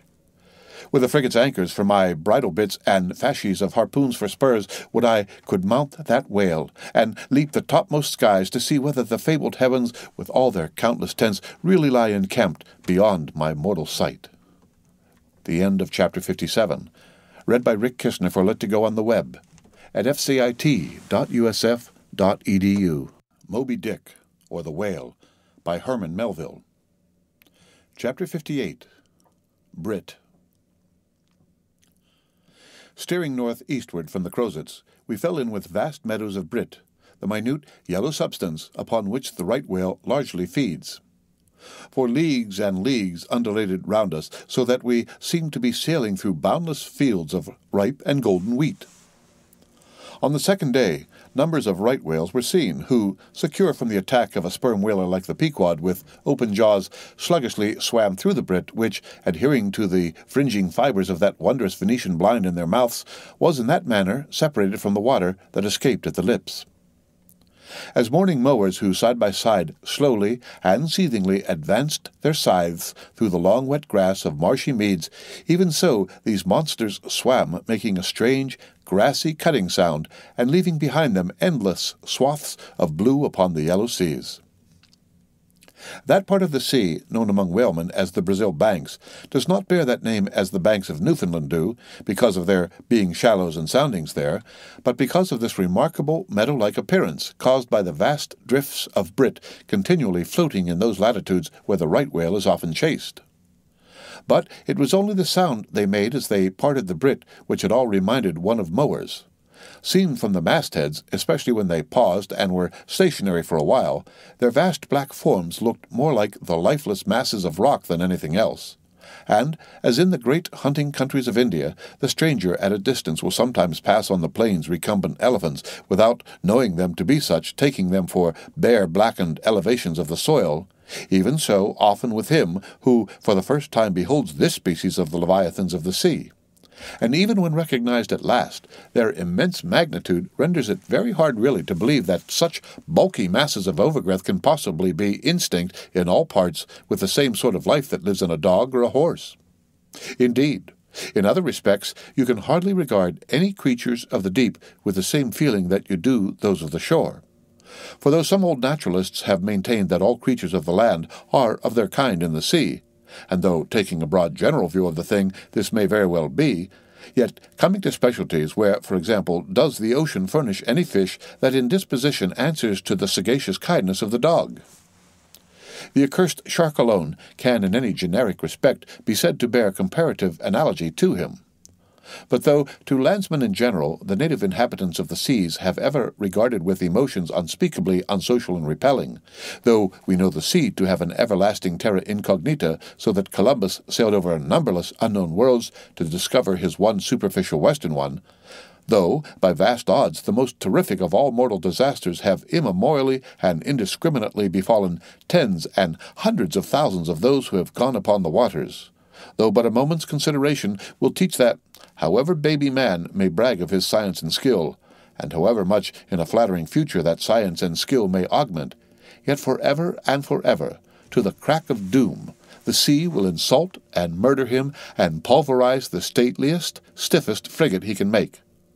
Nevertheless, by the continual repetition of these very impressions, man has lost that sense of the full awfulness of the sea which aboriginally belongs to it. The first boat we read of floated on an ocean that with Portuguese vengeance had overwhelmed a whole world without leaving so much as a widow. That same ocean rolls now. That same ocean destroyed the wrecked ships of last year. Yea, foolish mortals, Noah's flood is not yet subsided. 2/3 of the fair world it yet covers. Wherein differ the sea and the land, that a miracle upon one is not a miracle upon the other. Preternatural terrors rested upon the Hebrews when under the feet of Korah and his company the live ground opened and swallowed them up forever. Yet not a modern sun ever sets, but in precisely the same manner the live sea swallows up ships and crew. But not only is the sea such a foe to man who is an alien to it, but it is also a fiend to its own offspring, worse than the Persian host who murdered his own guests, sparing not the creatures which itself hath spawned. Like a savage tigress that, tossing in the jungle, overlays her own cubs, so the sea dashes even the mightiest whales against the rocks, and leaves them there side by side with the split wrecks of ships. No mercy, no power but its own controls it. Panting and snorting like a mad battle steed that has lost its rider, the masterless ocean overruns the globe. Consider the subtleness of the sea, how its most dreaded creatures glide under water unapparent for the most part, and treacherously hidden beneath the loveliest tints of azure. Consider also the devilish brilliance and beauty of many of its most remorseless tribes as the dainty, embellished shape of many species of sharks. Consider once more the universal cannibalism of the sea, all whose creatures prey upon each other, carrying on eternal war since the world began. Consider all this, and then turn to this green, gentle, and most docile earth. Consider them both, the sea and the land, and do you not find a strange analogy to something in yourself? For as this appalling ocean surrounds the verdant land, so in the soul of man there lies one insular Tahiti, full of peace and joy, but encompassed by all the horrors of the half-known life. God keep thee. Push not off from that isle, thou canst never return. The end of Chapter 58. Read by Rick Kistner for Lit2Go on the web at fcit.usf.edu. Moby Dick, or The Whale, by Herman Melville. Chapter 59. Squid. Slowly wading through the meadows of Brit, the Pequod still held on her way northeastward towards the island of Java, a gentle air impelling her keel so that, in the surrounding serenity, her 3 tall, tapering masts mildly waved to that languid breeze as 3 mild palms on a plain. And still, at wide intervals in the silvery night, the lonely, alluring jet would be seen. But one transparent blue morning, when a stillness almost preternatural spread over the sea, however unattended with any stagnant calm, when the long, burnished sun-glade on the waters seemed a golden finger laid across them, enjoining some secrecy, when the slippered waves whispered together as they softly ran on. In this profound hush of the visible sphere, a strange spectre was seen by Daggoo from the main masthead. In the distance, a great white mass lazily rose, and rising higher, and disentangling itself from the azure, at last gleamed before our prow like a snowslide new slid from the hills, thus glistening for a moment as slowly it subsided and sank, then once more arose and silently gleamed. It seemed not a whale, and yet, is this Moby Dick? Thought Daggoo. Again the phantom went down, but on reappearing once more, with a stiletto-like cry that startled every man from his nod, the negro yelled out, "There! There again! There she breaches! Right ahead, the white whale! The white whale!" Upon this, the seamen rushed to the yardarms, as in swarming time the bees rushed to the bows. Bareheaded in the sultry sun, Ahab stood on the bowsprit, and with one hand pushed far behind in readiness to wave his orders to the helmsman, cast his eager glance in the direction indicated aloft by the outstretched, motionless arm of Daggoo. Whether the flitting attendance of the one still and solitary jet had gradually worked upon Ahab, so that he was now prepared to connect the ideas of mildness and repose with the first sight of the particular whale he pursued. However this was, or whether his eagerness betrayed him, whichever way it might have been, no sooner did he distinctly perceive the white mass than with a quick intensity he instantly gave orders for lowering. The 4 boats were soon on the water, Ahab's in advance, and all swiftly pulling towards their prey. Soon it went down, and while with oars suspended we were awaiting its reappearance, lo! In the same spot where it sank, once more it slowly rose. Almost forgetting for the moment all thoughts of Moby Dick, we now gazed at the most wondrous phenomenon which the secret seas have hitherto revealed to mankind. A vast pulpy mass, furlongs in length and breadth, of a glancing cream color, lay floating on the water, innumerable long arms radiating from its center and curling and twisting like a nest of anacondas, as if blindly to catch at any hapless object within reach. No perceptible face or front did it have, no conceivable token of either sensation or instinct, but undulated there on the billows, an unearthly, formless, chance-like apparition of life. As with a low, sucking sound, it slowly disappeared again. Starbuck, still gazing at the agitated waters where it had sunk, with a wild voice exclaimed, "Almost rather had I seen Moby Dick and fought him than to have seen thee, thou white ghost." "What was it, sir?" said Flask. "The great live squid, which they say few whale ships ever beheld and returned to their ports to tell of it." But Ahab said nothing. Turning his boat, he sailed back to the vessel, the rest as silently following. Whatever superstitions the sperm whalemen in general have connected with the sight of this object, certain it is that a glimpse of it being so very unusual that circumstance has gone far to invest it with portentousness. So rarely is it beheld that, though one and all of them declare it to be the largest animated thing in the ocean, yet very few of them have any but the most vague ideas concerning its true nature and form.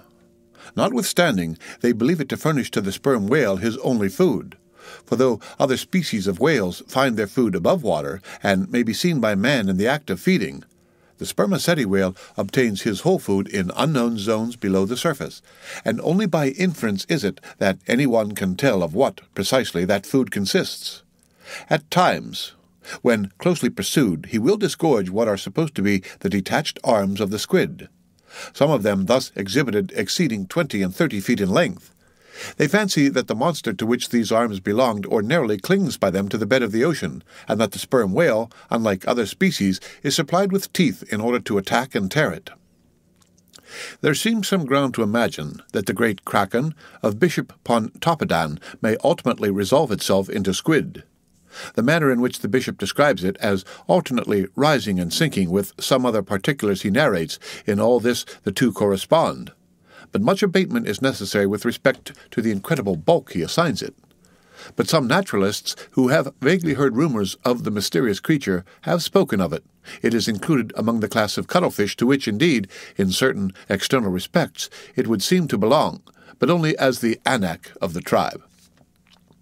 The end of Chapter 59. Read by Rick Kistner. For Lit to go on the web at fcit.usf.edu. Moby Dick, or the Whale, by Herman Melville. Chapter 60. The Line. With reference to the whaling scene shortly to be described, as well as for the better understanding of all similar scenes elsewhere presented, I have here to speak of the magical, sometimes horrible, whale line. The line originally used in the fishery was of the best hemp, slightly vapored with tar, not impregnated with it as in the case of ordinary ropes. For while tar, as ordinarily used, makes the hemp more pliable to the rope maker, and also renders the rope itself more convenient to the sailor for common ship use, yet not only would the ordinary quantity too much stiffen the whale line for the close coiling to which it must be subjected, but, as most seamen are beginning to learn, tar in general by no means adds to the rope's durability or strength, however much it may give it compactness and gloss. Of late years, the manila rope has in the American fishery almost entirely superseded hemp as a material for whale lines, for though not so durable as hemp, it is stronger and far more soft and elastic, and, I will add, since there is an aesthetics in all things, is much more handsome and becoming to the boat than hemp. Hemp is a dusky, dark fellow, a sort of Indian, but manila is as a golden-haired Circassian to behold. The whale line is only 2/3 of an inch in thickness. At first sight, you would not think it so strong as it really is. By experiment, its 1 50 yarns will each suspend a weight of 120 pounds, so that the whole rope will bear a strain nearly equal to 3 tons. In length, the common sperm whale line measures something over 200 fathoms. Towards the stern of the boat it is spirally coiled away in the tub, not like the worm pipe of a still, though, but so as to form one round cheese-shaped mass of densely bedded sheaves, or layers of concentric spiralizations without any hollow but the heart, or minute vertical tube formed at the axis of the cheese. As the least tangle or kink in the coiling would in running out infallibly take somebody's arm, leg, or entire body off, the utmost precaution is used in stowing the line in its tub. Some harpooneers will consume almost an entire morning in this business, carrying the line high aloft and then reeving it downwards through a block towards the tub, so as in the act of coiling to free it from all possible wrinkles and twists. In the English boats, 2 tubs are used instead of 1, the same line being continuously coiled in both tubs. There is some advantage in this, because these twin tubs, being so small, they fit more readily into the boat, and do not strain it so much, whereas the American tub, nearly 3 feet in diameter and of proportionate depth, makes a rather bulky freight for a craft whose planks are but 1/2 inch in thickness, for the bottom of the whaleboat is like critical ice, which will bear up a considerable distributed weight, but not very much of a concentrated one. When the painted canvas cover is clapped on the American tub line, the boat looks as if it were pulling off with a prodigious great wedding cake to present to the whales. Both ends of the line are exposed, the lower end terminating in an eye-splice or loop coming up from the bottom against the side of the tub, and hanging over its edge completely disengaged from everything. This arrangement of the lower end is necessary on 2 accounts. First, in order to facilitate the fastening to it of an additional line from a neighboring boat, in case the stricken whale should sound so deep as to threaten to carry off the entire line originally attached to the harpoon. In these instances, the whale, of course, is shifted like a mug of ale, as it were, from the one boat to the other, though the first boat always hovers at hand to assist its consort. Second, this arrangement is indispensable for common safety's sake, for were the lower end of the line in any way attached to the boat, and were the whale then to run the line out to the end almost in a single smoking minute, as he sometimes does, he would not stop there, for the doomed boat would infallibly be dragged down after him into the profundity of the sea, and in that case no town crier would ever find her again. Before lowering the boat for the chase, the upper end of the line is taken aft from the tub, and, passing round the loggerhead there, is again carried forward the entire length of the boat, resting crosswise upon the loom or handle of every man's oar, so that it jogs against his wrist in rowing, and also passing between the men, as they alternately sit at the opposite gunwales, to the leaded chocks or grooves in the extreme pointed prow of the boat, where a wooden pin or skewer the size of a common squill prevents it from slipping out. From the chocks it hangs in a slight festoon over the bows, and is then passed inside the boat again, and some 10 or 20 fathoms, called box line, being coiled upon the box in the bows, it continues its way to the gunwale still a little further aft, and is then attached to the short warp, the rope which is immediately connected with the harpoon.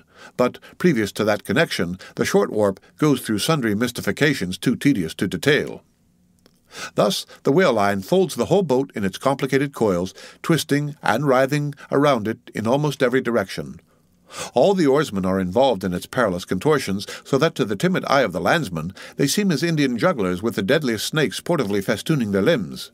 Nor can any son of mortal woman for the first time seat himself amid those hempen intricacies, and while straining his utmost at the oar, bethink him that at any unknown instant the harpoon may be darted, and all these horrible contortions he put in play like ringed lightnings, he cannot be thus circumstanced without a shudder that makes the very marrow in his bones to quiver in him like a shaken jelly.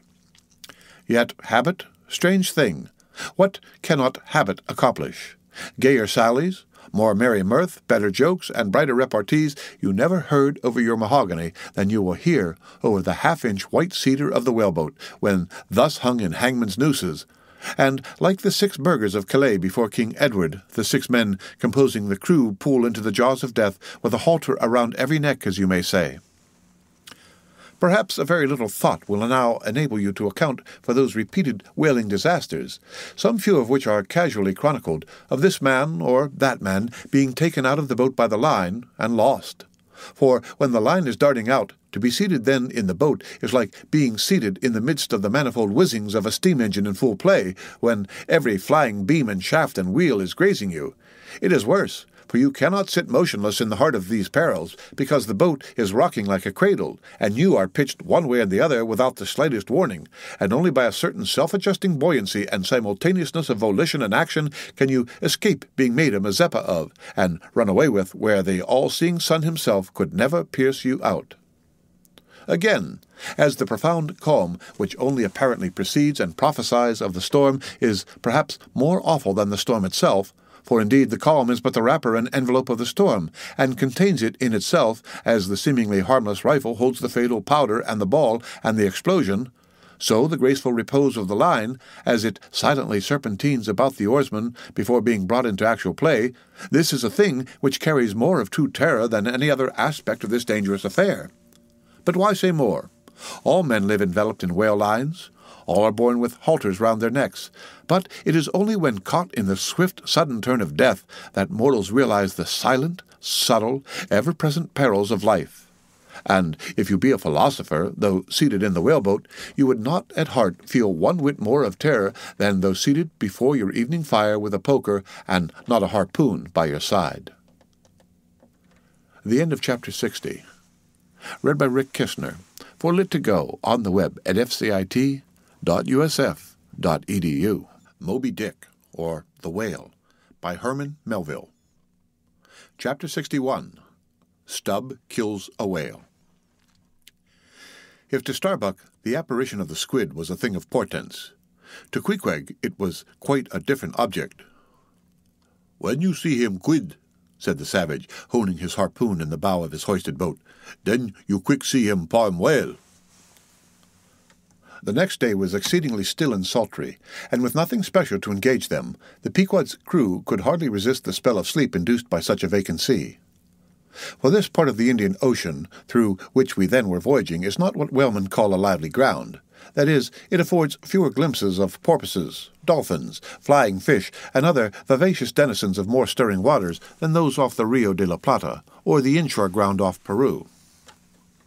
It was my turn to stand at the foremast-head, and, with my shoulders leaning against the slackened royal shrouds, to and fro I idly swayed in what seemed an enchanted air. No resolution could withstand it, that dreamy mood losing all consciousness. At last my soul went out of my body, though my body still continued to sway as a pendulum will, long after the power which first moved it is withdrawn. Ere forgetfulness altogether came over me, I had noticed that the seamen at the main and mizzen mastheads were already drowsy, so that, at last, all three of us lifelessly swung from the spars, and for every swing that we made there was a nod from below from the slumbering helmsman. The waves, too, nodded their indolent crests, and across the wide trance of the sea, east nodded to west, and the sun over all. Suddenly, bubbles seemed bursting beneath my closed eyes. Like vices my hands grasped the shrouds. Some invisible, gracious agency preserved me. With a shock I came back to life, and lo, close under our lee, not 40 fathoms off, a gigantic sperm whale lay rolling in the water like the capsized hull of a frigate, his broad, glossy back of an Ethiopian hue, glistening in the sun's rays like a mirror, but lazily undulating in the trough of the sea, and ever and anon tranquilly spouting his vapory jet. The whale looked like a portly burgher smoking his pipe of a warm afternoon. But that pipe, poor whale, was thy last. As if struck by some enchanter's wand, the sleepy ship and every sleeper in it all at once started into wakefulness, and more than a score of voices from all parts of the vessel simultaneously with the 3 notes from aloft shouted forth the accustomed cry as the great fish slowly and regularly spouted the sparkling brine into the air. "Clear away the boat, sloth!" cried Ahab, and, obeying his own order, he dashed the helm down before the helmsman could handle the spokes. The sudden exclamations of the crew must have alarmed the whale, and ere the boats were down, majestically turning, he swam away to the leeward, but with a steady tranquillity, and making so few ripples as he swam, that, thinking after all he might not as yet be alarmed, Ahab gave orders that not an oar should be used, and no man must speak but in whispers. So, seated like Ontario Indians on the gunwales of the boats, we swiftly but silently paddled along, the calm not admitting of the noiseless sails being set.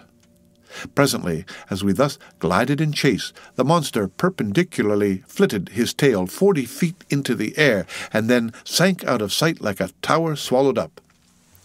"There go flukes!" was the cry, an announcement immediately followed by Stubbs producing his match and igniting his pipe, for now a respite was granted. After the full interval of his sounding had elapsed, the whale rose again, and being now in advance of the smoker's boat and much nearer to it than to any of the others, Stubb counted upon the honor of the capture. It was obvious now that the whale had at length become aware of his pursuers. All silence of cautiousness was therefore no longer of use.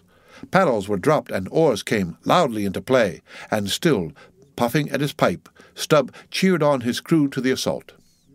Yes, a mighty change had come over the fish. All alive to his jeopardy, he was going head out, that part obliquely projecting from the mad yeast which he brewed. It will be seen in some other place of what a very light substance the entire interior of the sperm whale's enormous head consists. Though apparently the most massive, it is by far the most buoyant part about him, so that with ease he elevates it in the air, and invariably does so when going at his utmost speed. Besides, such is the breadth of the upper part of the front of his head, and such the tapering cutwater formation of the lower part, that by obliquely elevating his head, he thereby may be said to transform himself from a bluff-bowed, sluggish galliot into a sharp-pointed New York pilot boat. "Start her! Start her, my men! Don't hurry yourselves, take plenty of time, but start her like thunderclaps, that's all," cried Stubb, spluttering out the smoke as he spoke. "Start her, now! Give 'em the long and strong stroke, Tashtego. Start her, Tash! My boy, start her! All, but keep cool, cucumbers is the word, easy, only start her like grim death, and grinning devils, and raise the buried dead perpendicular out of their graves, boys, that's all! Start her!" "Whoa-ho! Why-hee!" screamed the gay-header in reply, raising some old war-whoop to the skies as every oarsman in the strained boat involuntarily bounced forward with the one tremendous leading stroke which the eager Indian gave. But his wild screams were answered by others quite as wild. "Ki-hee! Ki-hee!" yelled Daggoo, straining forwards and backwards on his seat like a pacing tiger in his cage. "Kolak! Kolo!" howled Queequeg, as if smacking his lips over a mouthful of grenadier steak. And thus, with oars and yells, the keels cut the sea. Meanwhile, Stubb, retaining his place in the van, still encouraged his men to the onset, all the while puffing the smoke from his mouth. Like desperadoes, they tugged and they strained till the welcome cry was heard. "Stand up, Tashtego! Give it to him!" The harpoon was hurled. "Stern all!" The oarsmen backed water. The same moment something went hot and hissing along every one of their wrists. It was the magical line. An instant before, Stubb had swiftly caught 2 additional turns with it round the loggerhead, whence, by reason of its increased rapid circlings, a hempen blue smoke now jetted up and mingled with the steady fumes from his pipe. As the line passed round and round the loggerhead, so also, just before reaching that point, it blisteringly passed through and through both of Stubb's hands, from which the handcloths or squares of quilted canvas sometimes worn at these times had accidentally dropped. It was like holding an enemy's sharp 2-edged sword by the blade, and that enemy all the time striving to wrest it out of your clutch. "Wet the line! Wet the line!" cried Stubb to the tub oarsman, him seated by the tub, who, snatching off his hat, dashed sea-water into it. More turns were taken, so that the line began holding its place. The boat now flew through the boiling water like a shark all fins. Stubb and Tashtego here changed places, stem for stern, a staggering business truly in that rocking commotion. Partly to show the indispensableness of this act, it may here be stated that, in the old Dutch fishery, a mop was used to dash the running line with water. In many other ships, a wooden piggin or bailer is set apart for that purpose. Your hat, however, is the most convenient. From the vibrating line extending the entire length of the upper part of the boat, and from its now being more tight than a harp-string, you would have thought the craft had 2 keels, one cleaving the water, the other the air, as the boat churned on through both opposing elements at once. A continual cascade played at the bows, a ceaseless whirling eddy in her wake, and at the slightest motion from within, even but of a little finger, the vibrating, cracking craft canted over her spasmodic gunwale into the sea. Thus they rushed, each man with might and main, clinging to his seat to prevent being tossed to the foam, and the tall form of Tashtego at the steering oar crouching almost double in order to bring down his center of gravity. Whole Atlantics and Pacifics seemed past as they shot on their way, till at length the whale somewhat slackened his flight. "Haul in! Haul in!" cried Stubb to the bowsman, and, facing round towards the whale, all hands began pulling the boat up to him, while yet the boat was being towed on. Soon, ranging up by his flank, Stubb, firmly planting his knee in the clumsy cleat, darted dart after dart into the flying fish. At the word of command, the boat alternately sterning out of the way of the whale's horrible wallow, and then ranging up for another fling. The red tide now poured from all sides of the monster like brooks down a hill. His tormented body rolled not in brine but in blood, which bubbled and seethed for furlongs behind in their wake. The slanting sun, playing upon their crimson pond in the sea, sent back its reflection into every face, so that they all glowed to each other like red men. And all the while jet after jet of white smoke was agonizingly shot from the spiracle of the whale, and vehement puff after puff from the mouth of the excited headsman, as at every dart, hauling in upon the crooked lance by the line attached to it, Stubb straightened it again and again by a few rapid blows against the gunwale, then again and again sent it into the whale. "Pull up! Pull up!" he now cried to the bowsman, as the waning whale relaxed in his wrath. "Pull up! Close to!" And the boat ranged along the fish's flank.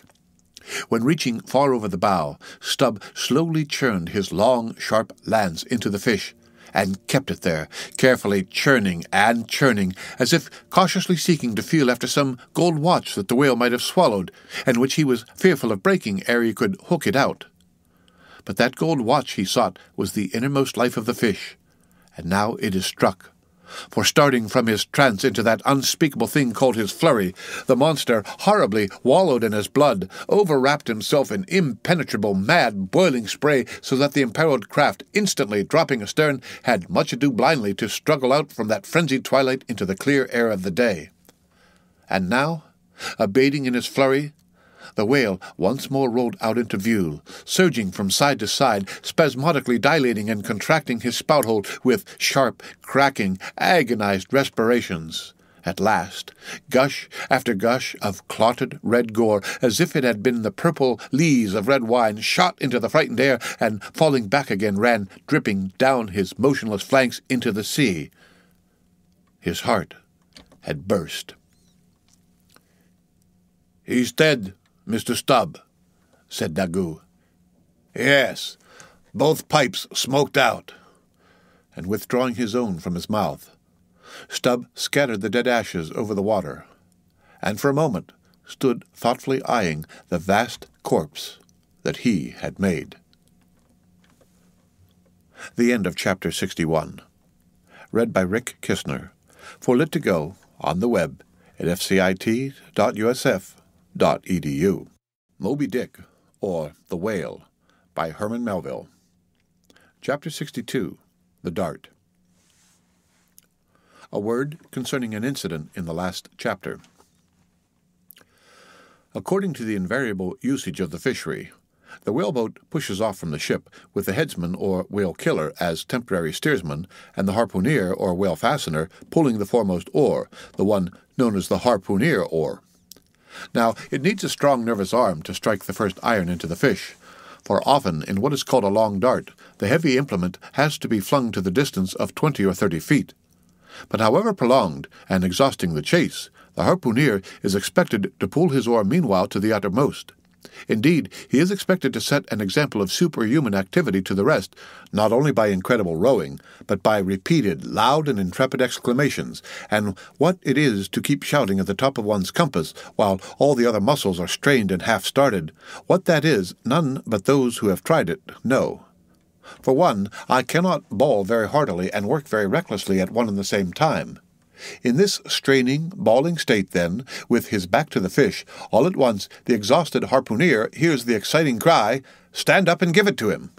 He now has to drop and secure his oar, turn round on his centre halfway, seize his harpoon from the crotch, and, with what little strength may remain, he essays to pitch it somehow into the whale.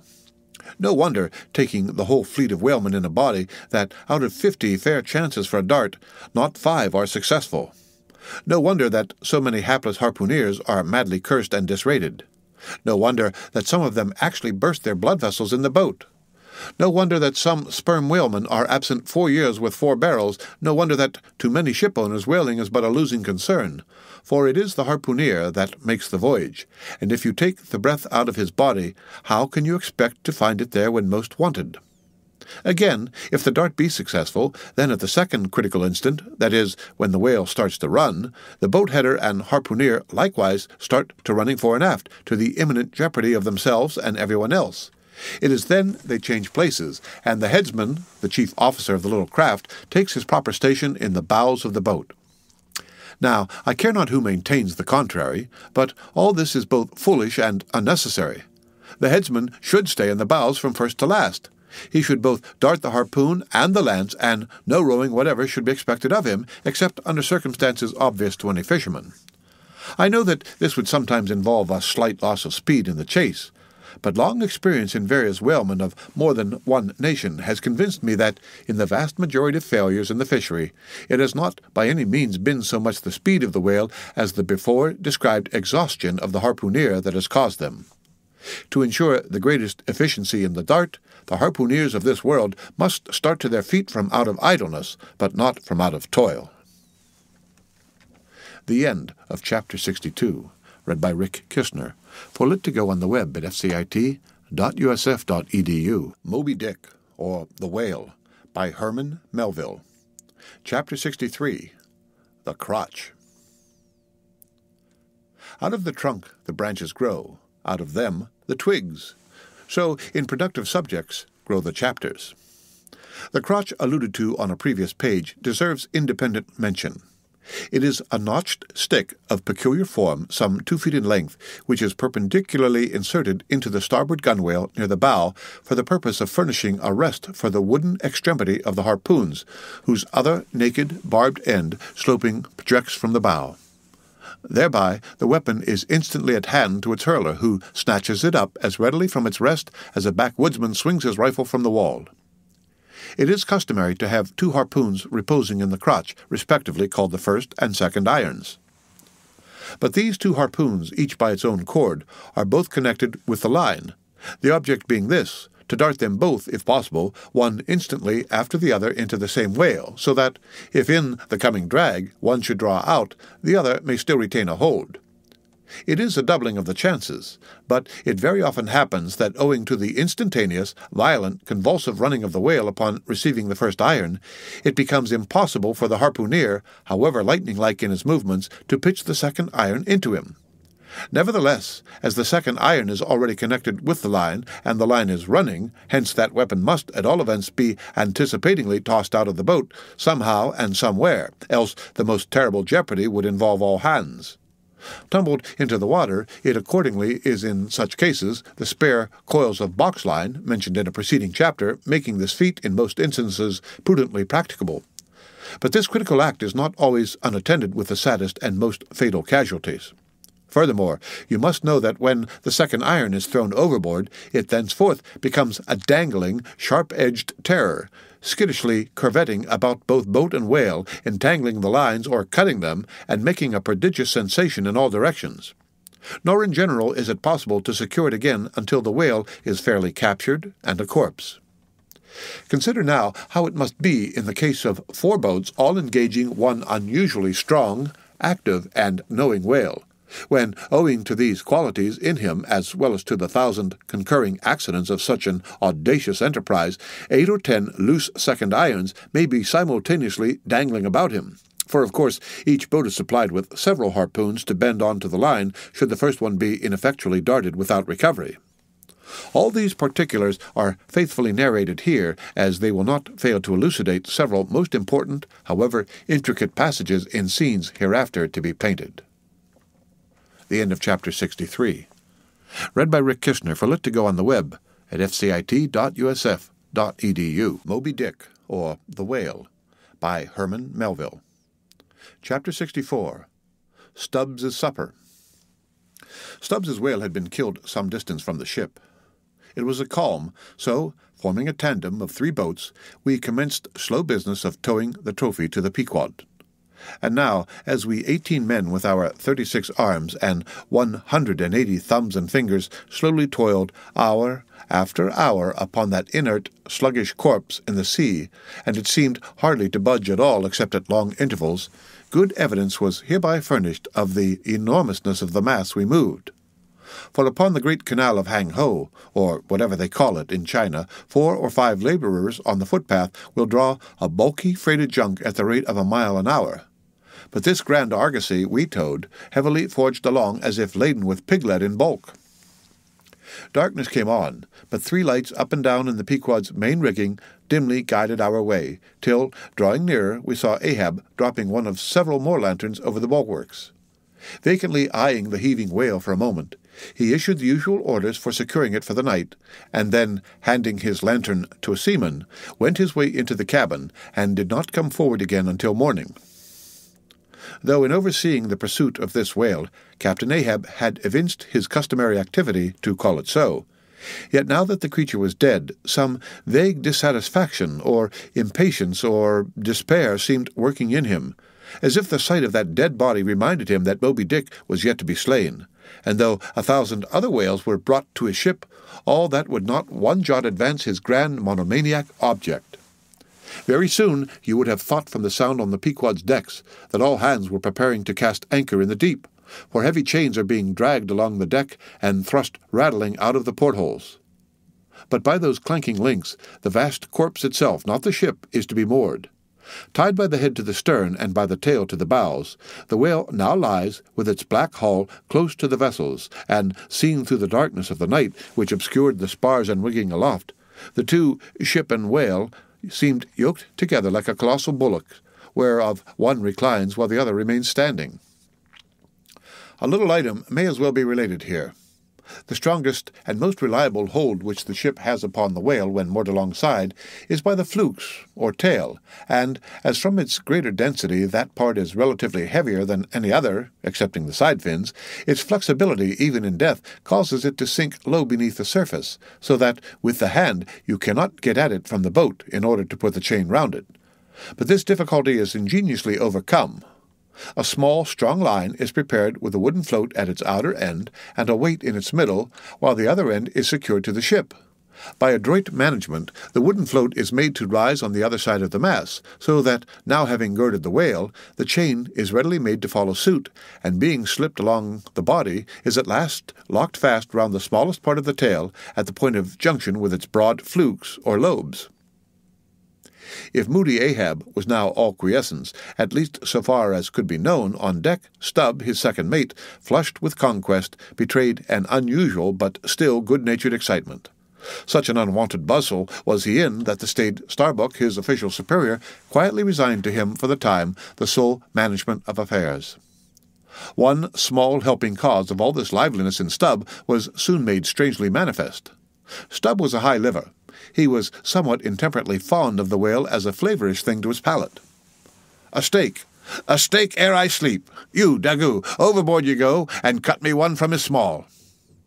Here be it known that, though these wild fishermen do not as a general thing, and, according to the great military maxim, make the enemy defray the current expenses of the war, at least before realizing the proceeds of the voyage, yet now and then you find some of these Nantucketers who have a genuine relish for that particular part of the sperm whale designated by Stubb, comprising the tapering extremity of the body.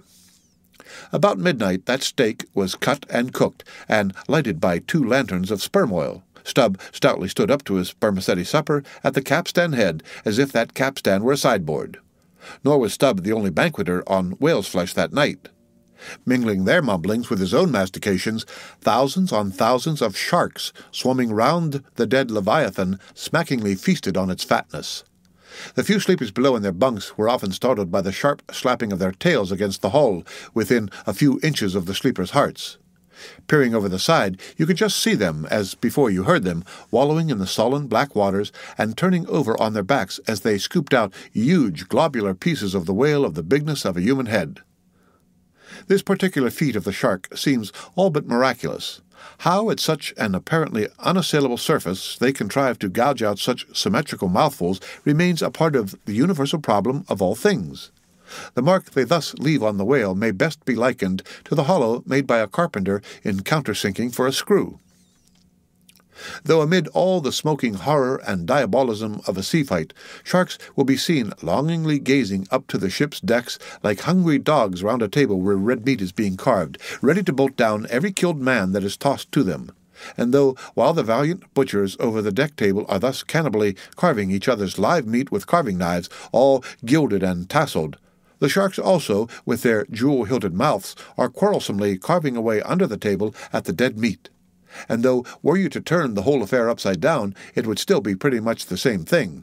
That is to say, a shocking, sharkish business enough for all parties, and though sharks also are the invariable outriders of all slave ships crossing the Atlantic, systematically trotting alongside to be handy in case a parcel is to be carried anywhere, or a dead slave to be decently buried, and though one or two other like instances might be set down, touching the set terms, places, and occasions when sharks do most socially congregate and most hilariously feast, yet is there no conceivable time or occasion when you will find them in such countless numbers and in gayer or more jovial spirits than around a dead sperm whale moored by night to a whale ship at sea.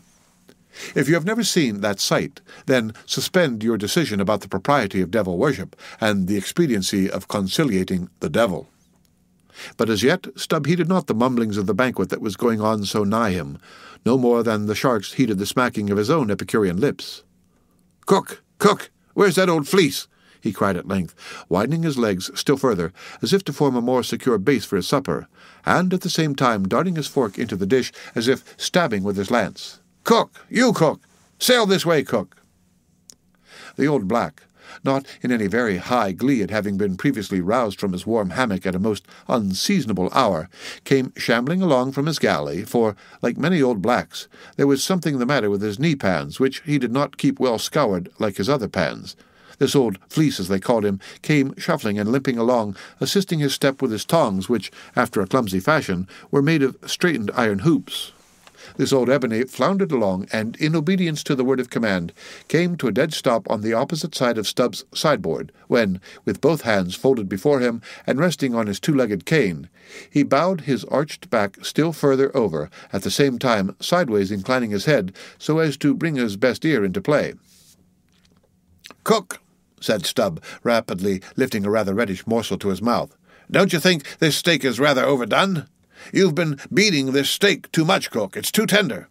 Don't I always say that to be good a whale steak must be tough? There are those sharks now over the side. Don't you see they prefer it tough and rare?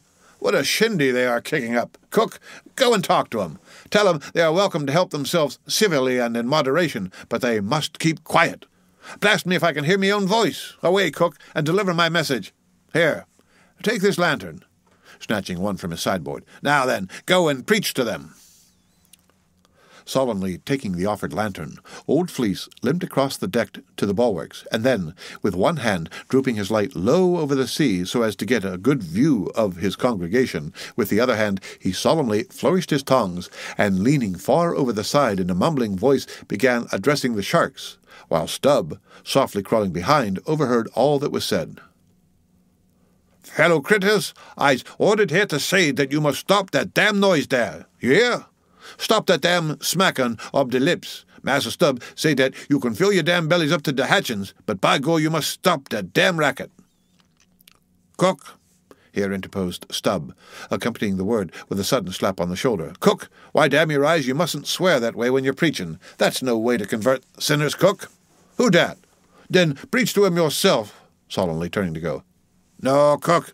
Go on, go on. Well then, beloved fellow critters." "Right," exclaimed Stubb approvingly. "Coax him to it. Try that." And Fleece continued. "Do you is all sharks and by nature very voracious, yet I say to you, fellow critters, that voraciousness top that damn slapping of the tail. How you think to hear? Suppose you keep up such a damn slapping and biting there." "Cook," cried Stubb, collaring him, "I won't have that swearing. Talk to him gentlemanly." Once more the sermon proceeded. "Your voraciousness, fellow critters, I don't blame you so much, for that is nature, and can't be helped. But to govern that wicked nature, that is the pint. You is shark sartin. But if you govern the shark in you, why, then you be angel, for all angels is nothing more than the shark well governed. Now, look here, brethren, just try once to be civil, helping yourselves from that whale. Don't be tearing the blubber out your neighbor's mouth, I say. Is not one shark do right as to that whale, and by God none of you has the right to that whale belong to some other one else. I know some of you has very big mouth bigger than others, but then the big mouths sometimes has the small bellies, so that the bigness of the mouth is not to swallow with, but to bit off the blubber for the small fry of sharks that can't get into the scrounge to help themselves." Well done, old fleece, cried Stubb. That's Christianity. Go on. No use going on. The damn villains will keep a-scourging and slapping each other, Massa Stubb. They don't hear one word. No use of preaching to such damn gluttons as you call 'em, till their bellies is full, and their bellies is bottomless, and when they do get 'em full, they won't hear you then, for then they sink into the sea, go fast to sleep on the coral, and can't hear nothing at all no more for ever and ever. Upon my soul, I'm about of the same opinion. So give the benediction, Fleece, and I'll away to my supper. Upon this, Fleece, holding both hands over the fishy mob, raised his shrill voice and cried, "Cussed fellow critters! Kick up the damnedest row as ever you can. Fill your damn bellies till they bust, and then die." "Now, cook," said Stubb, resuming his supper at the capstan. "Stand just where you stood before, there, over against me, and pay particular attention." "Attention," said Fleece again, stooping over upon his tongs in the desired position. "Well," said Stubb, helping himself freely meanwhile, "I shall now go back to the subject of this steak. In the first place, how old are you, cook?" "What'd that do with the steak?" said the old black testily. "Silence. How old are you, cook?" "About 90, they say," he gloomily muttered. "And you have lived in this world hard upon 100 years, cook, and don't know yet how to cook a whale steak?" rapidly bolting another mouthful at the last word so that morsel seemed a continuation of the question. "Where were you born, cook?" "On the hatchway and ferry boat going over the Roanoke." "Born in a ferry boat. That's queer, too. But I want to know what country you were born in, cook." "Didn't I say the Roanoke country?" he cried sharply. "No, you didn't, cook. But I'll tell you what I'm coming to, cook. You must go home and be born over again. You don't know how to cook a whale steak yet." "Bless my soul if I cook another one," he growled, angrily turning round to depart. "Come back here, cook. Here, hand me those tongs. Now, take that bit of steak there, and tell me if you think that steak cooked as it should be. Take it, I say," holding the tongs toward him. "Take it and taste it." Faintly smacking his withered lips over it for a moment, the old negro muttered, "Best cooked steak I ever taste. Juicy. Very juicy." "Cook," said Stubb, squaring himself once more, "do you belong to the church?" "Passed one once down in Cape Town," said the old man sullenly. "And you have once in your life passed a holy church in Cape Town, where you doubtless overheard a holy parson addressing his hearers as his beloved fellow creatures, have you, cook? And yet you come here and tell me such a dreadful lie as you did just now, eh?" said Stubb. "Where do you expect to go to, cook?" "Go to bed, very soon," he mumbled, half turning as he spoke. "Avast, heave to. I mean when you die, cook. It's an awful question. Now what's your answer?" "When this old black man dies," said the negro slowly, changing his whole air and demeanor, "he himself won't go nowhere, but some blessed angel will come and fetch him." "Fetch him? How? In a coach and four as they fetched Elijah, and fetch him where?" "Up there," said Fleece, holding his tongs straight over his head and keeping it there very solemnly. "So then, you expect to go into our maintop, do you, cook, when you are dead? But don't you know the higher you climb, the colder it gets? Maintop, eh?" "Didn't say that tall," said Fleece, again in the sulks. "You said up there, didn't you? And now look at yourself. See where your tongs are pointing. But perhaps you expect to get into heaven by crawling through the lubber's hole, cook. But no, cook. You don't get there except you go the regular way round by the rigging. It's a ticklish business, but must be done, or else it's no go. But none of us are in heaven yet. Drop your tongs, cook, and hear my orders. You hear? Hold your hat in one hand and clap the other atop of your heart when I'm giving my orders, cook. What? That your heart there? That's your gizzard. Aloft, aloft, that's it. Now you have it. Hold it there now, and pay attention." "All attention," said the old black, with both hands placed as desired, vainly wriggling his grizzled head as if to get both ears in front at one and the same time. "Well then, cook, you see this whale steak of yours was so very bad that have put it out of sight as soon as possible. You see that, don't you? Well, for the future, when you cook another whale steak for my private table here, the capstan, I'll tell you what to do so as not to spoil it by overdoing. Hold the steak in one hand and shove a live coal to it with the other. That done, dish it. Do you hear? And now tomorrow, cook, when we are cutting in the fish, be sure you stand by to get the tips of his fins. Have them put in pickle. As for the ends of the flukes, have them soused, cook. There. Now you may go." But Fleece had hardly got 3 paces off when he was recalled. "Cook, give me cutlets for supper tomorrow night in the mid-watch. Do you hear? Away you sail, then. Hello, stop! Make a bow before you go. Avast heaving again. Whale balls for breakfast, don't forget." "Wish by go whale eat him, instead of him eat whale, and breast if he ain't more of a shark than Massa Shark himself," muttered the old man, limping away, with which sage ejaculation he went to his hammock. The end of Chapter 64. Read by Rick Kistner for Lit to Go on the web at fcit.usf.edu. Moby Dick, or The Whale, by Herman Melville. Chapter 65. The Whale as a Dish. That mortal man should feed upon the creature that feeds his lamp, and, like Stubb, eat him by his own light, as you may say, this seems so outlandish a thing that one must needs go a little into the history and philosophy of it. It is upon record that 3 centuries ago the tongue of the right whale was esteemed a great delicacy in France, and commanded large prices there. Also, that in Henry VIII's time a certain cook of the court obtained a handsome reward for inventing an admirable sauce to be eaten with barbecued porpoises, which, you remember, are a species of whale. Porpoises, indeed, are to this day considered fine eating. The meat is made into balls about the size of billiard balls, and being well seasoned and spiced, might be taken for turtle balls or veal balls. The old monks of Dumfarline were very fond of them. They had a great porpoise grant from the crown. The fact is that among his hunters, at least, the whale would by all hands be considered a noble dish were there not so much of him. But when you come to sit down before a meat pie nearly 100 feet long, it takes away your appetite. Only the most unprejudiced of men like Stubb nowadays partake of cooked whales. But the Eskimos are not so fastidious.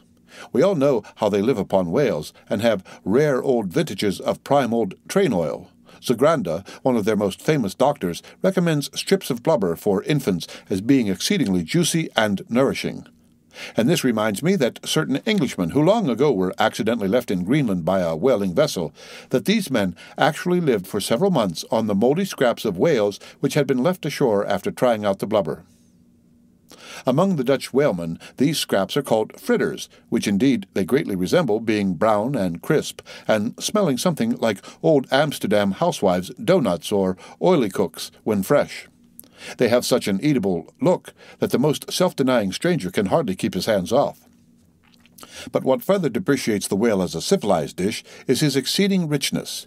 He is the great prize ox of the sea, too fat to be delicately good. Look at his hump, which would be as fine eating as the buffalo's, which is esteemed a rare dish, were it not for such a solid pyramid of fat.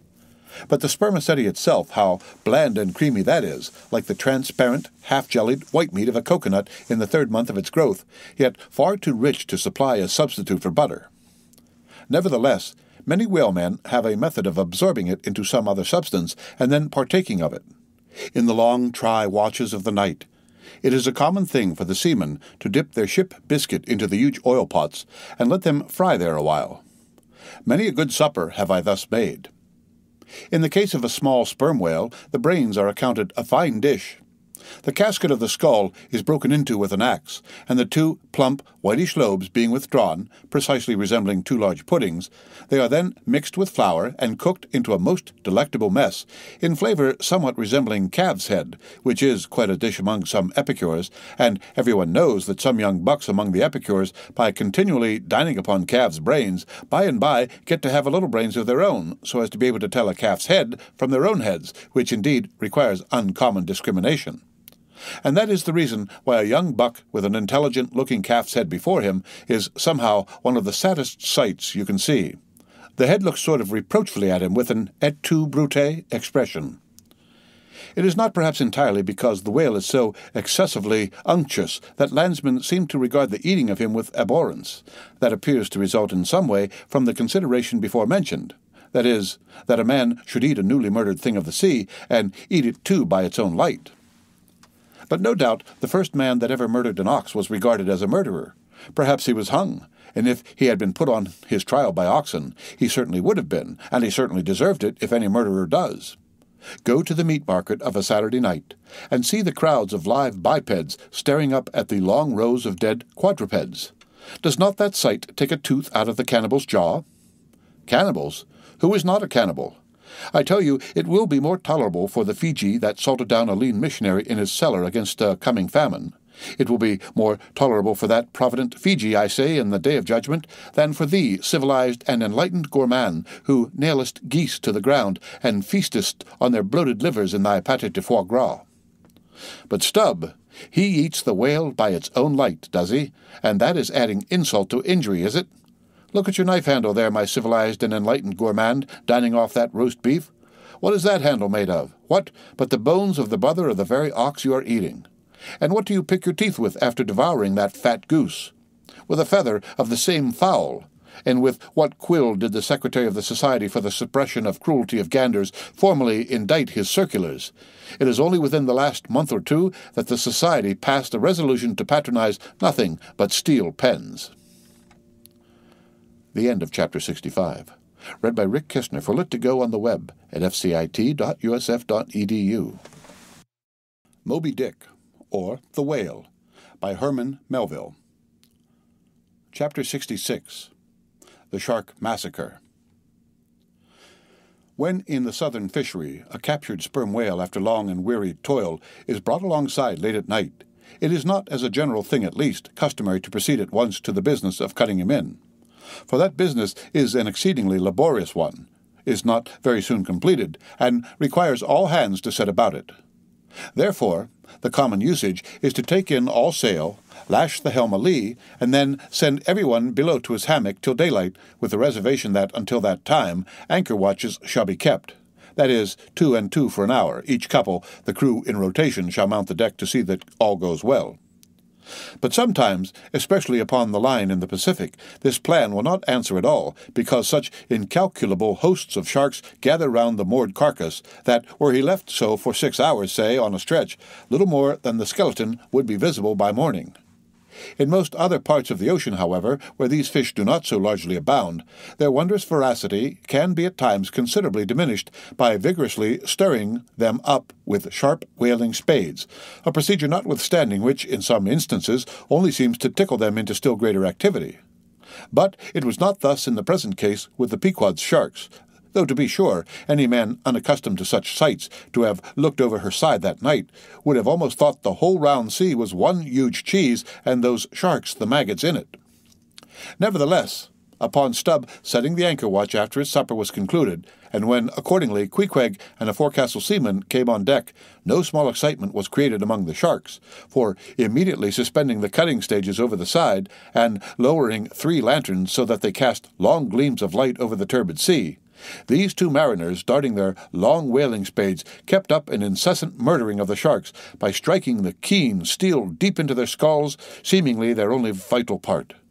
But in the foamy confusion of their mixed and struggling hosts, the marksmen could not always hit their mark, and this brought about new revelations of the incredible ferocity of the foe. They viciously snapped, not only at each other's disembowelments, but like flexible bows bent round and bit their own, till those entrails seemed swallowed over and over again by the same mouth to be oppositely voided by the gaping wound. Nor was this all. It was unsafe to meddle with the corpses and ghosts of these creatures. A sort of generic or pantheistic vitality seemed to lurk in their very joints and bones after what might be called the individual life had departed. Killed and hoisted on deck for the sake of his skin, one of these sharks almost took poor Queequeg's hand off when he tried to shut down the dead lid of his murderous jaw. The whaling spade used for cutting in is made of the very best steel, is about the bigness of a man's spread hand, and in general shape corresponds to the garden implement after which it is named. Only its sides are perfectly flat, and its upper end considerably narrower than the lower. This weapon is always kept as sharp as possible, and when being used is occasionally honed just like a razor. In its socket, a stiff pole from 20 to 30 feet long is inserted for a handle. "Queequeg no care what God made him shark," said the savage, agonizingly lifting his hand up and down, "whether Fiji God or Nantucket God, but the God what made shark must be one damn Injun." The end of Chapter 66. Read by Rick Kistner for Lit2Go on the web at fcit.usf.edu. Moby Dick, or the Whale, by Herman Melville. Chapter 67. Cutting in. It was a Saturday night, and such a Sabbath as followed.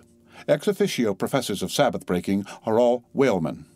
The ivory Pequod was turned into what seemed a shamble, every sailor a butcher. You would have thought we were offering up 10,000 red oxen to the sea gods. In the first place, the enormous cutting tackles, among other ponderous things comprising a cluster of blocks generally painted green and which no single man can possibly lift, this vast bunch of grapes was swayed up to the main top and firmly lashed to the lower masthead, the strongest point anywhere above a ship's deck. The end of the hawser-like rope winding through these intricacies was then conducted to the windlass, and the huge lower block of the tackles was swung over the whale. To this block the great blubber hook, weighing some 100 pounds, was attached.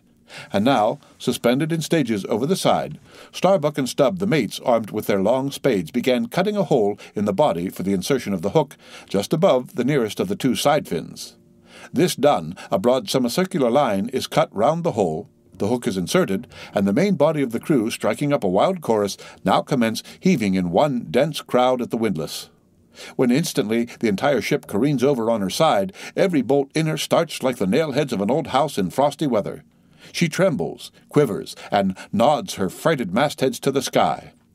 More and more she leans over to the whale, while every gasping heave of the windlass is answered by a helping heave from the billows, till at last a swift, startling snap is heard. With a great swash the ship rolls upwards and backwards from the whale, and the triumphant tackle rises into sight, dragging after it the disengaged semicircular end of the first strip of blubber. Now, as the blubber envelops the whale precisely as the rind does an orange, so is it stripped from off the body precisely as an orange is sometimes stripped by spiralizing it.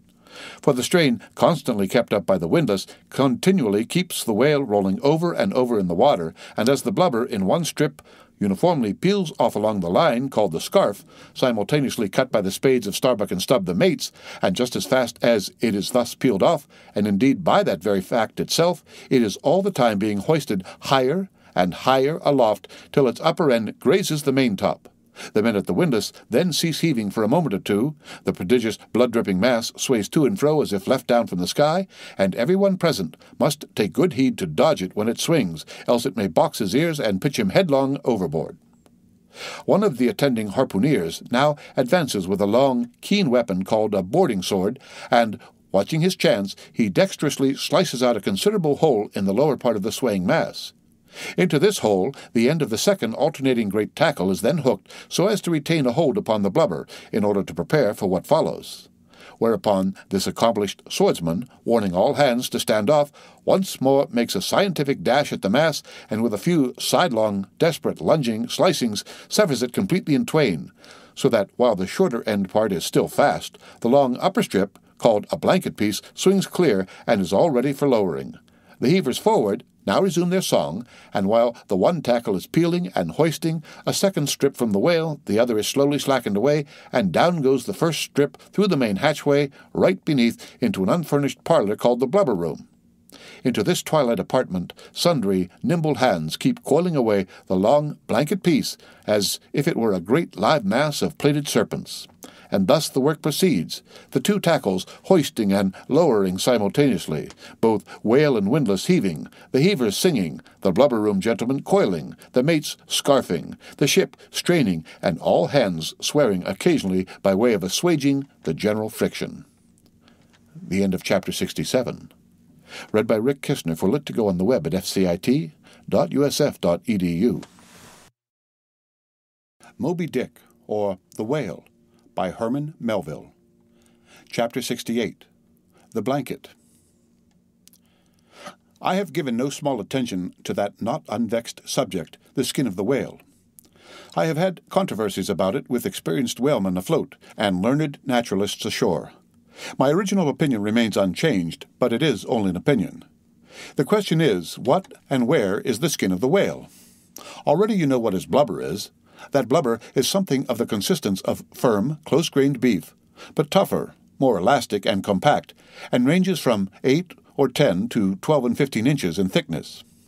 Now, however preposterous it may at first seem to talk of any creature's skin as being of that sort of consistence and thickness, yet in point of fact these are no arguments against such presumption, because you cannot raise any other dense enveloping layer from the whale's body but that same blubber. And the outermost enveloping layer of any animal, if reasonably dense, what can that be but the skin? True, from the unmarred dead body of the whale you may scrape off with your hand an infinitely thin transparent substance, somewhat resembling the thinnest shreds of isinglass, only it is almost as flexible and soft as satin. That is, previous to being dried, when it not only contracts and thickens, but becomes rather hard and brittle. I have several such dried bits which I use for marks in my whale books. It is transparent, as I said before, and, being laid upon the printed page, I have sometimes pleased myself with fancying it exerted a magnifying influence. At any rate, it is pleasant to read about whales through their own spectacles, as you may say. But what I am driving at here is this. That same infinitely thin isinglass substance which, I admit, invests the entire body of the whale, is not so much to be regarded as the skin of the creature as the skin of the skin, so to speak. For it were simply ridiculous to say that the proper skin of the tremendous whale is thinner and more tender than the skin of a newborn child. But no more of this.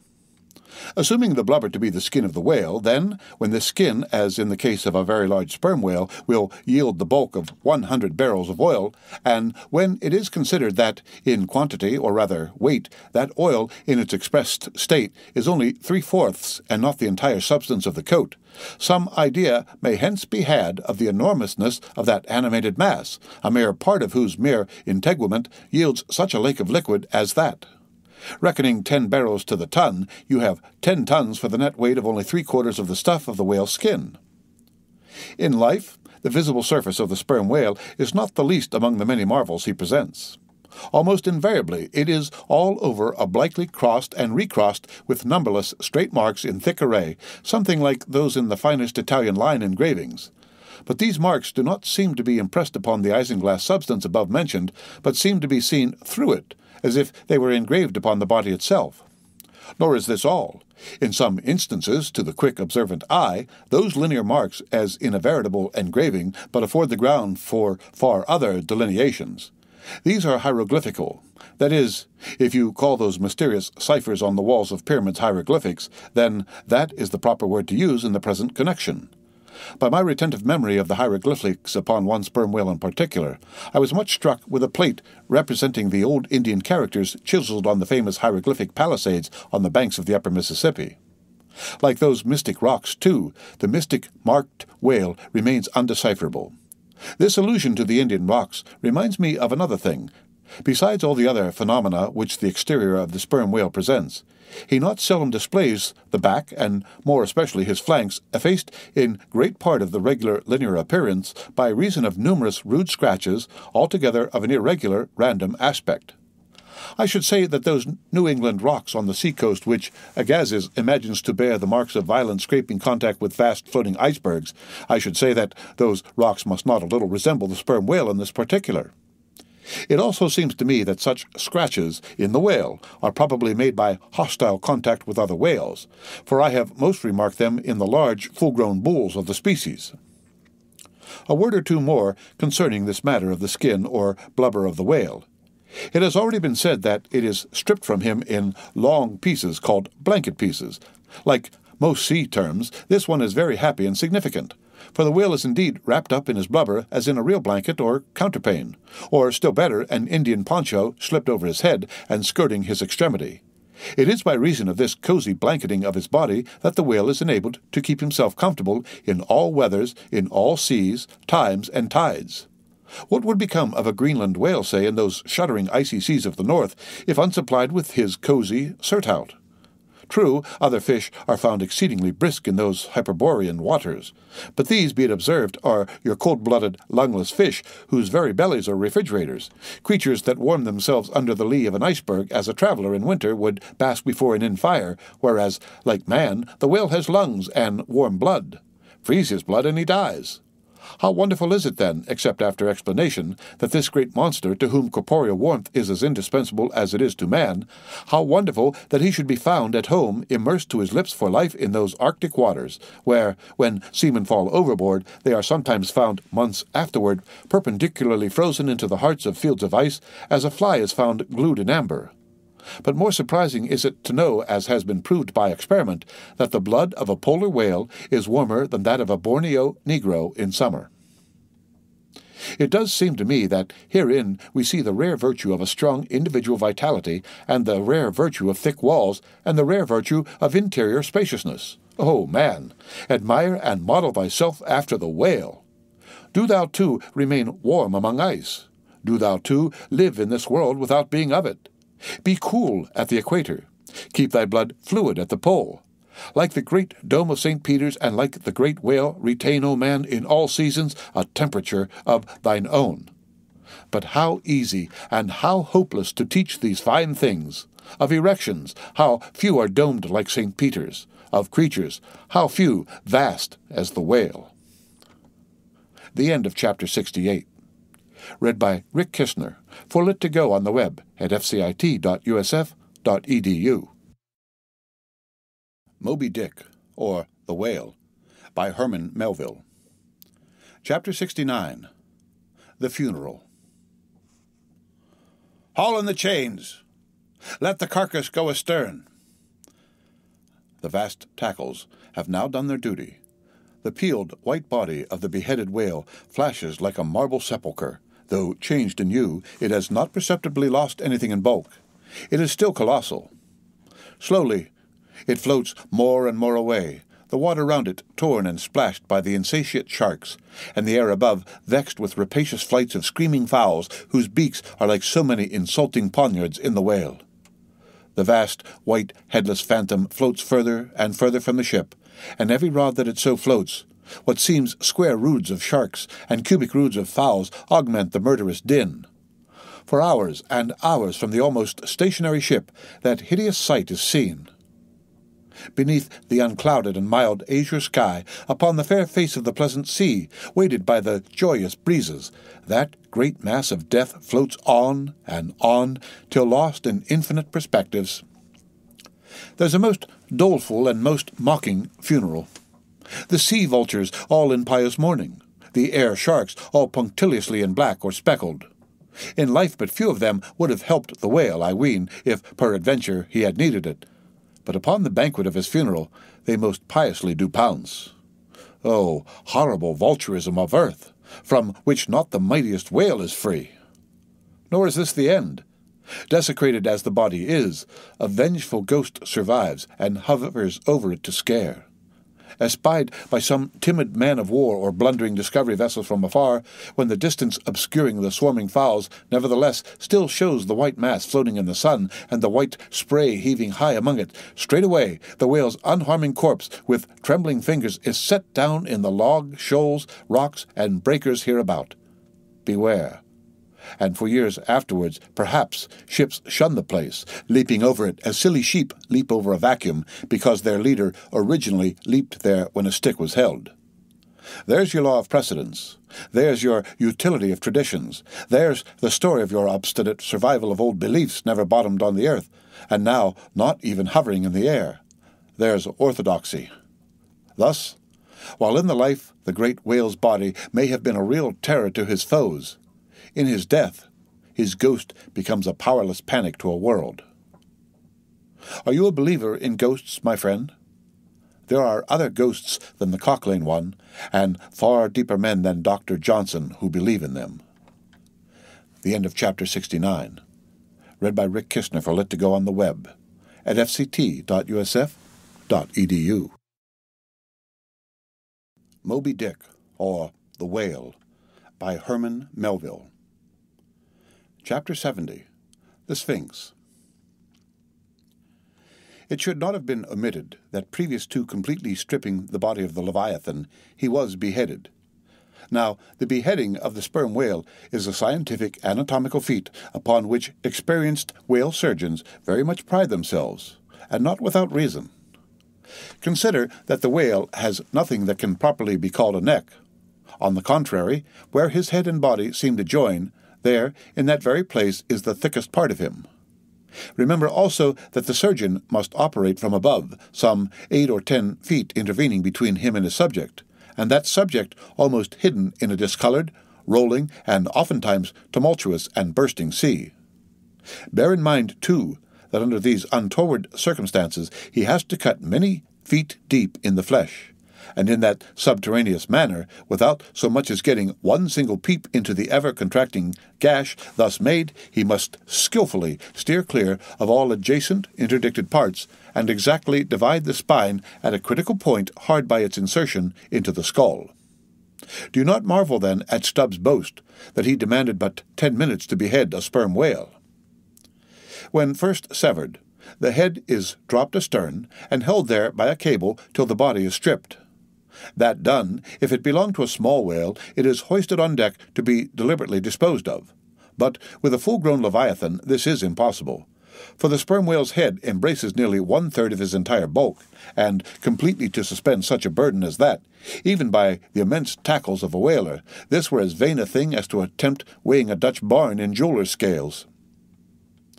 The Pequod's whale being decapitated and the body stripped, the head was hoisted against the ship's side, about halfway out of the sea, so that it might yet in great part be buoyed up by its native element.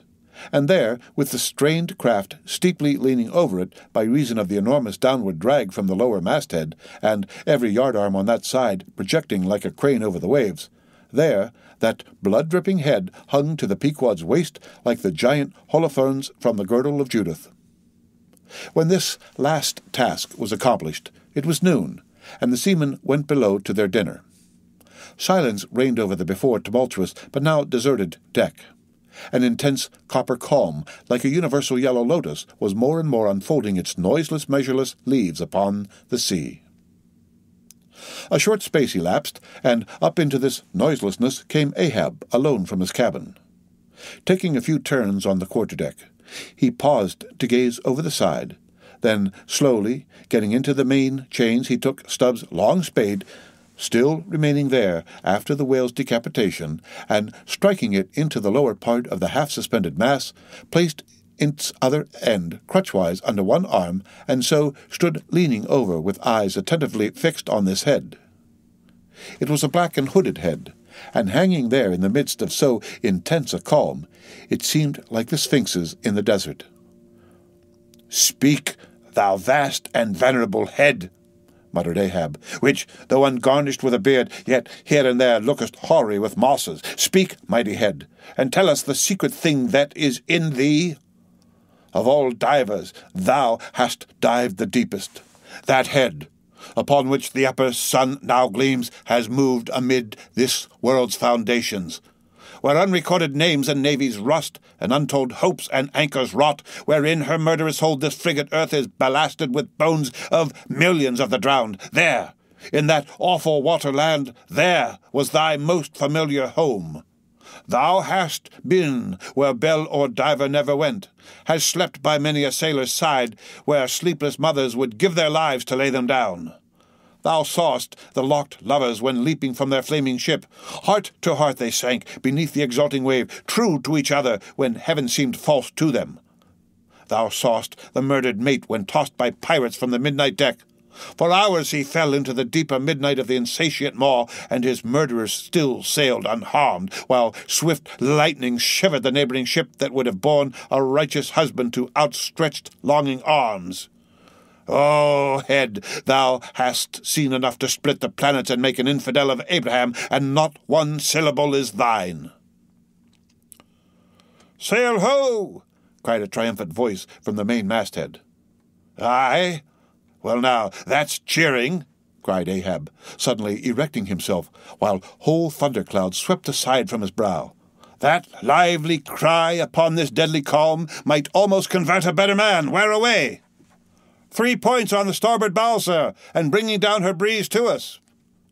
"Better and better, man. Would now St. Paul would come along that way, and to my breezelessness bring his breeze. O nature, and O soul of man, how far beyond all utterance are your linked analogies! Not the smallest atom stirs or lives on matter, but has its cunning duplicate in mind. The end of Chapter 70. Read by Rick Kistner, for Lit to Go on the web at fcit.usf.edu. Moby Dick, or the Whale, by Herman Melville. Chapter 71. The Jeroboam's Story. Hand in hand, ship and breeze blew on, but the breeze came faster than the ship, and soon the Pequod began to rock. By and by, through the glass, the stranger's boats and manned mastheads proved her a whale ship. But as she was so far to windward and shooting by, apparently making a passage to some other ground, the Pequod could not hope to reach her.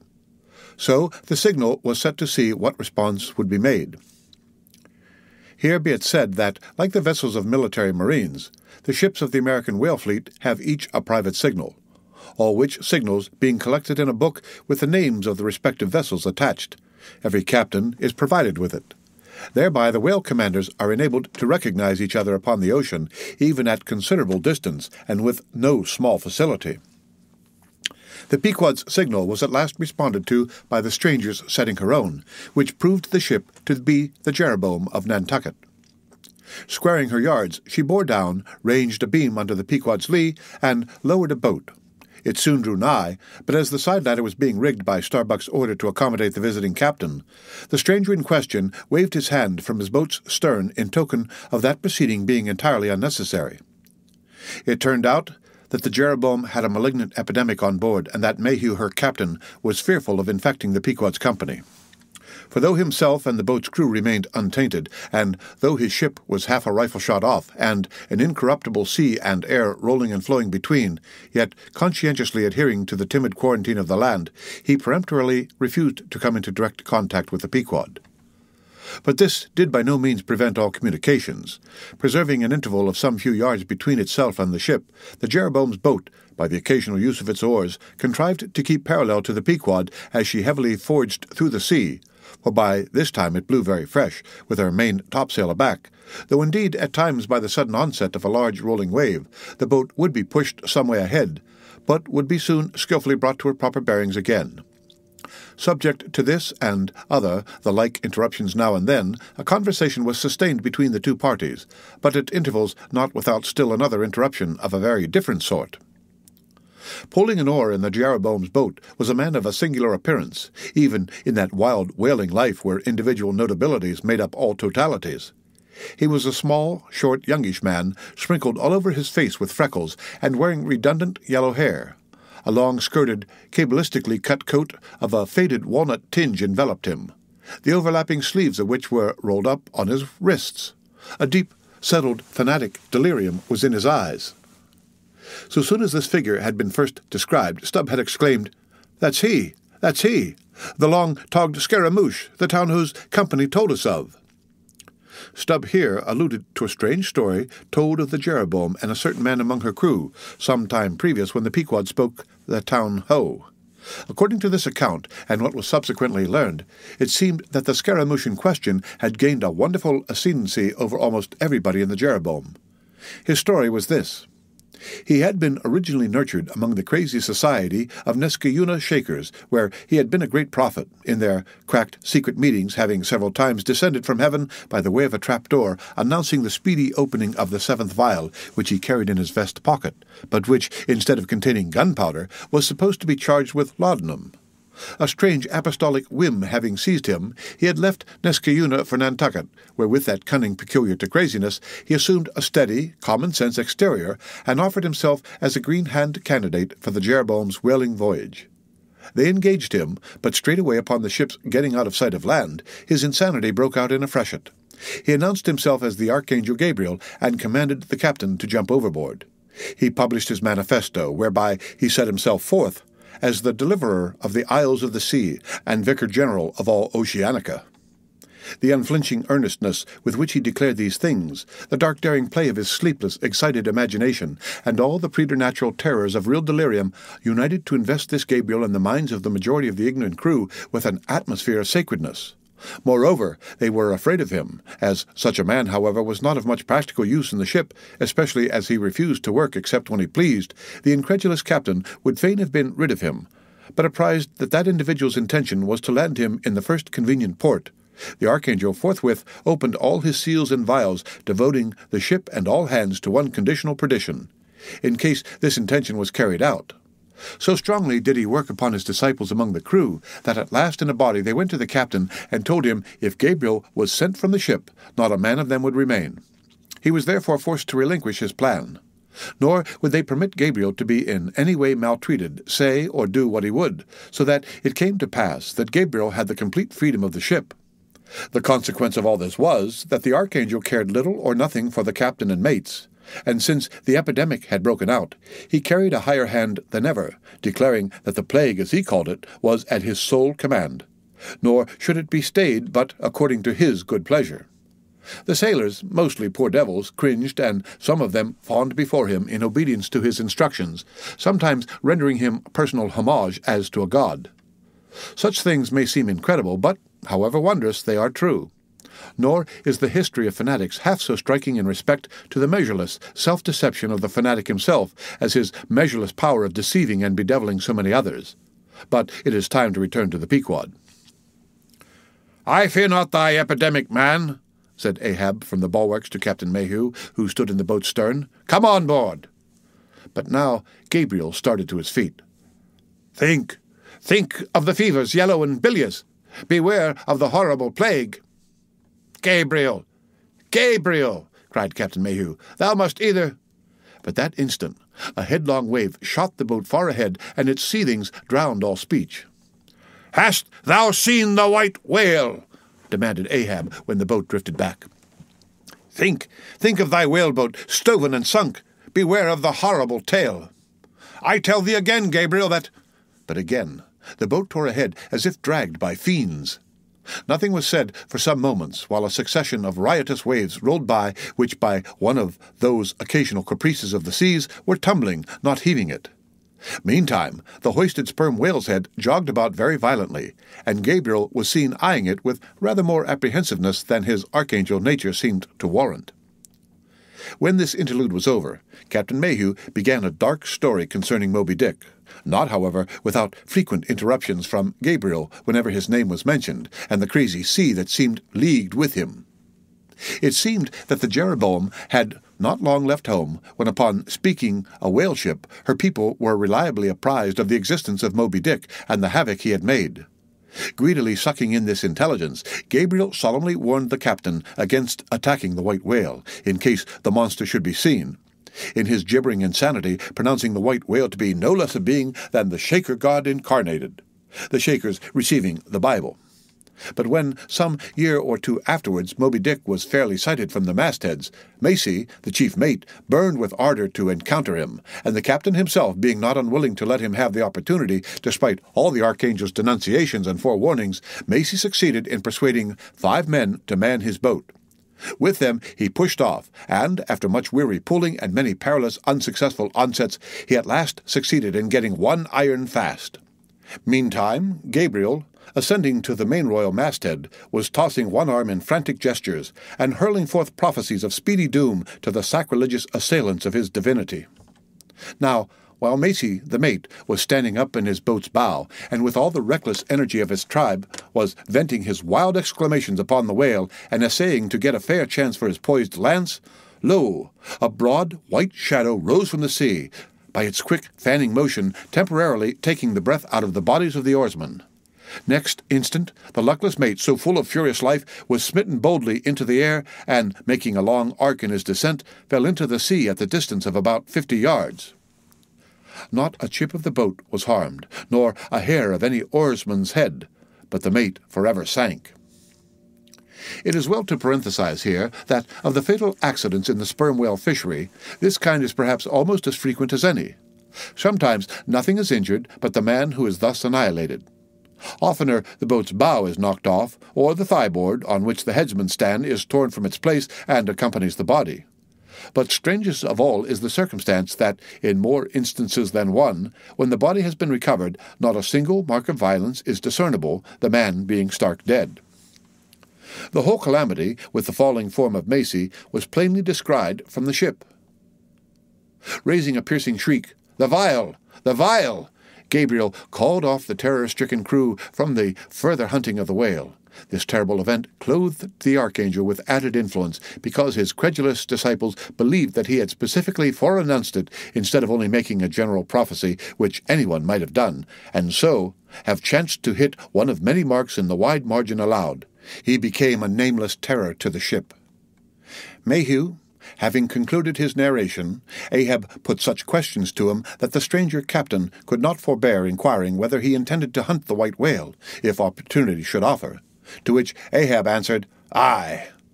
Straightway then Gabriel once more started to his feet, glaring upon the old man, and vehemently exclaimed with downward-pointed finger, "Think!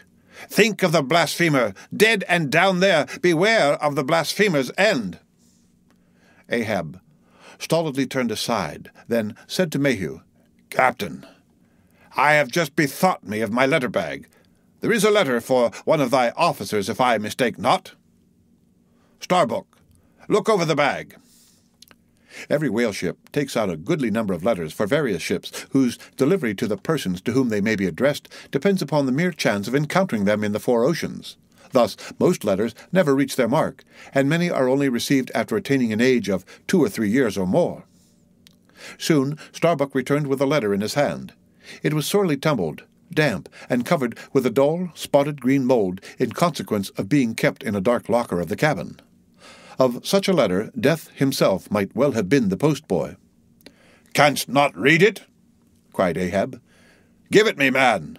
Aye, it's but a dim scrawl. What's this?" As he was studying it out, Starbuck took a long, cutting spade-pole, and with his knife slightly split the end to insert the letter there, and in that way hand it to the boat without its coming any closer to the ship. Meantime, Ahab, holding the letter, muttered, Mr. Harry." A woman's pinny hand, the man's wife, I'll wager. "Aye, Mr. Harry Macy, ship Jeroboam. Why, it's Macy, and he's dead." Poor fellow, and from his wife," sighed Mayhew. "But let me have it." "Nay, keep it thyself," cried Gabriel to Ahab. "Thou art soon going that way." "Curses throttle thee!" yelled Ahab. "Captain Mayhew, stand by now to receive it." And taking the fatal missive from Starbuck's hands, he caught it in the slit of the pole and reached it over towards the boat. But as he did so, the oarsman expectantly desisted from rowing. The boat drifted a little towards the ship's stern, so that, as if by magic, the letter suddenly ranged along with Gabriel's eager hand. He clutched it in an instant, seized the boat-knife, and, impaling the letter on it, sent it thus loaded back into the ship. It fell at Ahab's feet. Then Gabriel shrieked out to his comrades to give way with their oars, and in that manner the mutinous boat rapidly shot away from the Pequod. As, after this interlude, the seamen resumed their work upon the jacket of the whale, many strange things were hinted in reference to this wild affair. The end of Chapter 71. Read by Rick Kishner for Lit2Go, on the web at fcit.usf.edu. Moby Dick, or The Whale, by Herman Melville. Chapter 72. The Monkey Rope. In the tumultuous business of cutting in and attending to a whale, there is much running backwards and forwards among the crew. Now hands are wanted here, and then again hands are wanted there. There is no staying in any one place, for at one and the same time everything has to be done everywhere. It is much the same with him who endeavours the description of the scene. We must now retrace our way a little. It was mentioned that upon first breaking ground in the whale's back, the blubber hook was inserted into the original hole there cut by the spades of the mates. But how did so clumsy and weighty a mass as that same hook get fixed in that hole? It was inserted there by my particular friend Queequeg, whose duty it was, as harpooneer, to descend upon the monster's back for the special purpose referred to. But in very many cases, circumstances require that the harpooneer shall remain on the whale till the whole tensing or stripping operation is concluded. The whale, be it observed, lies almost entirely submerged, excepting the immediate parts operated upon. So down there, some 10 feet below the level of the deck, the poor harpooneer flounders about, half on the whale and half in the water, as the vast mass revolves like a treadmill beneath him. On the occasion in question, Queequeg figured in the Highland costume, a shirt and socks in which, to my eyes at least, he appeared to uncommon advantage, and no one had a better chance to observe him, as will presently be seen. Being the savage's bowsman, that is, the person who pulled the bow oar in his boat, the second one from forward, it was my cheerful duty to attend upon him while taking that hard scramble upon the dead whale's back. You may have seen Italian organ boys holding a dancing ape by a long cord. Just so, from the ship's steep side, did I hold Queequeg down there in the sea by what is technically called in the fishery a monkey rope, attached to a strong strip of canvas belted round his waist.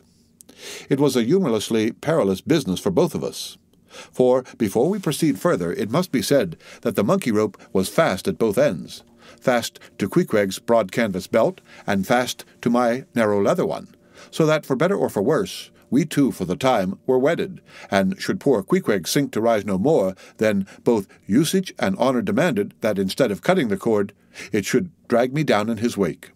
So then an elongated Siamese ligature united us.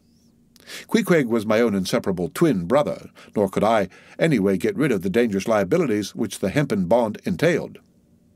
So strongly and metaphysically did I conceive of my situation then, that while earnestly watching his motions, I seemed distinctly to perceive that my own individuality was now merged in a joint stock company of two, that my free will had received a mortal wound, and that another's mistake or misfortune might plunge innocent me into unmerited disaster and death. Therefore, I saw that here was a sort of interregnum in Providence, for its even-handed equity never could have so gross an injustice. And yet, still further pondering, while I jerked him now and then from between the whale and the ship, which would threaten to jam him, still further pondering, I saw that this situation of mine was the precise situation of every mortal that breathes. Only, in most cases, he, one way or other, has this Siamese connection with a plurality of other mortals. If your banker breaks, you snap. If your apothecary by mistake sends you poison in your pills, you die. True, you may say that by exceeding caution you may possibly escape these and the multitudinous other evil chances of life. But handle Queequeg's monkey rope heedfully as I would, sometimes he jerked it so that I came very near sliding overboard. Nor could I possibly forget that, do what I would, I only had the management of one end of it. The monkey rope is found in all whalers, but it was only in the Pequod that the monkey and his holder were ever tied together. This improvement upon the original usage was introduced by no less a man than Stubb, in order to afford to the imperiled harpooneer the strongest possible guarantee for the faithfulness and vigilance of his monkey rope holder. I have hinted that I would often jerk poor Queequeg from between the whale and the ship, where he would occasionally fall from the incessant rolling and swaying of both. But this was not the only jamming jeopardy he was exposed to. Unappalled by the massacre made upon them during the night, the sharks, now freshly and more keenly allured by the before-pent blood which began to flow from the carcass, the rabid creatures swarmed around it like bees in a beehive. And right in among those sharks was Queequeg, who often pushed them aside with his floundering feet. A thing altogether incredible, were it not that, attracted by such prey as a dead whale, the otherwise miscellaneously carnivorous shark will seldom touch a man. Nevertheless, it may well be believed that since they have such a ravenous finger in the pie, it is deemed but wise to look sharp to them. Accordingly, besides the monkey rope, with which I now and then jerked the poor fellow from too close a vicinity to the maw of what seemed a particularly ferocious shark, he was provided with still another protection. Suspended over the side in one of the stages, Tashtego and Dagu continually flourished over his head a couple of keen whale spades, wherewith they slaughtered as many sharks as they could reach. This procedure of theirs, to be sure, was very disinterested and benevolent of them.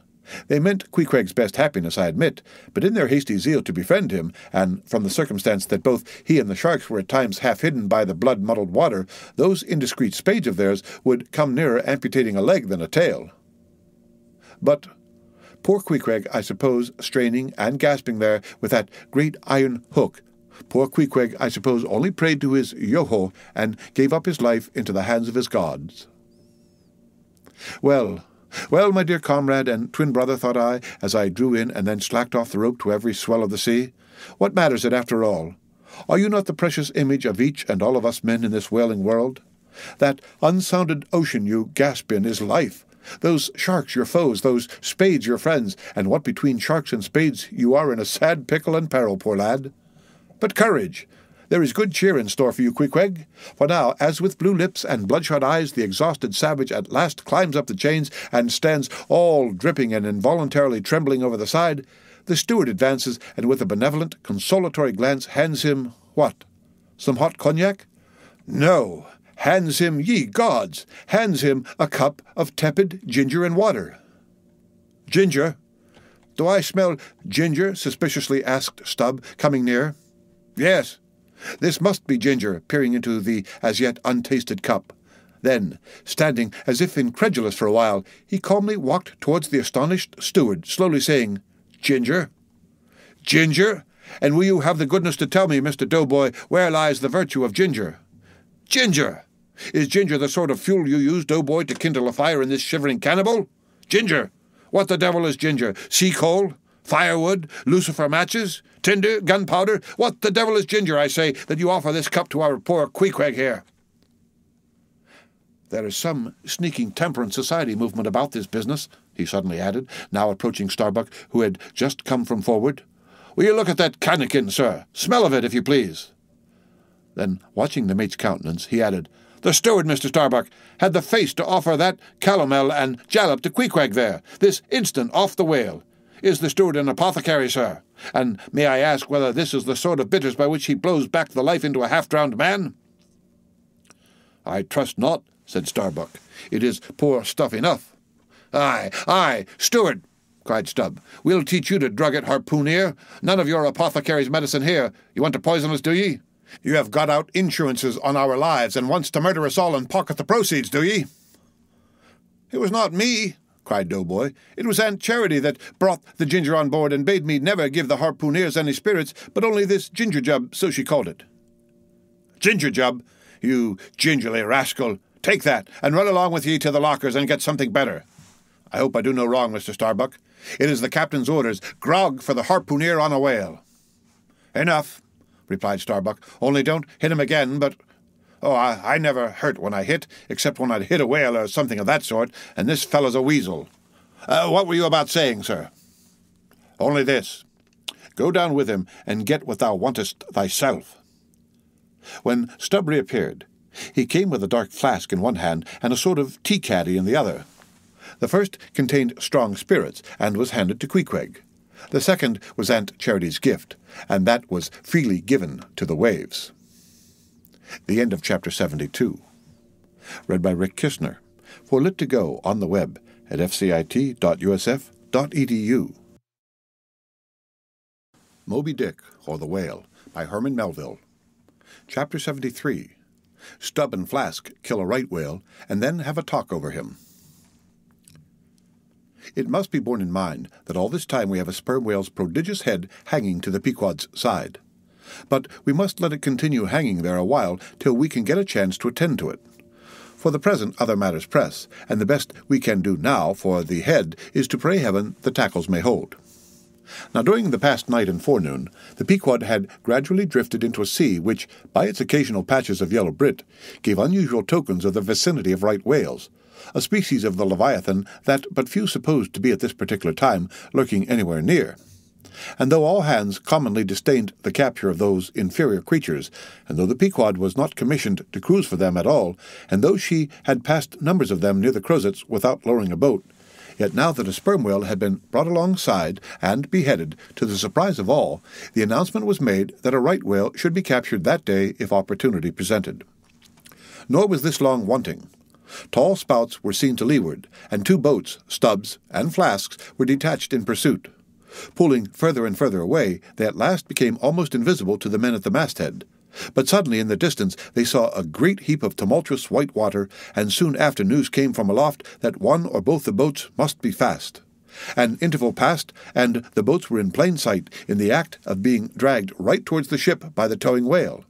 So close did the monster come to the hull that at first it seemed as if he meant it malice, but suddenly going down in a maelstrom within 3 rods of the planks, he wholly disappeared from view as if diving under the keel. "Cut! Cut!" was the cry from the ship to the boats, which for one instant seemed on the point of being brought with a deadly dash against the vessel's side. But having plenty of line yet in the tubs, and the whale not sounding very rapidly, they paid out abundance of rope, and at the same time pulled with all their might so as to get ahead of the ship. For a few minutes the struggle was intensely critical, for while they still slacked out the tightened line in one direction, and still plied their oars in another, the contending strain threatened to take them under. But it was only a few feet advance they sought to gain, and they stuck to it till they did gain it, when instantly a swift tremor was felt running like lightning along the keel as the strange line, scraping beneath the ship, suddenly rose to view under her bows, snapping and quivering, and so flinging off its drippings that the drops fell like bits of broken glass on the water, while the whale beyond also rose to sight, and once more the boats were free to fly. But the fagged whale abated his speed, and blindly altering his course, went round the stern of the ship, towing the two boats after him, so that they performed a complete circuit. Meantime, they hauled more and more upon their lines, till close flanking him on both sides. Stubb answered Flask with lance for lance, and thus round and round the Pequod the paddle went, while the multitudes of sharks that had before swum round the sperm whale's body rushed to the fresh blood that was spilled, thirstily drinking at every new gash, as the eager Israelites did at the new bursting fountains that poured from the smitten rock. At last his spout grew thick, and with a frightful roll and vomit he turned upon his back a corpse. While the two headsmen were engaging in making fast cords to his flukes, and in other ways getting the mass in readiness for towing, some conversation ensued between them. "I wonder what the old man wants with this lump of foul lard," said Stubb, not without some disgust at the thought of having to do with so ignoble a leviathan. "Wants with it," said Flask, coiling some spare line in the boat's bow. "Did you never hear that the ship which but once has a sperm whale's head hoisted on her starboard side, and at the same time a right whale's on the larboard, did you never hear, Stubb, that that ship can never afterwards capsize?" "Why not?" "I don't know, but I heard that gambogy ghost of a Fedallah saying so, and he seems to know all about ship's charms. But I sometimes think he'll charm the ship to no good at last. I don't half like that chap, Stubb. Did you ever notice how that tusk of his is sort of carved into a snake's head, Stubb? Sink him! I never look at him at all, but if ever I get a chance of a dark night, and he's standing hard by the bulwarks and no one by, look down there, Flask," pointing into the sea with a peculiar motion of both hands. "Aye, will I, Flask. I take that Fedallah to be the devil in disguise. Do you believe that cock-and-bull story about his having been stowed away on board ship? He's the devil, I say. The reason why you don't see his tail is because he tucks it up out of sight.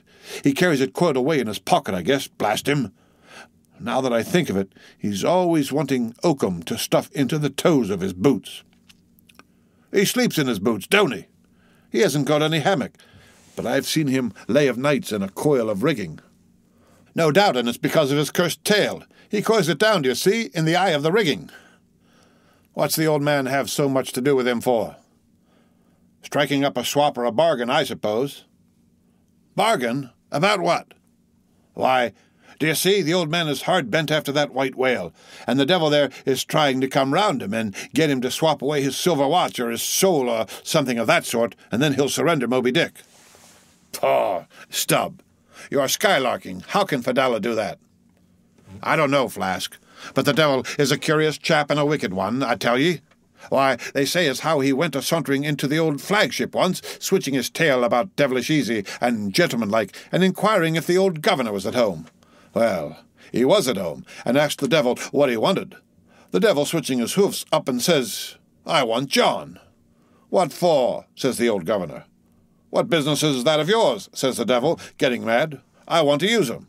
'Take him,' says the governor, and by the Lord, Flask, if the devil didn't give John the Asiatic cholera before he got through with him. I'll eat this whale in one mouthful. But look sharp, ain't you all ready there? Well then, pull ahead, and let's get the whale alongside." "I think I remember some such story as you were telling," said Flask, when at last the two boats were slowly advancing with their burden towards the ship. "But I can't remember where." "3 Spaniards? Adventures of those 3 bloody-mind soldados? Did you read it there, Flask? I guess you did." "No, never saw such a book. Heard of it, though, but... Now tell me, Stubb, do you suppose that that devil you was speaking of just now was the same you say is now on board the Pequod? Am I the same man that helped kill this whale? Doesn't the devil live forever? Who ever heard that the devil was dead? Did you ever see any parson a wearing mourning for the devil? And if the devil has a latchkey to get into the admiral's cabin, don't you suppose he can crawl into a porthole? Tell me that, Mr. Flask." "How old do you suppose Fedallah is, Stubb? Do you see that mainmast there?" pointing to the ship. "Well, that's the figure one. Now take all the hoops in the Pequod's hold and string along in a row with that mast for oughts. Do you see? Well, that wouldn't begin to be Fedallah's age, nor all the coopers in creation couldn't show hoops enough to make oughts enough." But see here, Stubb. I thought you a little boasted just now that you meant to give Fedallah a sea toss if you got a good chance. Now, if he's so old as all those hoops of yours come to, and if he is going to live forever, what good will it do to pitch him overboard? Tell me that. Give him a good ducking, anyhow. But he'd crawl back. Duck him again, and keep ducking him. Suppose he should take it into his head to duck you, though. Yes, and drown you. What then?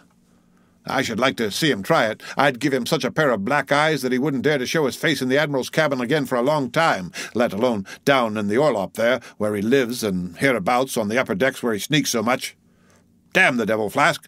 So you suppose I'm afraid of the devil? Who's afraid of him, except the old governor, who daresn't catch him and put him in double darbies as he deserves, but lets him go about kidnapping people? Aye, and signed a bond with him that all the people the devil kidnapped he'd roast for him. There's a governor. Do you suppose Fedallah wants to kidnap Captain Ahab? Do I suppose it? You'll know it before long, Flask. But I'm going now to keep a sharp lookout on him, and if I see anything very suspicious going on, I'll just take him by the nape of his neck and say, "Look here, Beelzebub, you don't do it." And if he makes any fuss, by the Lord, I'll make a grab into his pocket for his tail, take it to the capstan, and give him such a wrenching and heaving that his tail will come short off at the stump. Do you see? And then, I rather guess, when he finds himself docked in that queer fashion, he'll sneak off without the poor satisfaction of feeling his tail between his legs. And what will you do with the tail, Stubb? Do with it? Sell it for Nock's whip when we get home. What else?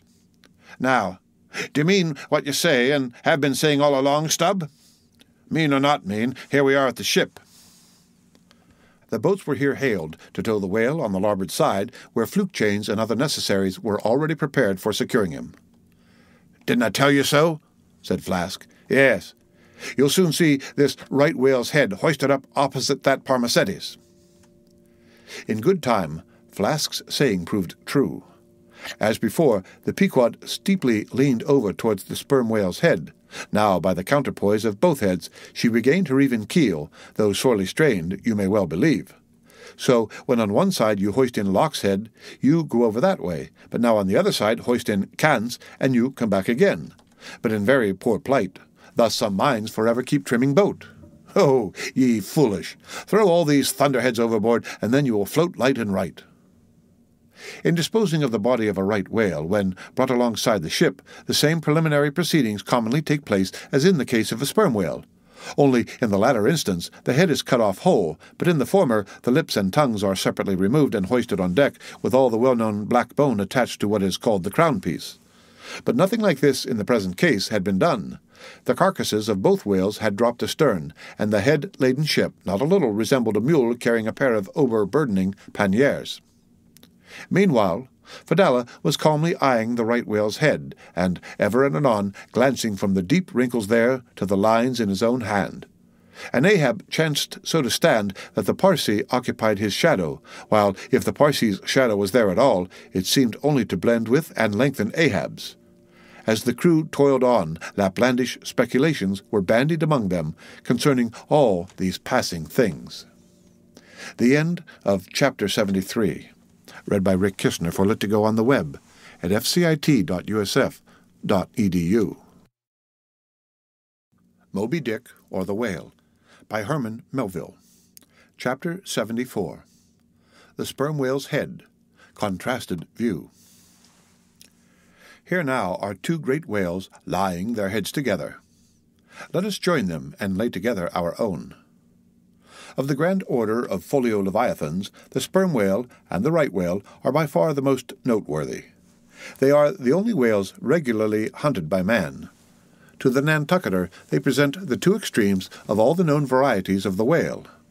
As the external difference between them is mainly observable in their heads, and as the head of each is this moment hanging from the Pequod's side, and as we may freely go from one to the other by merely stepping across the deck, where, I should like to know, will you obtain a better chance to study practical cetology than here? In the first place, you are struck by the general contrast between these heads. Both are massive enough in all conscience, but there is a certain mathematical symmetry in the sperm whales which the right whale's sadly lacks. There is more character in the sperm whale's head. As you behold it, you involuntarily yield the immense superiority to him in point of pervading dignity. In the present instance, too, this dignity is heightened by the pepper and salt color of his head at the summit, giving token of advanced age and large experience. In short, he is what the fishermen technically call a gray-headed whale. Let us now note what is least dissimilar in these heads, namely, the two most important organs, the eye and the ear. Far back on the side of the head, and low down near the angle of either whale's jaw, if you narrowly search, you will at last see a lashless eye, which you would fancy to be a young colt's eye, so out of all proportion is it to the magnitude of the head. Now, from this peculiar sideway position of the whale's eyes, it is plain that he can never see an object which is exactly ahead, no more than he can one exactly astern. In a word, the position of the whale's eyes corresponds to that of man's ears, and you may fancy for yourself how it would fare with you did you sideways survey objects through your ears. You would find that you could only command some 30 degrees of vision in advance of the straight sideline of sight, and about 30 more behind it. If your bitterest foe were walking straight towards you with dagger uplifted in broad day, you would not be able to see him any more than if he were stealing upon you from behind. In a word, you would have two backs, so to speak, but at the same time also two fronts, side fronts, for what is it that makes the front of a man, what indeed but his eyes? Moreover, while in most other animals that I can now think of, the eyes are so planted as imperceptibly to blend their visual power so as to produce one picture and not two to the brain. The peculiar position of the whale's eyes, effectually divided as they are by many cubic feet of solid head, which towers between them like a great mountain separating two lakes and valleys, this, of course, must wholly separate the impressions which each independent organ imparts. The whale, therefore, must see one distinct picture on this side and another distinct picture on that side, while all between must be profound darkness and nothingness to him. Man may in effect be said to look out on the world from a sentry-box with two joined sashes for his window. But with the whale, these two sashes are separately inserted, making two distinct windows, but sadly impairing the view. This peculiarity of the whale's eyes is a thing always to be borne in mind in the fishery, and to be remembered by the reader in some subsequent scenes. A curious and most puzzling question might be started concerning this visual matter as touching the Leviathan. But I must be content with a hint. So long as a man's eyes are open in the light, the act of seeing is involuntary. That is, he cannot then help mechanically seeing whatever objects are before him. Nevertheless, anyone's experience will teach him that, though he can take in an undiscriminating sweep of things at one glance, it is quite impossible for him attentively and completely to examine any two things, however large or however small, at one and the same instant of time, never mind if they lie side by side and touch each other. But if you now come to separate these two objects and surround each by a circle of profound darkness, then, in order to see one of them in such a manner as to bring your mind to bear on it, the other will be utterly excluded from your contemporary consciousness. How is it then with the whale? True, both his eyes in themselves must simultaneously act. But is his brain so much more comprehensive, combining, and subtle than man's, that he can at the same moment of time attentively examine two distinct prospects, one on one side of him and the other in an exactly opposite direction? If he can, then is it as marvelous a thing in him as if a man were able simultaneously to go through the demonstrations of two distinct problems in Euclid? Nor, strictly investigated, is there any incongruity in this comparison. It may be but an idle whim, but it has always seemed to me that the extraordinary vacillations of movement displayed by some whales when beset by 3 or 4 boats, the timidity and liability to queer frights so common to such whales, I think that all this indirectly proceeds from the helpless perplexity of volition in which their divided and diametrically opposite powers of vision must involve them. But the ear of the whale is full as curious as the eye. If you are an entire stranger to their race, you might hunt over these two heads for hours and never discover that organ. The ear has no external leaf whatever, and into the hole itself you can hardly insert a quill, so wondrously minute is it. It is lodged a little behind the eye. With respect to their ears, this important difference is to be observed between the sperm whale and the right. While the ears of the former has an external opening, that of the latter is entirely and evenly covered over with a membrane, so as to be quite imperceptible from without. Is it not curious that so vast a being as the whale should see the world through so small an eye, and hear the thunder through an ear which is smaller than a hare's? But if his eyes were broad as the lens of Herschel's great telescope, and his ears capacious as the porches of cathedrals, would that make him any longer of sight or sharper of hearing? Not at all. Why then do you try to enlarge your mind? Subtleize it. Let us now, with whatever levers and steam engines we have at hand, cant over the sperm whale's head, so that it may lie bottom up, then, ascending by a ladder to the summit, have a peep down the mouth, and, were it not that the body is now completely separated from it with the lantern, we might descend into the great Kentucky mammoth cave of his stomach. But let us hold on here by this tooth, and look about us where we are. What a really beautiful and chaste-looking mouth! From floor to ceiling lined, or rather papered, with a glistening white membrane, glossy as bridal satins. But come out now and look at this portentous lower jaw, which seems like the long, narrow lid of an immense snuff-box with the hinge at one end instead of one side. If you pry it up so as to get it overhead, and expose its rows of teeth, it seems a terrific portcullis, and such, alas! It proves to many a poor wight in the fishery upon whom these spikes fall with impaling force. But far more terrible is it to behold, when fathoms down in the sea you see some sulky whale floating there suspended, with his prodigious jaw some 15 foot long, hanging straight down at right angles with his body, for all the world like a ship's jibboom. This whale is not dead, he is only dispirited, out of sorts perhaps, hypochondriac, and so supine that the hinges of his jaw have relaxed, leaving him there in that ungainly sort of plight, a reproach to all his tribe, who must, no doubt, imprecate lockjaws upon him. In most cases, this lower jaw, being easily unhinged by a practised artist, is disengaged and hoisted on deck for the purpose of extracting the ivory teeth, and furnishing a supply of that hard white whalebone with which the fishermen fashion all sorts of curious articles, including canes, umbrella sticks, and handles to riding whips.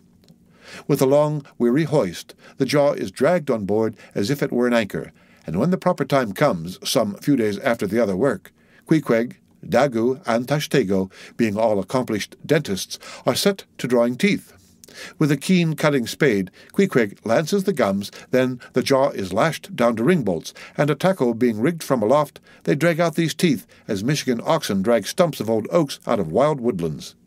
There are generally 42 teeth in all, in old whales much worn down, but undecayed, nor filled after our artificial fashion. The jaw is afterwards sawn into slabs and piled away like joists for building houses. The end of Chapter 74. Read by Rick Kistner for Lit2Go on the web at fcit.usf.edu. Moby Dick, or the Whale, by Herman Melville. Chapter 75. The Right Whale's Head, Contrasted View. Crossing the deck, let us now have a good long look at the right whale's head. As in general shape, the noble sperm whale's head may be compared to a Roman war chariot, especially in front, where it is so broadly rounded. So, at a broad view, the right whale's head bears a rather inelegant resemblance to a gigantic galliot-toed shoe. 200 years ago, an old Dutch voyager likened its shape to that of a shoemaker's last. And in this same last, or shoe, that old woman of the nursery tale with the swarming brood might very comfortably be lodged, she and all her progeny. But as you come nearer to this great head, it begins to assume different aspects according to your point of view. If you stand on its summit and look at those two F-shaped spout holes, you would take the whole head for an enormous bass viol, and these spiracles, the apertures in its sounding board. Then again, if you fix your eye upon this strange, crested, comb-like incrustation on the top of the mass, this green barnacled thing which the Greenlanders call the crown, and the southern fishers the bonnet of the right whale, fixing your eye solely on this, you would take the head for the trunk of some huge oak, with a bird's nest in its crotch. At any rate, when you watch those live crabs that nestle here on this bonnet, such an idea will be almost sure to occur to you, unless indeed your fancy has been fixed by the technical term crown also bestowed upon it, in which case you will take great interest in thinking how this mighty monster is actually a diademed king of the sea, whose green crown has been put together for him in this marvelous manner. But if this whale be a king, he is a very sulky-looking fellow to grace a diadem. Look at that hanging lower lip. What a huge sulk and pout is there! A sulk and pout by carpenter's measurement about 20 feet long and 5 feet deep. A sulk and pout that will yield you some 500 gallons of oil and more. A great pity now that this unfortunate whale should be hare-lipped, The fissure is about a foot across. Probably the mother, during an important interval, was sailing down the Peruvian coast when earthquakes caused the beach to gape. Over this lip, as over a slippery threshold, we now slide into the mouth. Upon my word, were I at Mackinac, I should take this to be the inside of an Indian wigwam. Good Lord! Is this the road that Jonah went? The roof is about 12 feet high, and runs to a pretty sharp angle, as if there were a regular ridgepole there, while these ribbed, arched, hairy sides present us with those wondrous, half-vertical, scimitar-shaped slats of whalebone, say 300 on a side, which, depending from the upper part of the head or crown bone, form those Venetian blinds which have elsewhere been cursorily mentioned. The edges of these bones are fringed with hairy fibers, through which the right whale strains the water, and whose intricacies he retains the small fish when, open-mouthed, he goes through the seas of brit in feeding time. In the central blinds of bone, as they stand in their natural order, there are curious marks, curves, hollows, and ridges, whereby some whalemen calculate the creature's age, as the age of an oak by its circular rings. Though the certainty of this criterion is far from demonstrable, yet it has the savour of analogical probability. At any rate, if we yield to it, we must grant a far greater age to the right whale that at first glance will seem reasonable. In old times, there seem to have prevailed the most curious fancies concerning these blinds. One voyager, in Purchas, calls them the wondrous whiskers inside of the whale's mouth. Another, hog's bristles. A third old gentleman in ℌ𝔞𝔫𝔞𝔥 uses the following elegant language. There are about 250 fins growing on each side of his upper chop, which arch over his tongue on each side of his mouth. This reminds us that the right whale really has a sort of whisker, or rather a mustache, consisting of a few scattered white hairs on the upper part of the outer end of the lower jaw. Sometimes these tufts impart a rather brigandish expression to his otherwise solemn countenance. As everyone knows, these same hog's bristles, fins, whiskers, blinds, or whatever you please, furnish to the ladies their busks and other stiffening contrivances. But in this particular the demand has long been on the decline. It was in Queen Anne's time that the bone was in its glory, the farthingale being then all the fashion, and as those ancient dames moved about gaily, though in the jaws of the whale, as you might say, even so in a shower, with the like thoughtlessness, do we nowadays fly under the same jaws for protection, the umbrella being a tent spread over the same bone. But now forget all about blinds and whiskers for a moment, and standing in the right whale's mouth, look around you afresh. Seeing all these colonnades of bone so methodically ranged about, would you not think you were inside of the great Harlem organ, and gazing upon its 1,000 pipes? For a carpet to the organ we have a rug of the softest Turkey, the tongue, which is glued, as it were, to the floor of the mouth. It is very fat and tender, and apt to tear in pieces in hoisting it on deck.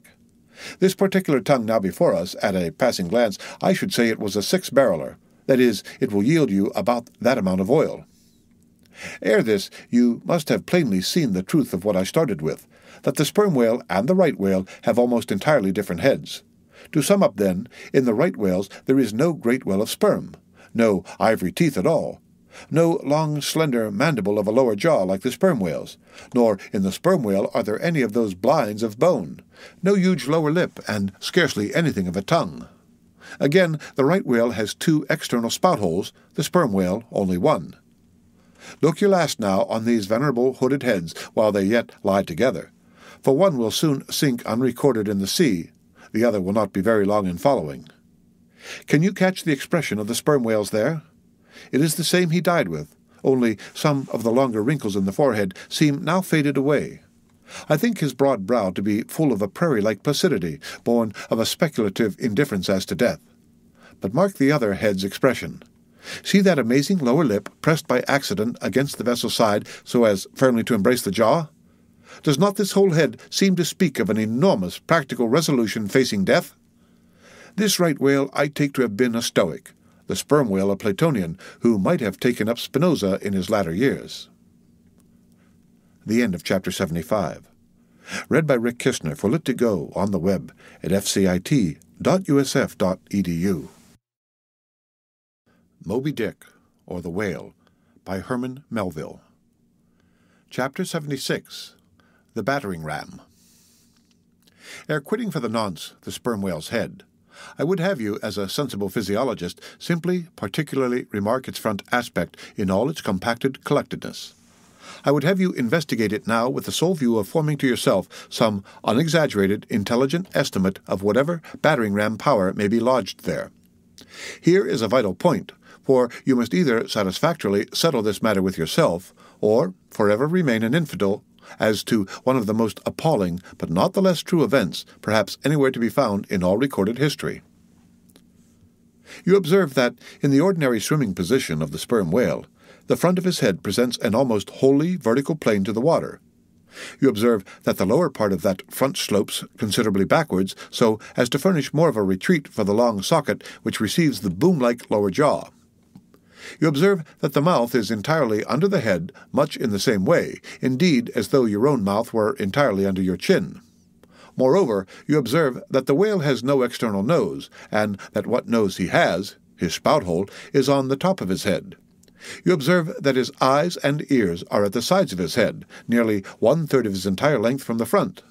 Wherefore, you must now have perceived that the front of the sperm whale's head is a dead, blind wall, without a single organ or tender prominence of any sort whatsoever.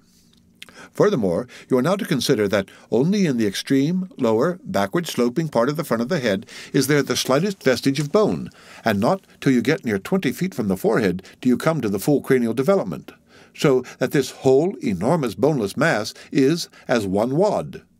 Finally, though, as will soon be revealed, its contents partly comprise the most delicate oil, yet you are now to be apprised of the nature of the substance which so impregnably invests all that apparent effeminacy. In some previous place I have described to you how the blubber wraps the body of the whale as the rind wraps an orange. Just so with the head, but with this difference. About the head, this envelope, though not so thick, is of a boneless toughness inestimable by any man who has not handled it. The severest pointed harpoon, the sharpest lance darted by the strongest human arm, impotently rebounds from it. It is as though the forehead of the sperm whale were paved with horses' hooves. I do not think that any sensation lurks in it. Bethink yourself also of another thing. When two large-loaded Indian men chance to crowd and crush towards each other in the docks, what do the sailors do? They do not suspend between them at the point of coming contact any merely hard substance, like iron or wood. No, they hold there a large, round wad of tow and cork, enveloped in the thickest and toughest of oxhide. That bravely and uninjured takes the jam which would have snapped all their oaken handspikes and iron crowbars. By itself this sufficiently illustrates the obvious fact I drive at. But supplementary to this, it has hypothetically occurred to me that, as ordinary fish possess what is called a swimming bladder in them, capable at will of distension or contraction, and as the sperm whale, as far as I know, has no such provision in him, considering, too, the otherwise inexplicable manner in which he now depresses his head altogether beneath the surface and anon swims with it high elevated out of the water, considering the unobstructed elasticity of its envelope, considering the unique interior of his head, it has hypothetically occurred to me, I say, that those mystical lung-celled honeycombs there may possibly have some hitherto unknown and unsuspected connection with the outer air, so as to be susceptible to atmospheric distension and contraction. If this be so, fancy the irresistibleness of that might to which the most impalpable and destructive of all elements contributes. Now, mark. Unerringly impelling this dead, impregnable, uninjurable wall and this most buoyant thing within, there swims behind it all a mass of tremendous life, only to be adequately estimated as piled wood is by the cord, and all obedient to one volition as the smallest insect, so that when I shall hereafter detail to you all the specialities and concentrations of potency everywhere lurking in this expansive monster, when I shall show you some of his more inconsiderable braining feats, I trust you will have renounced all ignorant incredulity and be ready to abide by this, that though the sperm whale stove a passage through the Isthmus of Darien and mixed the Atlantic with the Pacific, you would not elevate one hair of your eyebrow, for unless you own the whale, you are but a provincial and sentimentalist in truth. But clear truth is a thing for salamander giants only to encounter. How small the chances for the provincials then? What befell the weakling youth lifting the dread goddess's veil at Laius? The end of Chapter 76. Read by Rick Kishner for Lit2Go on the web at fcit.usf.edu. Moby Dick, or the Whale, by Herman Melville. Chapter 77. The Great Heidelberg Tun. Now comes the bailing of the case. but to comprehend it aright, you must know something of the curious internal structure of the thing operated upon. Regarding the sperm whale's head as a solid oblong, you may, on an inclined plane, sideways divide it into two quoins, whereof the lower is the bony structure forming the cranium and jaws, and the upper an unctuous mass wholly free from bones, its broad forward end forming the expanded, vertical apparent forehead of the whale. At the middle of the forehead, horizontally subdivide this upper quoin, and then you have two almost equal parts, which before were naturally divided by an internal wall of a thick, tendinous substance. Quoin is not a Euclidean term. It belongs to the pure nautical mathematics. I know not that it has been defined before. A quoin is a solid which differs from a wedge in having its sharp end formed by the steep inclination of one side instead of the mutual tapering of both sides. The lower subdivided part, called the junk, is one immense honeycomb of oil, formed by the crossing and recrossing into 10,000 infiltrated cells of tough elastic white fibers throughout its whole extent. The upper part, known as the case, may be regarded as the great ℌ𝔞𝔫𝔞𝔥 of the sperm whale, and, as that famous great tierce is mystically carved in front, so the whale's vast plated forehead forms innumerable strange devices for emblematical adornment of his wondrous ton. Moreover, as that of Heidelberg was always replenished with the most excellent of the wines of the Rhenish valleys, so the tun of the whale contains by far the most precious of all his oily vintages, namely, the highly prized spermaceti in its absolutely pure, limpid, and odoriferous state. Nor is this precious substance found unalloyed in any other part of the creature. Though in life it remains perfectly fluid, yet upon exposure to the air after death it soon begins to concrete, sending forth beautiful crystalline shoots as when the first thin delicate ice is just forming in water. A large whale's case generally yields about 500 gallons of sperm, though from unavoidable circumstances considerable of it is spilled, leaks, and dribbles away, or is otherwise irrevocably lost in the ticklish business of securing what you can. I know not with what fine and costly material the Heidelberg tun was coated within, but in superlative richness that coating could not possibly have compared with the silken, pearl-colored membrane like the lining of a fine pelisse forming the inner surface of the sperm whale's case. It will have been seen that the Heidelberg tun of the sperm whale embraces the entire length of the entire top of the head, and since, as has been elsewhere set forth, the head embraces 1/3 of the whole length of the creature, then, setting that length down at 80 feet for a good-sized whale, you have more than 26 feet for the depth of the tun when it is lengthwise hoisted up and down against the ship's side. As in decapitating the whale, the operator's instrument is brought close to the spot where an entrance is subsequently forced into the spermaceti magazine.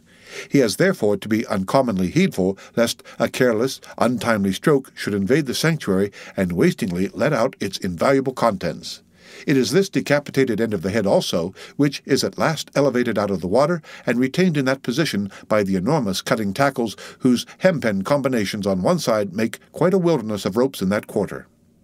Thus, much being said, attend now, I pray you, to that marvelous and in this particular instance almost fatal operation whereby the sperm whale's great Heidelberg tun is tapped. The end of Chapter 77. Read by Rick Kistner for Lit2Go on the web at fcit.usf.edu. Moby Dick, or the Whale, by Herman Melville. Chapter 78. Cistern and Buckets. Nimble as a cat, ℌ𝔞𝔫𝔞𝔥 mounts aloft, and without altering his erect posture, runs straight out upon the overhanging mainyard arm to the part where it exactly projects over the hoisted tun. He has carried with him a light tackle called a whip, consisting of only two parts, travelling through a single sheaved block. Securing this block so that it hangs down from the yard arm, he swings one end of the rope till it is caught and firmly held by a hand on the deck. Then, hand over hand, down the other part, the Indian drops through the air till dexterously he lands on the summit of the head. There, still high elevated above the rest of the company to whom he vivaciously cries, he seems some Turkish muezzin calling the good people to prayers from the top of a tower. A short-handled sharp spade being sent up to him, he diligently searches for the proper place to begin breaking into the tun. In this business he proceeds very heedfully, like a treasure hunter in some old house, sounding the walls to find where the gold is masoned in. By the time this cautious search is over, a stout iron-bound bucket, precisely like a well bucket, has been attached to one end of the whip, while the other end, being stretched across the deck, is there held by 2 or 3 alert hands. These last now hoist the bucket within grasp of the Indian, to whom another person has reached up a very long pole. Inserting this pole into the bucket, ℌ𝔫𝔫𝔞𥐥 downward guides the bucket into the tun till it entirely disappears. Then, giving the word to the seaman at the whip, up comes the bucket again, all bubbling like a dairymaid's pail of new milk. Carefully lowered from its height, the full-freighted vessel is caught by an appointed hand and quickly emptied into a large tub. Then, remounting aloft, it again goes through the same round until the deep cistern will yield no more. Towards the end, ℌ𝔫𝔫𝔞𥥥 has to ram his long pole harder and deeper into the tun, until some 20 feet of the pole have gone down. Now, the people of the Pequod had been bailing some time in this way. Several tubs had been filled with the fragrant sperm, when all at once a queer accident happened. Whether it was that ℌ𝔫𝔫𝔞𥥥, that wild Indian, was so heedless and reckless as to let go for a moment his one-handed hold on the great cabled tackle suspending the head, or whether the place where he stood was so treacherous and oozy, or whether the evil one himself would have it to fall out so, without stating his particular reasons, how it was exactly, there is no telling now. But on a sudden, as the 80th or 90th bucket came suckingly up, my God! Poor ℌ𝔫𝔫𝔞𥥥, like the twin reciprocating bucket in a veritable well, dropped head foremost down into this great tun of Heidelberg, and with a horrible, oily gurgling, went clean out of sight. "Man overboard!" cried ℌ𝔫𝔫𝔞𥥥, who, amid the general consternation, first came to his senses. "Swing the bucket this way!" And putting one foot into it, so as the better to secure his slippery handhold on the whip itself, the hoisters ran him high up to the top of the head, almost before ℌ𝔫𝔫𝔞𥥥 could have reached its interior bottom. Meantime, there was a terrible tumult. Looking over the side, they saw the before lifeless head throbbing and heaving just below the surface of the sea, as if that moment seized with some momentous idea, whereas it was only the poor Indian unconsciously revealing by those struggles the perilous depth to which he had sunk. At this instant, while ℌ𝔫𝔫𝔞𥥥 on the summit of the head was clearing the whip, which had somehow got foul of the great cutting tackles, a sharp cracking noise was heard, and to the unspeakable horror of all, one of the 2 enormous hooks suspending the head tore out, and with a vast vibration the enormous mass sideways swung till the drunk ship reeled and shook as if smitten by an iceberg. The one remaining hook upon which the entire strain now depended seemed every instant to be on the point of giving way, an event still more likely from the violent motions of the head. "Come down! Come down!" yelled the seaman to ℌ𝔫𝔫𝔞𥥥, but with one hand holding on to the heavy tackles so that, if the head should drop, he would still remain suspended. The negro, having cleared the foul line, rammed down the bucket into the now collapsed well, meaning that the buried harpooneer should grasp it and so be hoisted out. "In heaven's name, man," cried Stubb, "are you ramming home a cartridge there? Avast! How will that help him? Jamming that iron-bound bucket on top of his head? Avast, will ye?" "Stand clear of the tackle!" cried a voice like the bursting of a rocket. Almost in the same instant, with a thunder boom, the enormous mass dropped into the sea like Niagara's Table Rock into the whirlpool. The suddenly relieved hull rolled away from it to far down her glittering copper, and all caught their breath as, half-swinging now over the sailors' heads and now over the water, ℌ𝔫𝔫𝔞𥥥, through a thick mist of spray, was dimly beheld, clinging to the pendulous tackles, while poor, buried-alive ℌ𝔫𝔫𝔞𥥥 was sinking utterly down to the bottom of the sea. But hardly had the blinding vapor cleared away, when a naked figure with a broadsword in one hand was for a swift moment seen hovering over the bulwarks. The next, a loud splash announced that my brave ℌ𝔫𝔫𝔞𥥥 had dived to the rescue. One packed rush was made to the side, and every eye counted every ripple as moment followed moment, and no sign of either the sinker or the diver could be seen. Some hands now jumped into a boat alongside and pushed a little off from the ship. "Ha ha!" cried ℌ𝔫𝔫𝔞𥥥 all at once from his now quiet swinging perch overhead, and looking farther off from the side, we saw an arm thrust upright from the blue waves, a sight strange to see as an arm thrust forth from the grass over a grave. "Both! Both! It is both!" cried ℌ𝔫𝔫𝔞𥥥, again with a joyful shout, and soon after ℌ𝔫𝔫𝔞𥥥 was seen boldly striking out with one hand, and with the other clutching the long hair of the Indian. Drawn into the waiting boat, they were quickly brought to the deck. But ℌ𝔫𝔫𝔞𥥥 was long in coming to, and ℌ𝔫𝔫𝔞𥥥 did not look very brisk. Now, how had this noble rescue been accomplished? Why, diving after the slowly descending head, ℌ𝔫𝔫𝔞𝔥, with his keen sword, had made side lunges near its bottom so as to scuttle a large hole there, then dropping his sword, and thrust his long arm far inwards and upwards, and so hauled out poor Tash by the head. He averred that upon first thrusting in for him a leg was presented, but well knowing that this was not as it ought to be, and might occasion great trouble, he had thrust back the leg, and by a dexterous heave and toss had wrought a somerset upon the Indian, so that with the next trial he came forth in the good old way head foremost. As for the great head itself, that was doing as well as could be expected. And thus, through the courage and great skill in obstetrics of ⌌𝔁𝔁𝔁, the deliverance, or rather delivery, of ℌ𝔁𝔁𝔁𝔁 was successfully accomplished, in the teeth too of the most untoward and apparently hopeless impediments, which is a lesson by no means to be forgotten. Midwifery should be taught in the same course with fencing and boxing, riding and rowing. I know that this queer adventure of the gay-headers will be sure to seem incredible to some landsmen, though they themselves may have either seen or heard of someone's falling into a cistern ashore, an accident which not seldom happens, and with much less reason too than the Indians, considering the exceeding slipperiness of the curb of the sperm whale's well. But peradventure it may be sagaciously urged, how is this? We thought the tissued, infiltrated head of the sperm whale was the lightest and most corky part about him, and yet thou makest it sink in an element of a far greater specific gravity than itself.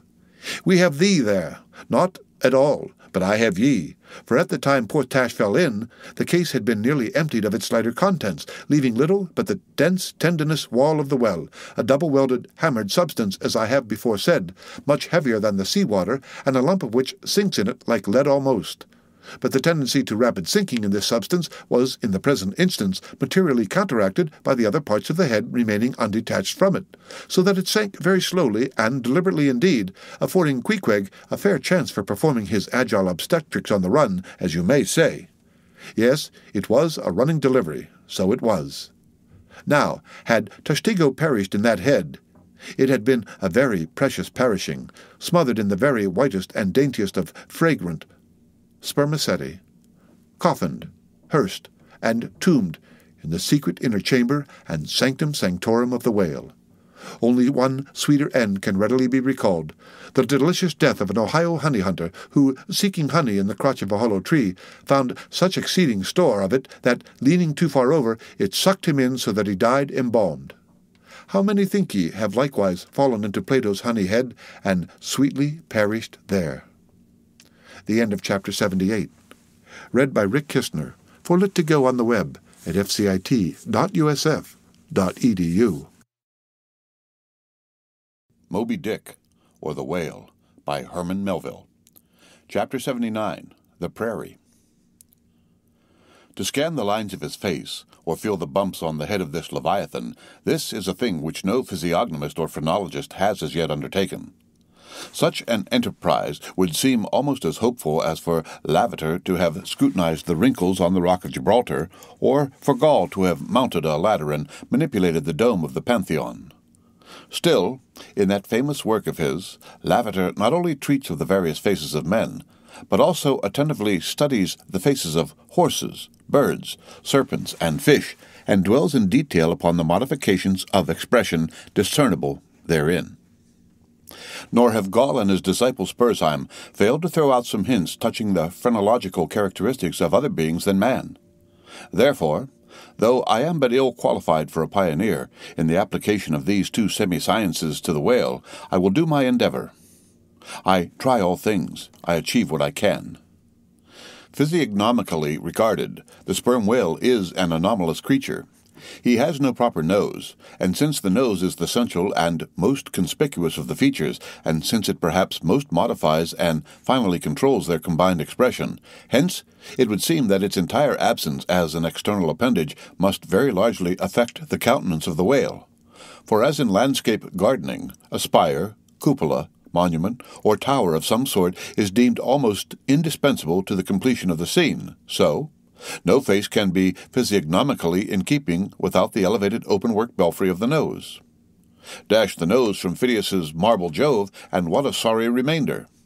Nevertheless, Leviathan is of so mighty a magnitude, all his proportions are so stately, that the same deficiency which in the sculptured Jove were hideous, in him is no blemish at all. Nay, it is an added grandeur. A nose to the whale would have been impertinent.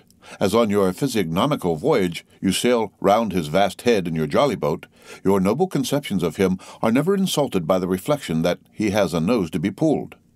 a pestilent conceit which so often will insist upon obtruding even when beholding the mightiest royal beetle on his throne. In some particulars, perhaps, the most imposing physiognomical view to be had of the sperm whale is that of the full front of his head.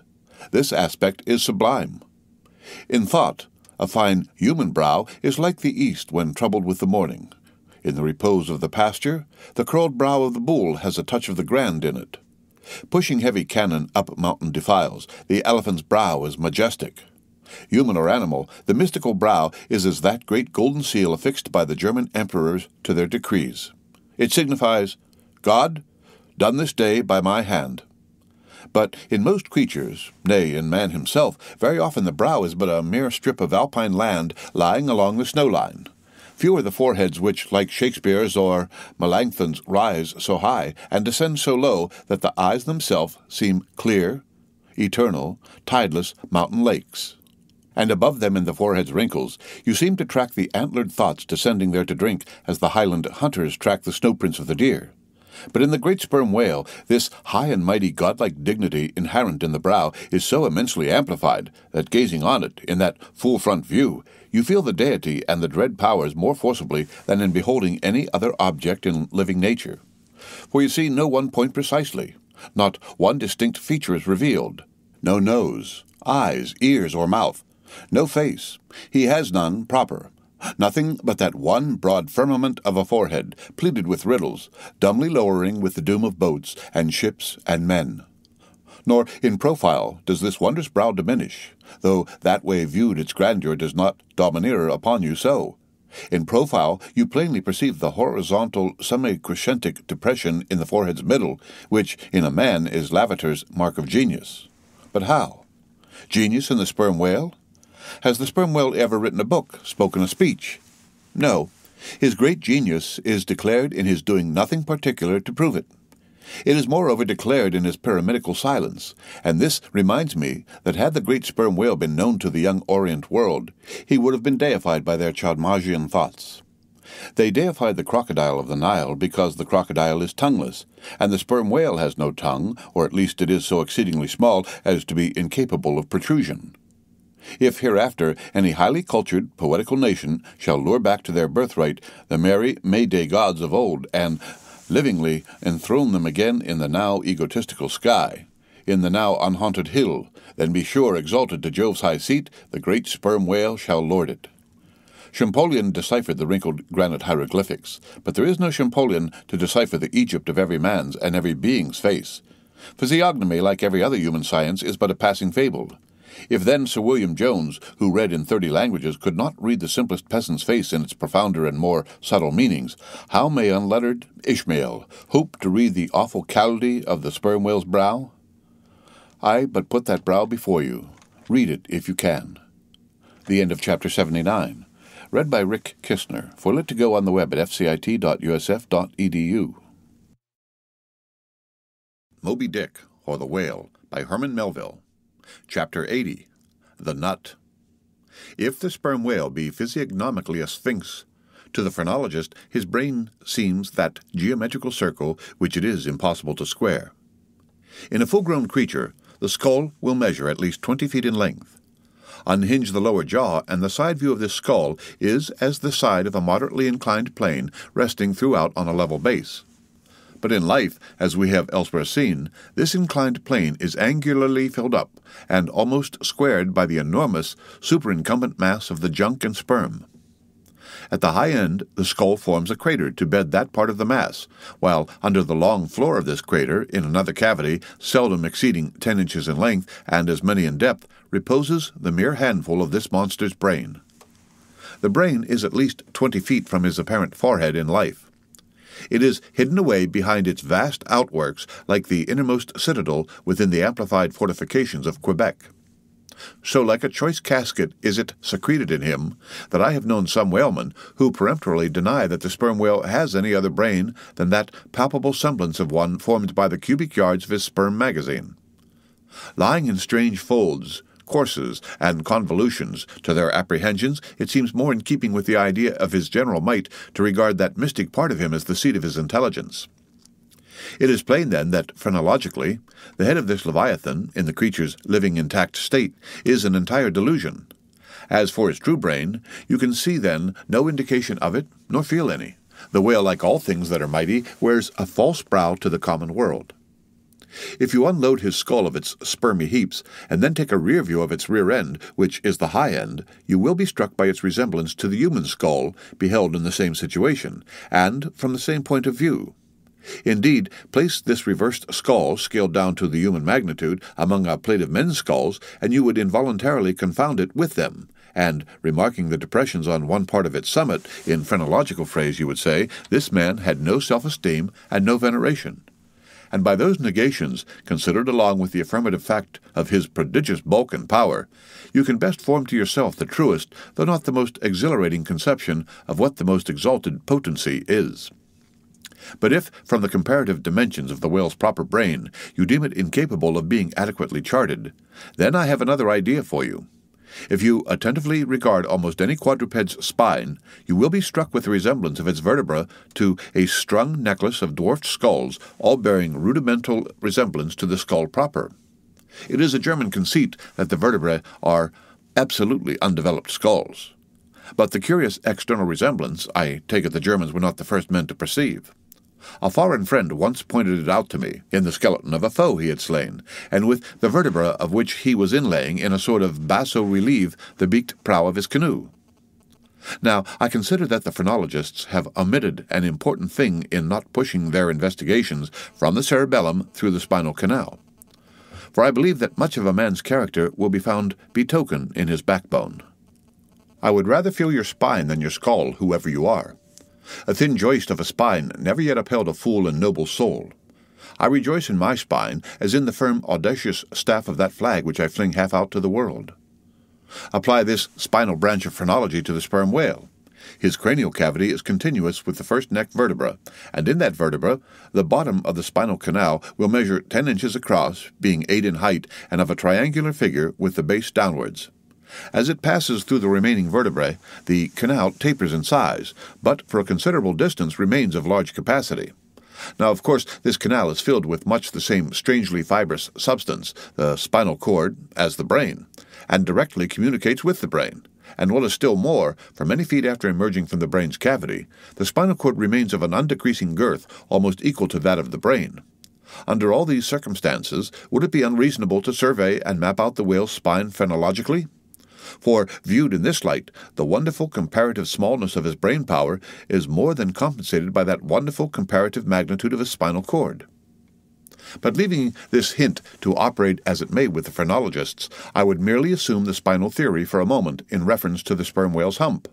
This august hump, if I mistake not, rises over one of the larger vertebrae, and is therefore in some sort the outer convex mold of it.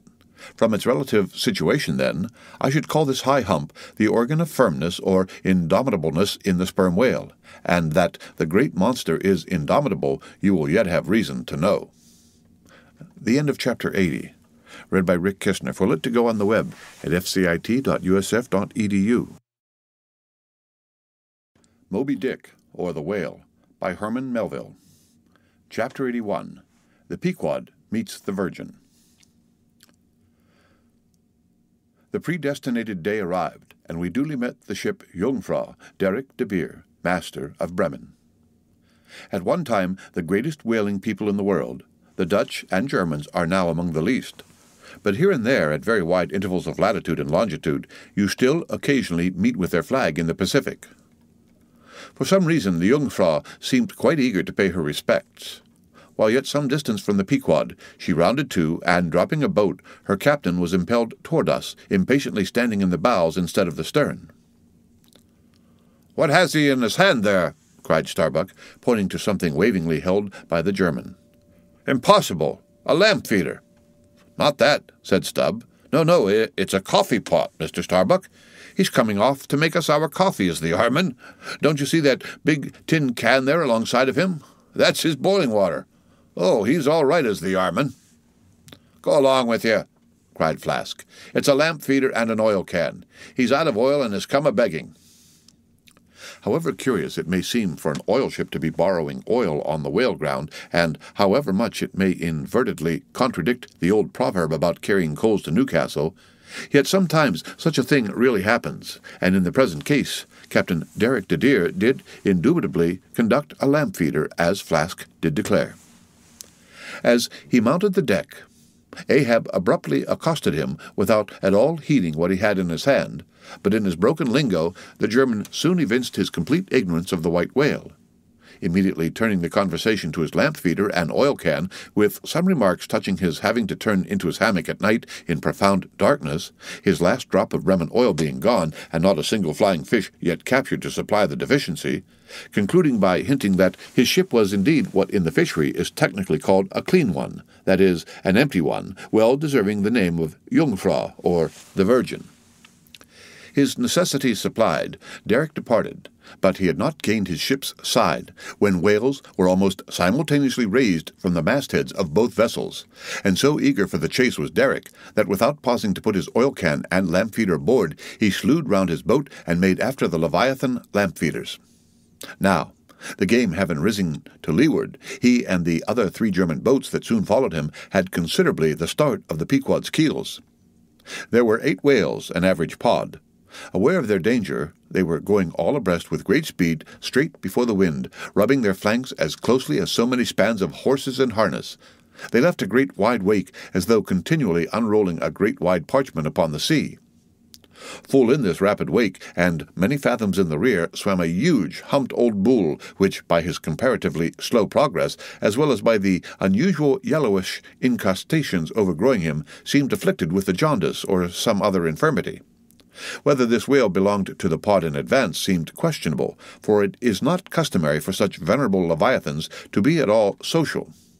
Nevertheless, he stuck to their wake, though indeed their backwater must have retarded him, because the white bone, or swell at his broad muzzle, was a dashed one, like the swell formed when 2 hostile currents meet. His spout was short, slow, and laborious, coming forth with a choking sort of gush, and spending itself in torn shreds, followed by strange subterranean commotions in him, which seemed to have egress at his other buried extremity, causing the waters behind him to up-bubble. "Who's got some paregoric?" said Stubb. "He has the stomach-ache, I'm afraid. Lord, think of having half an acre of stomach-ache. Ha ha! Adverse winds are holding mad Christmas in 'em, boys. It's the first foul wind ever knew to blew from astern.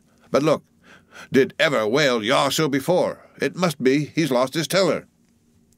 As an overladen Indiaman bearing down the Hindustan coast with a deckload of frightened horses careens, berries, rolls, and wallows on her way, so did this old whale heave his aged bulk, and now and then, partly turning over on his cumbrous rib ends, expose the cause of his devious wake in the unnatural stump of his starboard fin. Whether he had lost that fin in battle, or had been born without it, were hard to say. "Only wait a bit, old chap, and I'll give you a sling for that wounded arm," cried cruel Flask, pointing to the whale line near him. "Mind he don't sling thee with it," cried Starbuck. "Give way, or the German will have him." With one intent, all the combined rival boats were pointed for this one fish, because not only was he the largest, and therefore the most valuable whale, but he was nearest to them, and the other whales were going with such great velocity, moreover, as almost to defy pursuit for the time. At this juncture, the Pequod's keels had shot by the 3 German boats last lowered, but from the great start he had had, Derrick's boat still led the chase, though every moment neared by his foreign rivals. The only thing they feared was that, from being already so nigh to his mark, he would be enabled to dart his iron before they could completely overtake and pass him. As for Derrick, he seemed quite confident that this would be the case, and occasionally, with a deriding gesture, shook his lamp feeder at the other boats. "The ungracious and ungrateful dog!" cried Starbuck. "He mocks and dares me with the very poor box I filled for him not 5 minutes ago." Then, in his old intense whisper, "Give way, greyhounds! Dog to it!" "I'll tell you what it is, men," cried Stubb to his crew. "It's against my religion to get mad, but I'd like to eat that villainous yarman. Pull, won't ye? Are you going to let that rascal beat ye? Do you love brandy? A hogshead of brandy, then, to the best man. Come, why don't some of ye burst a blood vessel? Who's that been dropping an anchor overboard? We don't budge an inch. We're becalmed. Halloo! Here's grass growing in the boat's bottom, and by the Lord, the mast there's budding. This won't do, boys. Look at that yarman. The short and long of it is, men, will ye spit fire or not?" "Oh, see the suds he makes," cried Flask, dancing up and down. "What a hump! Oh, do pile on the beef, lays like a log. Oh, my lads, do spring, slapjacks and quahogs for supper. You know, my lads, baked clams and muffins. Ho, do ho, spring. He's a 100-barreler. Don't lose him now. Don't. Oh, don't. See that, your armin. Oh, won't ye pull for your duff, my lads? Such a sog, such a sogger. Don't ye love sperm? There goes $3,000, men. A bank, a whole bank, the Bank of England. Oh, do. What's that yarmin about now?" At this moment, Derek was in the act of pitching his lamp feeder at the advancing boats, and also his oil can, perhaps with the double view of retarding his rival's way and at the same time economically accelerating his own by the momentary impetus of the backward toss. "The unmannerly Dutch dogger!" cried Stubb. "Pull now, men, like 50,000 line of battleship loads of red-haired devils. What do you say, ℌ𝔞𝔫𝔫𝔞𝔥? Are you the man to snap your spine in 22 pieces for the honour of old Gayhead? What do you say?" "I say, pull like goddamn!" cried the Indian. Fiercely, but evenly incited by the taunts of the German, the Pequod's 3 boats now began ranging almost abreast, and so disposed momentarily neared him. In that fine, loose, chivalrous attitude of the headsman when drawing near to his prey, the 3 mates stood up proudly, occasionally backing the after oarsman with an exhilarating cry of, "There she slides now! Hurrah for the white ash breeze! Down with the yarman! Sail over 'em!" But so decided an original start had Derek had, that spite of all their gallantry, he would have proved the victor in this race, had not a righteous judgment descended upon him in a crab which caught the blade of his midship oarsman. While this clumsy lubber was striving to free his white ash, and while in consequence Derek's boat was nigh to capsizing, and he thundering away at his men in a mighty rage, that was a good time for Starbuck, Stubb, and Flask. With a shout, they took a mortal start forwards and slantingly ranged up on the German's quarter. An instant more, and all 4 boats were diagonally in the whale's immediate wake, while stretching from them on both sides was the foaming swell that he made. It was a terrific, most pitiable and maddening sight. The whale was now going head out and sending his spout before him in a continual tormented jet, while his one poor fin beat his side in an agony of fright. Now to this hand, now to that, he yawed in his faltering flight, and still at every billow that he broke, he spasmodically sank in the sea, or sideways rolled towards the sky his one beating fin. So have I seen a bird with clipped wing making a frighted broken circle in the air, vainly striving to escape the piratical hawks. But the bird has a voice, and with plaintive cries will make known her fear. But the fear of this vast dumb brute of the sea was chained up and enchanted in him. He had no voice, save that choking respiration through his spiracle, and this made the sight of him unspeakably pitiful. While still in his amazing bulk, portcullis jaw, and omnipotent tail, there was enough to appall the stoutest man who so pitied. Seeing now that but a very few moments more would give the Pequod's boat the advantage, and rather than be thus foiled of his game, Derek chose to hazard what to him must have seemed a most unusually long dart, ere the last chance would forever escape.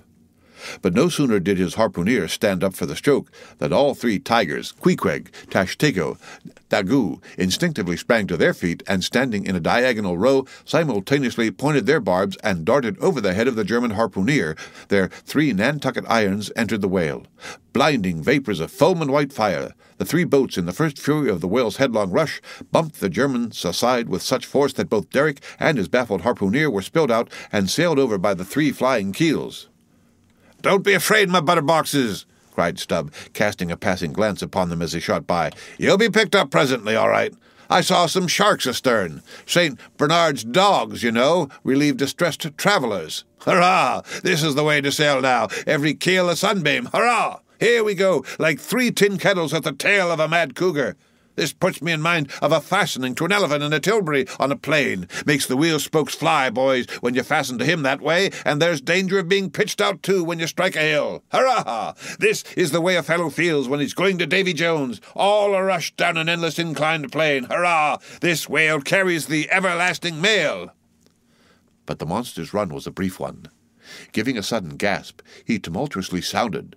With a grating rush, the 3 lines flew round the loggerheads with such a force as to gouge deep grooves in them, while so fearful were the harpooneers that this rapid sounding would soon exhaust the lines, that, using all their dexterous might, they caught repeated, smoking turns with the rope to hold on, till at last, owing to the perpendicular strain from the lead-lined chocks of the boat, whence the 3 ropes went straight down into the blue, The gunwales of the bows were almost even with the water, while the three sterns tilted high in the air, and the whale, soon ceasing to sound for some time, they remained in that attitude, fearful of expending more line, though the position was a little ticklish. But though boats have been taken down and lost in this way, yet it is this holding on, as it is called, this hooking up by the sharp barbs of his live flesh from the back, this it is that often torments the Leviathan into soon rising again to meet the sharp lance of his foes. Yet, not to speak of the peril of the thing, it is to be doubted whether this course is always the best, for it is but reasonable to presume that the longer the stricken whale stays under water, the more he is exhausted, because, owing to the enormous surface of him, in a full-grown sperm whale, something less than 2,000 square feet, the pressure of the water is immense. We all know what an astonishing atmospheric weight we ourselves stand up under, even here above ground, in the air. How vast, then, the burden of a whale bearing on his back a column of 200 fathoms of ocean! It must at least equal the weight of 50 atmospheres. One whaleman has estimated it at the weight of 20 line-of-battle ships, with all their guns and stores and men on board.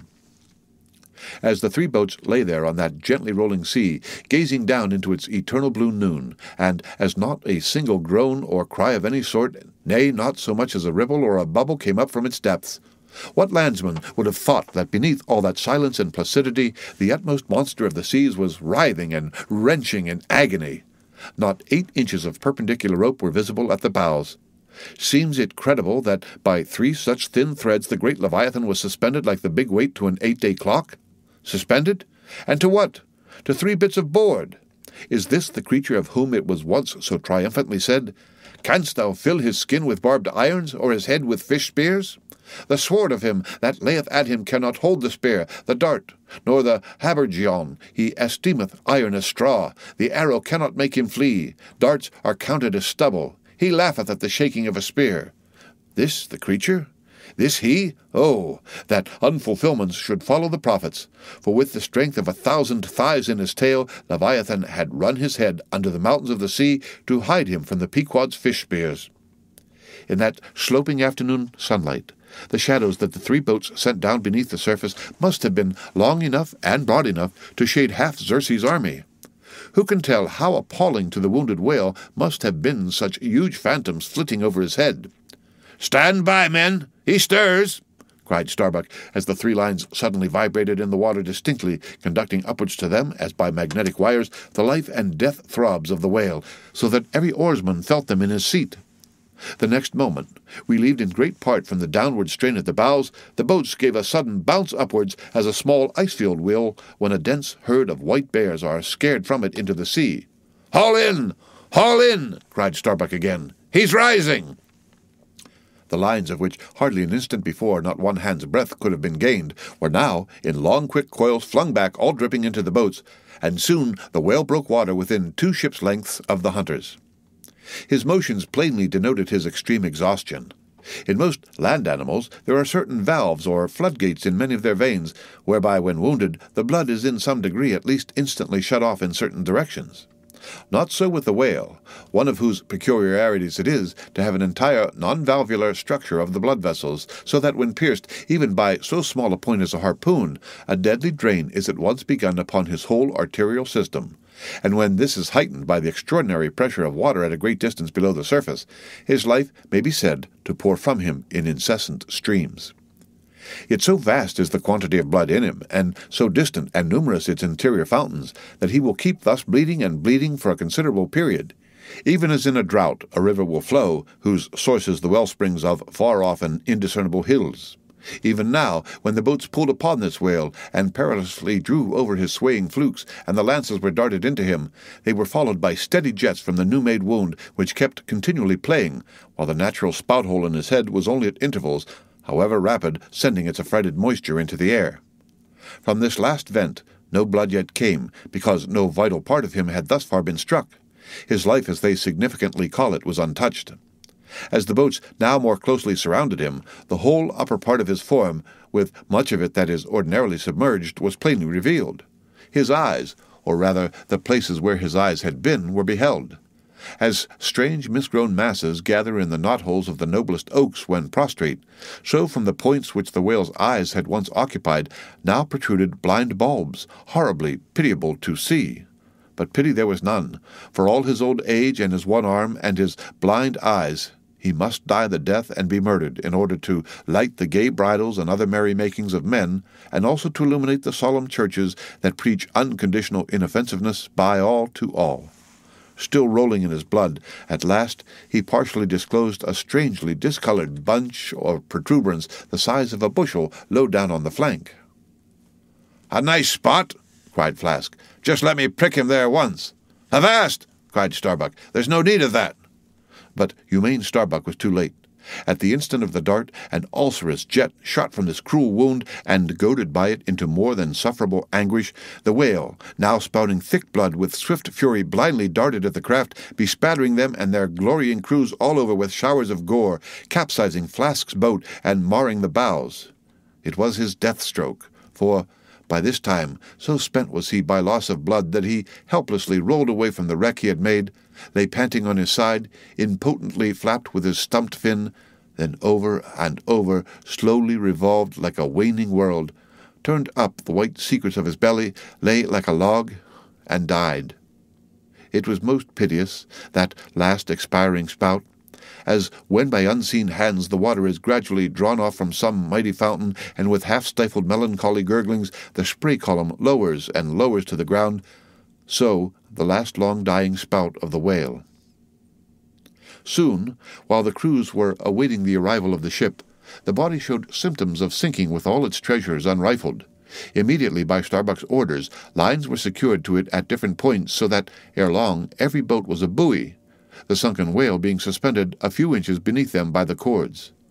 By very heedful management, when the ship drew nigh, the whale was transferred to her side, and was strongly secured there by the stiffest fluke chains, for it was plain that, unless artificially upheld, the body would at once sink to the bottom. It so chanced that almost upon first cutting into him with the spade, the entire length of a corroded harpoon was found embedded in his flesh on the lower part of the bunch before described. But as the stumps of harpoons are frequently found in the dead bodies of captured whales, with the flesh perfectly healed around them, and no prominence of any kind to denote their place, therefore there must needs have been some other unknown reason in the present case fully to account for the ulceration alluded to. But still more curious was the fact of a lance-head of stone being found in him, not far from the buried iron, the flesh perfectly firm about it. Who had darted that stone lance, and when?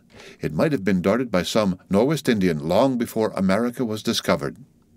What other marvels might have been rummaged out of this monstrous cabinet there is no telling. But a sudden stop was put to further discoveries by the ship's being unprecedentedly dragged over sideways to the sea, owing to the body's immense increasing tendency to sink.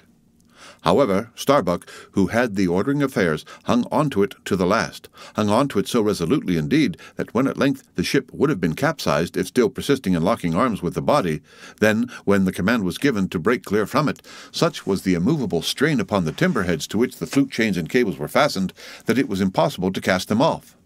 Meantime, everything in the Pequod was aslant. To cross to the other side of the deck was like walking up the steep gabled roof of a house. The ship groaned and gasped. Many of the ivory inlayings of her bulwarks and cabins were started from their places by the unnatural dislocation. In vain, handspikes and crows were brought to bear upon the immovable fluke chains to pry them adrift from the timber-heads, and so low had the whale now settled that the submerged ends could not be at all approached, while every moment whole tons of ponderosity seemed added to the sinking bulk, and the ship seemed on the point of going over. Hold on, won't ye?" cried Stubb to the body. "Don't be in such a devil of a hurry to sink. By thunder, men, we must do something or go for it. No use prying there, avast, I say, with your handspikes, and run one of ye for a prayer book and a penknife, and cut the big chains." "Knife! Aye!" cried Queequeg, and he seized the carpenter's heavy hatchet. He leaned out of a porthole, and steel to iron began slashing at the largest fluke chains. But a few strokes full of sparks were given when the exceeding strain effected the rest. With a terrific snap, every fastening went adrift, the ship righted, the carcass sank. Now, this occasional inevitable sinking of the recently killed sperm whale is a very curious thing, nor has any fisherman yet adequately accounted for it. Usually the dead sperm whale floats with great buoyancy, with its side or belly considerably elevated above the surface. If the only whales that thus sank were old, meagre, and broken-hearted creatures, their pads of lard diminished and all their bones heavy and rheumatic, then you might with some reason assert that this sinking is caused by an uncommon specific gravity in the fish so sinking, consequent upon this absence of buoyant matter in him. But it is not so. For young whales, in the highest health and swelling with noble aspirations, prematurely cut off in the warm flush and May of life, with all their panting lard about them, even these brawny buoyant heroes do sometimes sink. Be it said, however, that the sperm whale is far less liable to this accident than any other species. Where one of that sort go down, 20 right whales do. This difference in the species is no doubt imputable in no small degree to the great quantity of bone in the right whale. His Venetian blinds alone sometimes weighing more than a ton. From this encumbrance the sperm whale is wholly free. But there are instances where, after the lapse of many hours or several days, the sunken whale again rises, more buoyant than in life. But the reason of this is obvious. Gases are generated in him. He swells to a prodigious magnitude, becomes a sort of animal balloon. A line of battleships could hardly keep him under then. In the shore whaling, on soundings, among the bays of New Zealand, where a right whale gives token of sinking, they fasten buoys to him with plenty of rope, so that when the body has gone down, they know where to look for it when it shall have ascended again. It was not long after the sinking of the body that a cry was heard from the Pequod's mastheads, announcing that the Jungfrau was again lowering her boats, though the only spout in sight was that of a finback belonging to the species of uncapturable whales because of its incredible power of swimming. Nevertheless, the finback's spout is so similar to the sperm whale's that by unskilful fishermen it is often mistaken for it, and consequently Derrick and all his host were now in valiant chase of this unnearable brute. The Virgin, crowding all sail, made after her 4 young keels, and thus they all disappeared far to leeward, still in bold, hopeful chase. Oh, many are the finbacks, and many are the Derricks, my friend. The end of Chapter 81. Read by Rick Kistner, for Lit2Go on the web at fcit.usf.edu. Moby Dick, or the Whale, by Herman Melville. Chapter 82, The Honor and Glory of Whaling. There are some enterprises in which a careful disorderliness is the true method.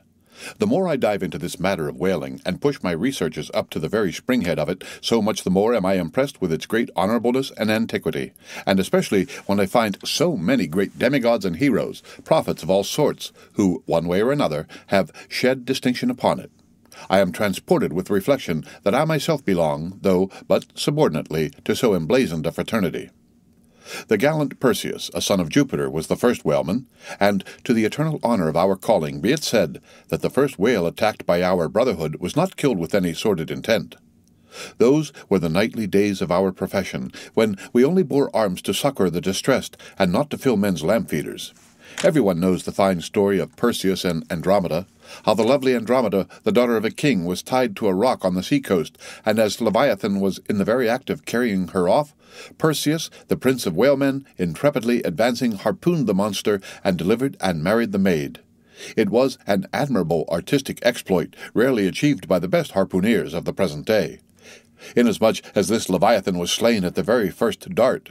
And let no man doubt this archaic story, for in the ancient Joppa, now Jaffa, on the Syrian coast in one of the pagan temples, there stood for many ages the vast skeleton of a whale, which the city's legends and all the inhabitants asserted to be the identical bones of the monster that Perseus slew. When the Romans took Joppa, the same skeleton was carried to Italy in triumph. What seems most singular and suggestively important in this story is this: it was from Joppa that Jonah set sail. Akin to the adventure of Perseus and Andromeda, indeed, by some supposed to be indirectly derived from it, is that famous story of St. George and the dragon, which dragon I maintain to have been a whale, for in many old chronicles whales and dragons are strangely jumbled together, and often stand for each other. "Thou art as a lion of the waters, and as a dragon of the sea," said Ezekiel, hereby plainly meaning a whale. In truth, some versions of the Bible use that word itself. Besides, it would much subtract from the glory of the exploit had St. George but encountered a crawling reptile of the land instead of doing battle with the great monster of the deep. Any man may kill a snake, but only a Perseus, a St. George, a coffin have the heart in them to march boldly up to a whale.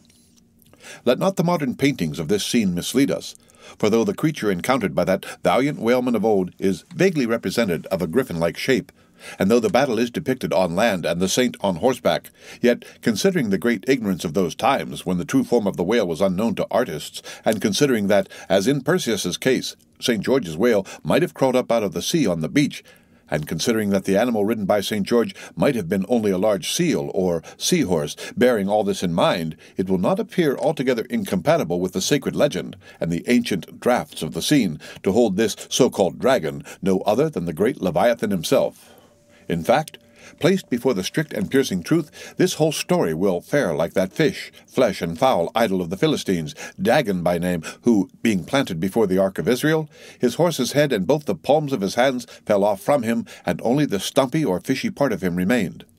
Thus, then, one of our own noble stamp, even a whaleman, is the tutelary guardian of England, and by good rights we harpooneers of Nantucket should be enrolled in the most noble order of St. George, and therefore let not the knights of that honourable company, none of whom, I venture to say, have ever had to do with a whale like their great patron, let them never eye a Nantucketer with disdain, since, even in our woolen frocks and tarred trousers, we are much better entitled to St. George's decoration than they. Whether to admit Hercules among us or not, concerning this I long remained dubious, for though according to the Greek mythologies that antique Crockett and Kit Carson, that brawny doer of rejoicing good deeds, was swallowed down and thrown up by a whale, still whether that strictly makes a whaleman of him, that might be mooted. It nowhere appears that he ever actually harpooned his fish, unless, indeed, from the inside. Nevertheless, he may be deemed a sort of involuntary whaleman. At any rate, the whale caught him, if he did not the whale. I claim him for one of our clan. But by the best contradictory authorities, this Grecian story of Hercules and the whale is considered to be derived from the still more ancient Hebrew story of Jonah and the whale, and vice versa. Certainly they are very similar. If I claim the demigod, then, why not the prophet? Nor do heroes, saints, demigods, and prophets alone comprise the whole roll of our order. Our Grand Master is still to be named, for like royal kings of old times, we find the headwaters of our fraternity in nothing short of the great gods themselves. That wondrous oriental story is now to be rehearsed from the Shastra, which gives us the dread Vishnu, one of the three persons in the Godhead of the Hindus, gives us this divine Vishnu himself for our Lord. Vishnu, who by the first of his 10 earthly incarnations has forever set apart and sanctified the whale. When Brahma, or the god of gods, saith the Shastra, resolved to recreate the world after one of its periodical dissolutions, he gave birth to Vishnu to preside over the work. But the Vedas, or mystical books, whose perusal would seem to have been indispensable to Vishnu before beginning the creation, and which therefore must have contained something in the shape of practical hints to young architects, these Vedas were lying at the bottom of the waters, so Vishnu became incarnate in a whale, and sounding down in him to the uttermost depths, rescued the sacred volumes. Was not this Vishnu a whaleman, then, even as a man who rides a horse is called a horseman? Perseus, St. George, Hercules, Jonah, and Vishnu. There's a member roll for you. What club but the whaleman's can head off like that? The end of Chapter 82. Read by Rick Kishner for Lit to Go on the web at fcit.usf.edu. Moby Dick, or the Whale, by Herman Melville. Chapter 83. Jonah, historically regarded. Reference was made to the historical story of Jonah and the whale in the preceding chapter. Now, some Nantucketers rather distrust this historical story of Jonah and the whale. But then there were some skeptical Greeks and Romans who, standing out from the orthodox pagans of their times, equally doubted the story of Hercules and the whale, and Arion and the dolphin, and yet their doubting those traditions did not make those traditions one whit the less facts for all that. One old Sag Harbor whaleman's chief reason for questioning the Hebrew story was this. He had one of those quaint old-fashioned Bibles embellished with curious unscientific plates, one of which represented Jonah's whale with 2 spouts in his head, a peculiarity only true with respect to a species of the Leviathan, the right whale, and the varieties of that order, concerning which the fishermen have this saying, "A penny roll would choke him, his swallow is so very small." But to this Bishop Jebb's anticipative answer is ready. It is not necessary, hints the bishop, that we consider Jonah as tombed in the whale's belly, but as temporarily lodged in some part of his mouth. And this seems reasonable enough in the good bishop, for truly the right whale's mouth would accommodate a couple of whist tables and comfortably seat all the players. Possibly, too, Jonah might have ensconced himself in a hollow tooth, but on second thoughts the right whale is toothless. Another reason which Sag Harbor, he went by that name, urged for his want of faith in this matter of the prophet was something obscurely in reference to his incarcerated body and the whale's gastric juices. But this objection likewise falls to the ground, because a German exegetist supposes that Jonah must have taken refuge in the floating body of a dead whale, even as the French soldiers in the Russian campaign turned their dead horses into tents and crawled into them. Besides, it has been divined by other continental commentators that when Jonah was thrown overboard from the Joppa ship, he straightway effected his escape to another vessel nearby, some vessel with a whale for a figurehead, and, I would add, possibly called the whale, as some craft are nowadays christened the shark, the gull, the eagle. Nor have there been wanting learned exegetists who have opined that the whale mentioned in the book of Jonah merely meant a life-preserver, an inflated bag of wind, which the endangered prophet swam to, and so was saved from a watery doom. Poor Sag Harbor, therefore, seems worsted all round. But he had still another reason for his want of faith. It was this, if I remember right. Jonah was swallowed by the whale in the Mediterranean Sea, and after 3 days he was vomited up somewhere within 3 days' journey of Nineveh, a city on the Tigris, very much more than 3 days' journey across from the nearest point of the Mediterranean coast. How is that? But was there no other way for the whale to land the prophet within that short distance of Nineveh? Yes. He might have carried him round by the way of the Cape of Good Hope.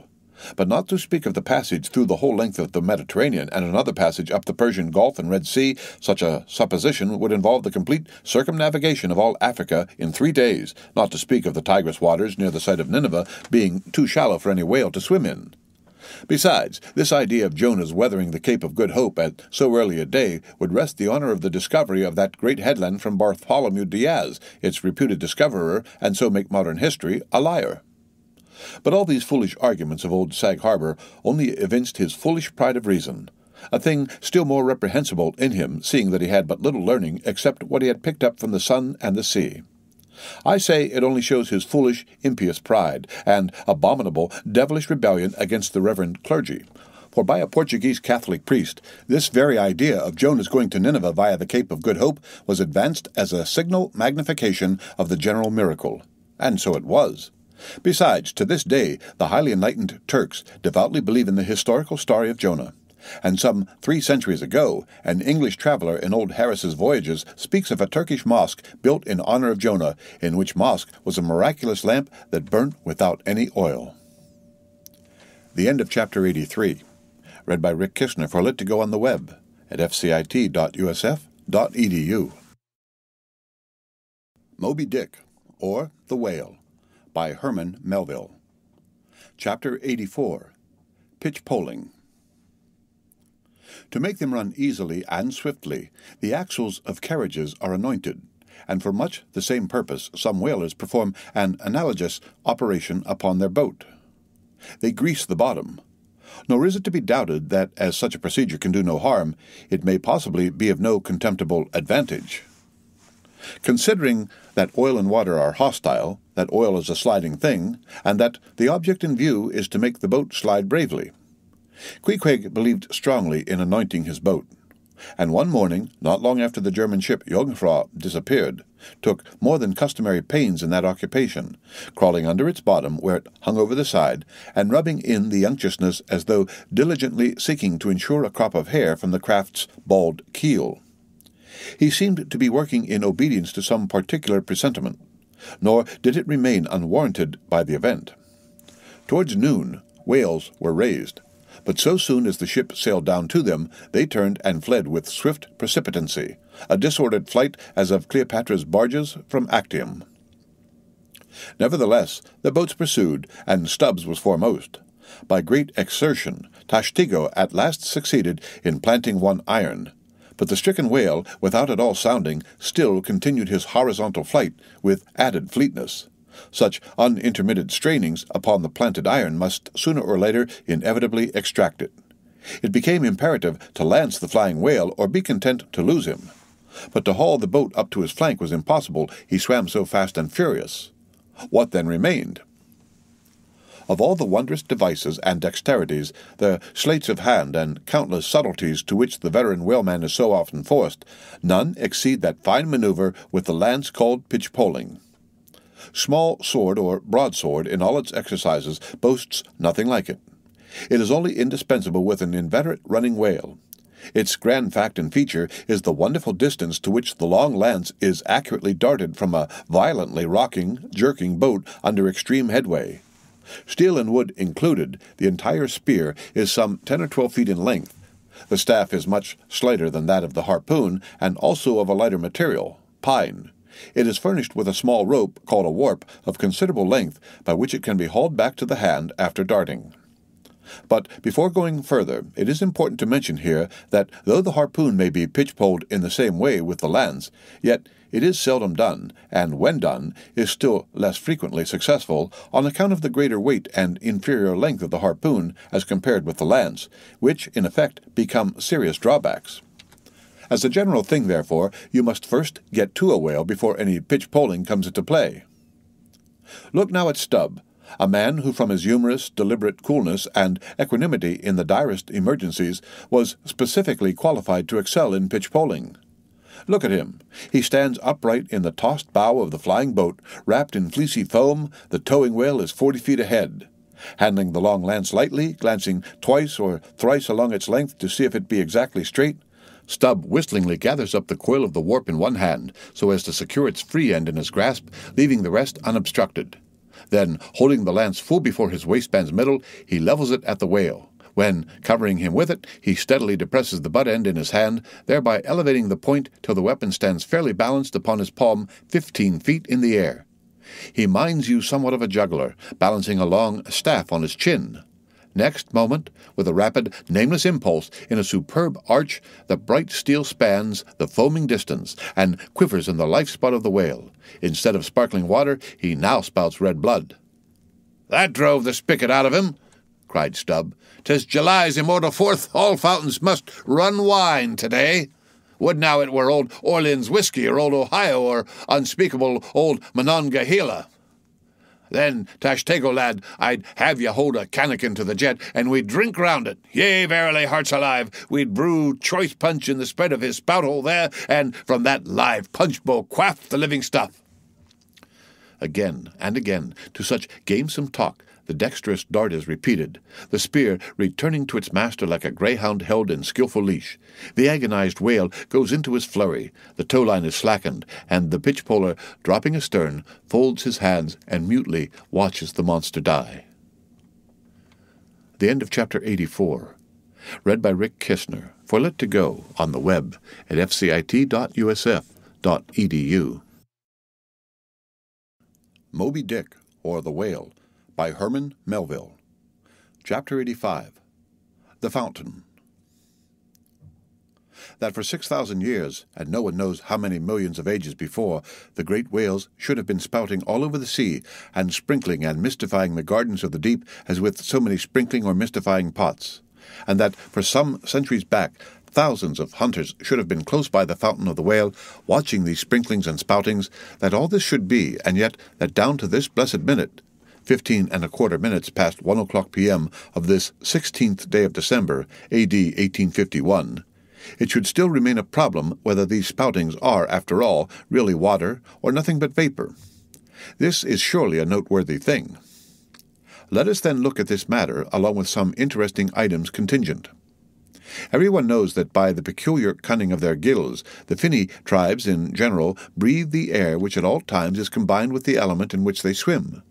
Hence, a herring or a cod might live a century and never once raise its head above the surface.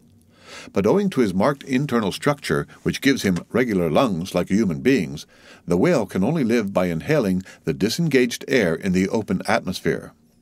Wherefore, the necessity for his periodical visits to the upper world.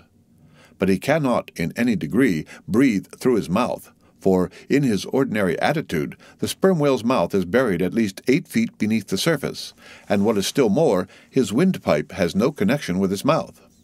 No, he breathes through the spiracle alone, and this is on the top of his head. If I say that in any creature breathing is only a function indispensable to vitality, inasmuch as it withdraws from the air a certain element which, being subsequently brought into contact with the blood, imparts to the blood its vivifying principle, I do not think I shall err, though I may possibly use some superfluous scientific words. Assume it, and it follows that if all the blood in a man could be aerated with one breath, he might then seal up his nostrils and not fetch another for a considerable time. That is to say, he would then live without breathing. Anomalous as it may seem, this is precisely the case with the whale, who systematically lives by intervals, his full hour and more, when at the bottom, without drawing a single breath, or so much as in any way inhaling a particle of air, for, remember, he has no gills. How is this? Between his ribs, and on each side of his spine, he is supplied with a remarkable involved Cretan labyrinth of vermicelli-like vessels, which vessels, when he quits the surface, are completely distended with oxygenated blood, so that for an hour or more, 1,000 fathoms in the sea, he carries a surplus stock of vitality in him, just as the camel crossing the waterless desert carries a surplus supply of drink for future use in its 4 supplementary stomachs. The anatomical fact of this labyrinth is indisputable, and that the supposition founded upon it is reasonable and true seems the more cogent to me when I consider the otherwise inexplicable obstinacy of that Leviathan in having his spoutings out, as the fishermen phrase it. This is what I mean. If unmolested upon rising to the surface, the sperm whale will continue there for a period of time exactly uniform with all his other unmolested risings. Say he stays 11 minutes and jets 70 times, that is, respires 70 breaths. Then, whenever he rises again, he will be sure to have his 70 breaths over again to a minute. Now, if after he fetches a few breaths you alarm him so that he sounds, he will be always dodging up again to make good his regular allowance of air, and not till those 70 breaths are told will he finally go down to stay out his full term below. Remark, however, that in different individuals these rates are different, but in any one they are alike. Now, why should the whale thus insist upon having his spoutings out, unless it be to replenish his reservoir of air ere descending for good?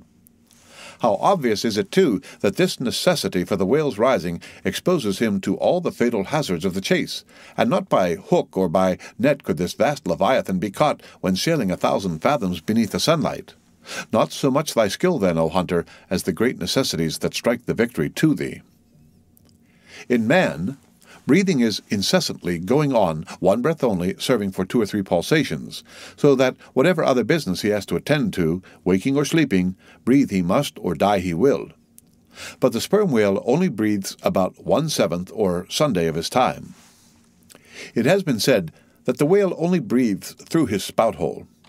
If it could truthfully be added that his spouts are mixed with water, then I opine we should be furnished with the reason why his sense of smell seems obliterated in him. For the only thing about him that at all answers to his nose is that identical spout hole, and being so clogged with 2 elements, it could not be expected to have the power of smelling. But owing to the mystery of the spout, whether it be water or whether it be vapor, no absolute certainty can as yet be arrived at on this head. Sure it is, nevertheless, that the sperm whale has no proper olfactories. But what does he want of them?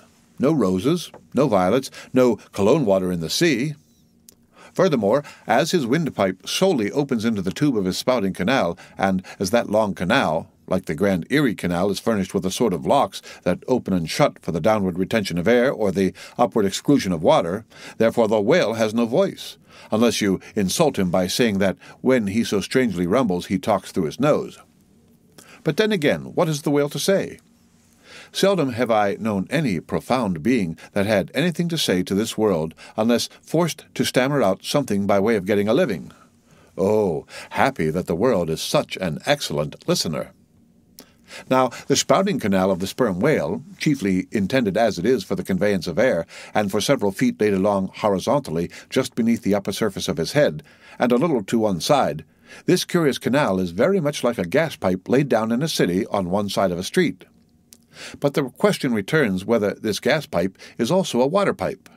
In other words, whether the spout of the sperm whale is the mere vapor of the exhaled breath, or whether that exhaled breath is mixed with water taken in at the mouth and discharged through the spiracle. It is certain that the mouth indirectly communicates with the spouting canal, but it cannot be proved that this is for the purpose of discharging water through the spiracle, because the greatest necessity for so doing would seem to be when in feeding he accidentally takes in water. But the sperm whale's food is far beneath the surface, and there he cannot spout even if he would. Besides, if you regard him very closely and time him with your watch, you will find that when unmolested there is an undeviating rhyme between the periods of his jets and the ordinary periods of respiration. But why pester one with all this reasoning on the subject? Speak out. You have seen him spout. Then declare what the spout is. Can you not tell water from air? My dear sir, in this world it is not so easy to settle these plain things. I have ever found your plain things the knottiest of all. And as for this whale spout, you might almost stand in it, and yet be undecided as to what it is precisely. The central body of it is hidden in the snowy, sparkling mist enveloping it, and how can you certainly tell whether any water falls from it when, always when you are close enough to a whale to get a close view of his spout, he is in a prodigious commotion, the water cascading all around him? And if at such times you should think that you really perceived drops of moisture in the spout, how do you know that they are not merely condensed from its vapor, or how do you know that they are not those identical drops superficially lodged in the spout-hole fissure which is countersunk into the summit of the whale's head? For even when tranquilly swimming through the midday sea in a calm, with his elevated hump sun-dried as a dromedary's in the desert, even then the whale always carries a small basin of water on his head, as under a blazing sun you will sometimes see a cavity in a rock filled up with rain. Nor is it at all prudent for the hunter to be over-curious touching the precise nature of the whale spout. It will not do for him to be peering into it and putting his face in it. You cannot go with your pitcher to this fountain and fill it, and bring it away. For even when coming into slight contact with the outer vapory shreds of the jet, which will often happen, your skin will feverishly smart from the acridness of the thing so touching it. And I know one who, coming into still closer contact with the spout, whether with some scientific object in view or otherwise I cannot say, the skin peeled off from his cheek and arm. Wherefore, among whalemen, the spout is deemed poisonous. They try to evade it. Another thing, I have heard it said, and I do not much doubt it, that if the jet is fairly spouted into your eyes, it will blind you. The wisest thing the investigator can do then, it seems to me, is to let this deadly spout alone. Still, we can hypothesize even if we cannot prove and establish. My hypothesis is this, that the spout is nothing but mist, and besides other reasons to this conclusion I am impelled by considerations touching the great inherent dignity and sublimity of the sperm whale. I account him no common shallow being, inasmuch as it is an undisputed fact that he is never found on soundings or near shores. All other whales sometimes are. He is both ponderous and profound, and I am convinced that from the heads of all ponderous profound beings such as Plato, Pyrrho, the devil, Jupiter, Dante, and so on, there always goes up a certain semi-visible steam while in the act of thinking deep thoughts. While composing a little treatise on eternity, I had the curiosity to place a mirror before me, and ere long saw reflected there a curious involved worming and undulation in the atmosphere over my head. The invariable moisture of my hair, while plunged in deep thought after 6 cups of hot tea in my thin shingled attic of an August noon, this seems an additional argument for the above supposition. And how nobly it raises our conceit of the mighty misty monster to behold him solemnly sailing through a calm tropical sea, his vast mild head overhung by a canopy of vapor engendered by his incommunicable contemplations, and that vapor, as you will sometimes see it glorified by a rainbow, as if heaven itself had put its seal upon his thoughts. For, do you see, rainbows do not visit the clear air, they only irradiate vapor, and so, through all the thick mists of the dim doubts in my mind, divine intuitions now and then shoot, enkindling my fog with a heavenly ray. And for this I thank God, for all have doubts. Many deny, but doubts or denials, few along with them have intuitions. Doubts of all things earthly, and intuitions of some things heavenly. This combination makes neither believer nor infidel, but makes a man who regards them both with equal eye. The end of Chapter 85. Read by Rick Kistner for Lit2Go on the web at fcit.usf.edu. Moby Dick, or the Whale, by Herman Melville. Chapter 86. The Tail. Other poets have warbled the praises of the soft eye of the antelope and the lovely plumage of the bird that never alights. Less celestial, I celebrate a tail. Reckoning the largest-sized sperm whale's tail to begin at that point of the trunk where it tapers to about the girth of a man, it comprises upon its upper surface alone an area of at least 50 square feet.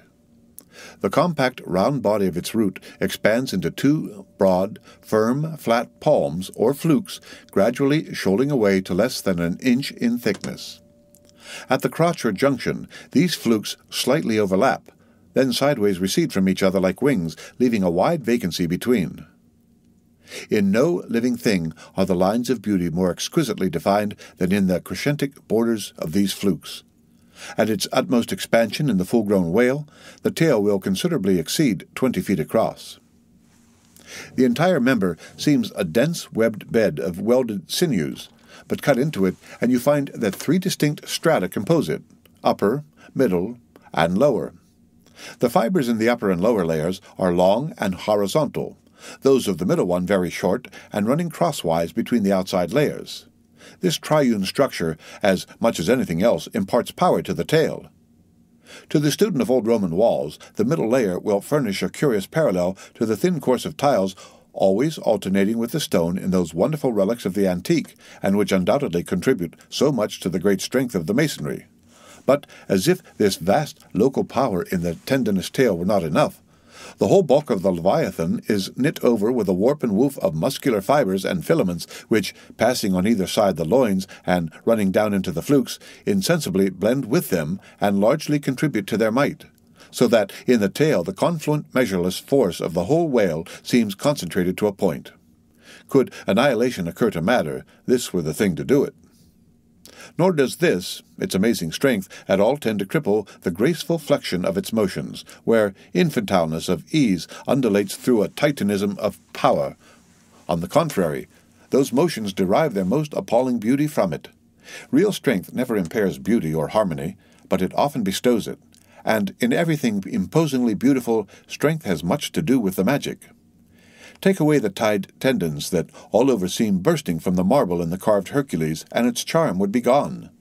As devout Herman lifted the linen sheet from the naked corpse of Goethe, he was overwhelmed with the massive chest of the man that seemed as a Roman triumphal arch.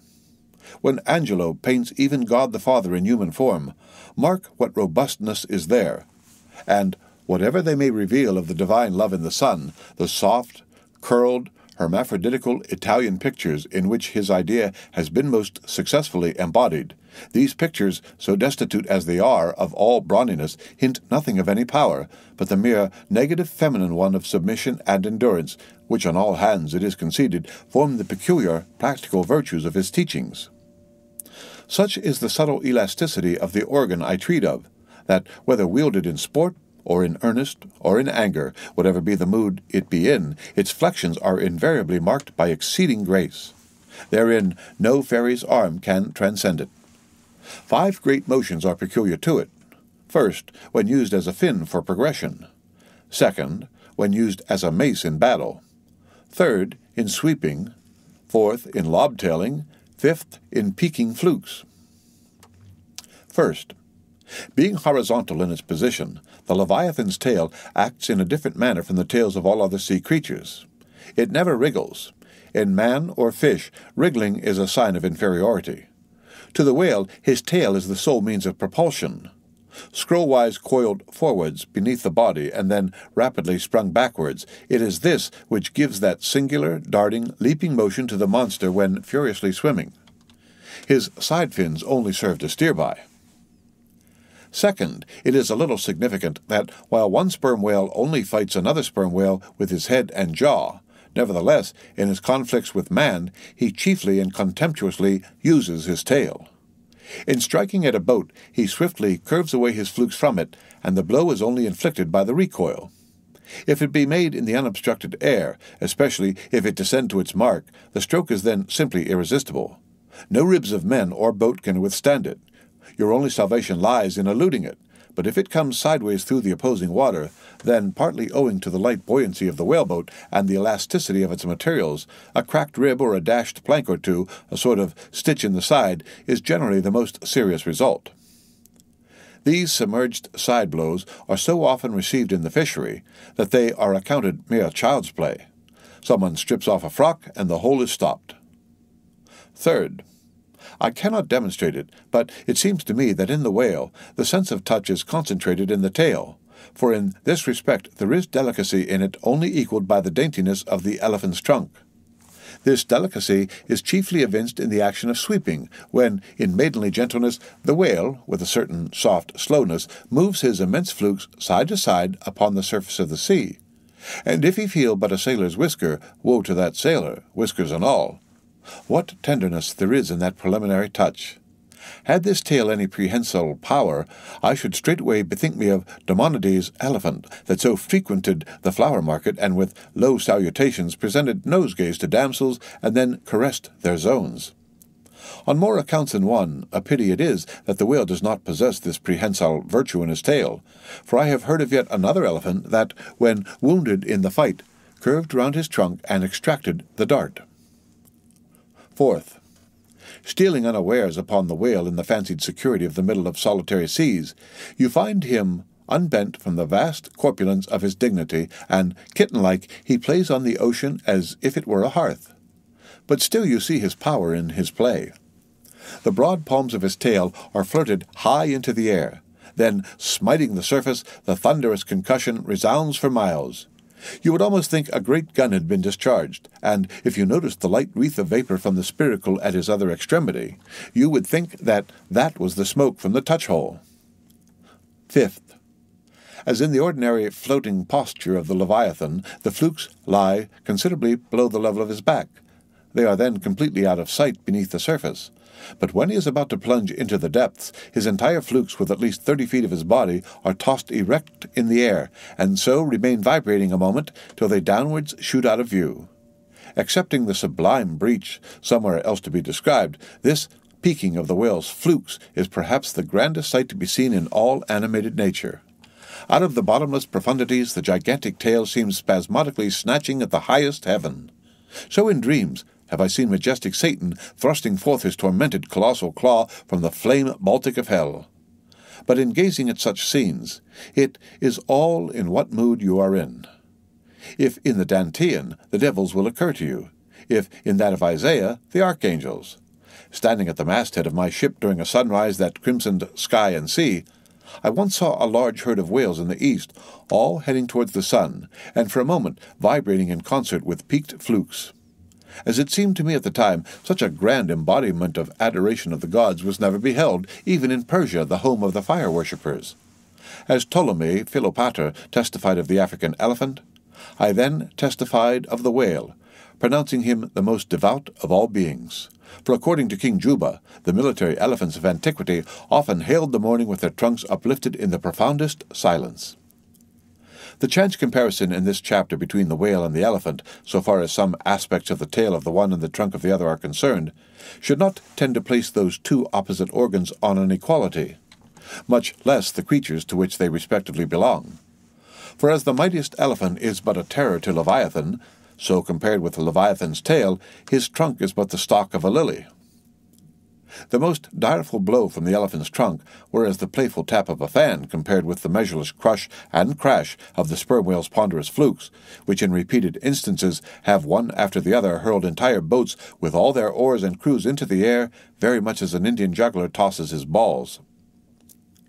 Though the comparison in the way of general bulk between the whale and the elephant is preposterous, inasmuch as in that particular the elephant stands in much the same respect to the whale that a dog does to the elephant, nevertheless, there are not wanting some points of curious similitude.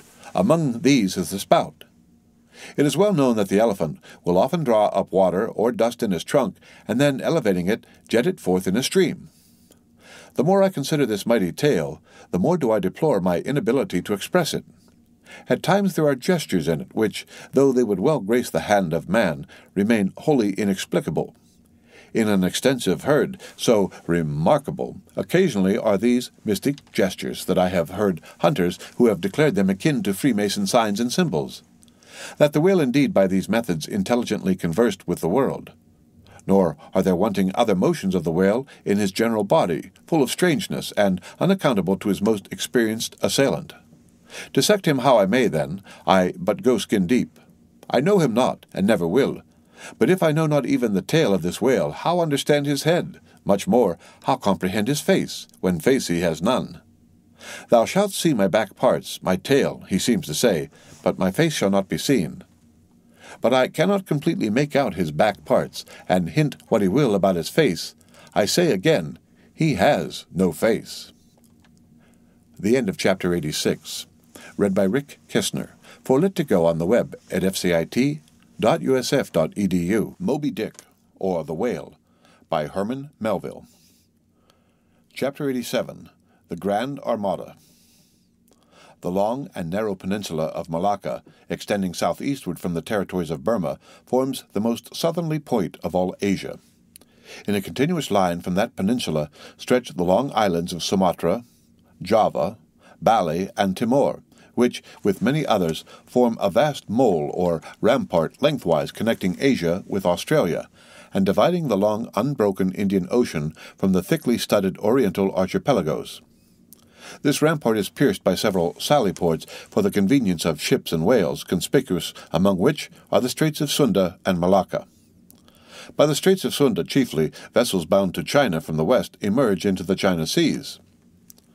Those narrow Straits of Sunda divide Sumatra from Java, and standing midway in that vast rampart of islands, buttressed by that bold green promontory known to seamen as Java Head, they not a little correspond to the central gateway opening into some vast walled empire, and considering the inexhaustible wealth of spices and silks and jewels and gold and ivory with which the 1,000 islands of that Oriental Sea are enriched, it seems a significant provision of nature that such treasures, by the very formation of the land, should at least bear the appearance, however ineffectual, of being guarded from the all-grasping Western world.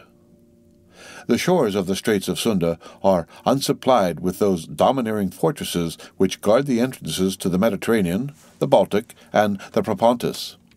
Unlike the Danes, these Orientals do not demand the obsequious homage of lowered topsails from the endless procession of ships before the wind, which for centuries past, by night and by day, have passed between the islands of Sumatra and Java, freighted with the costliest cargoes of the East.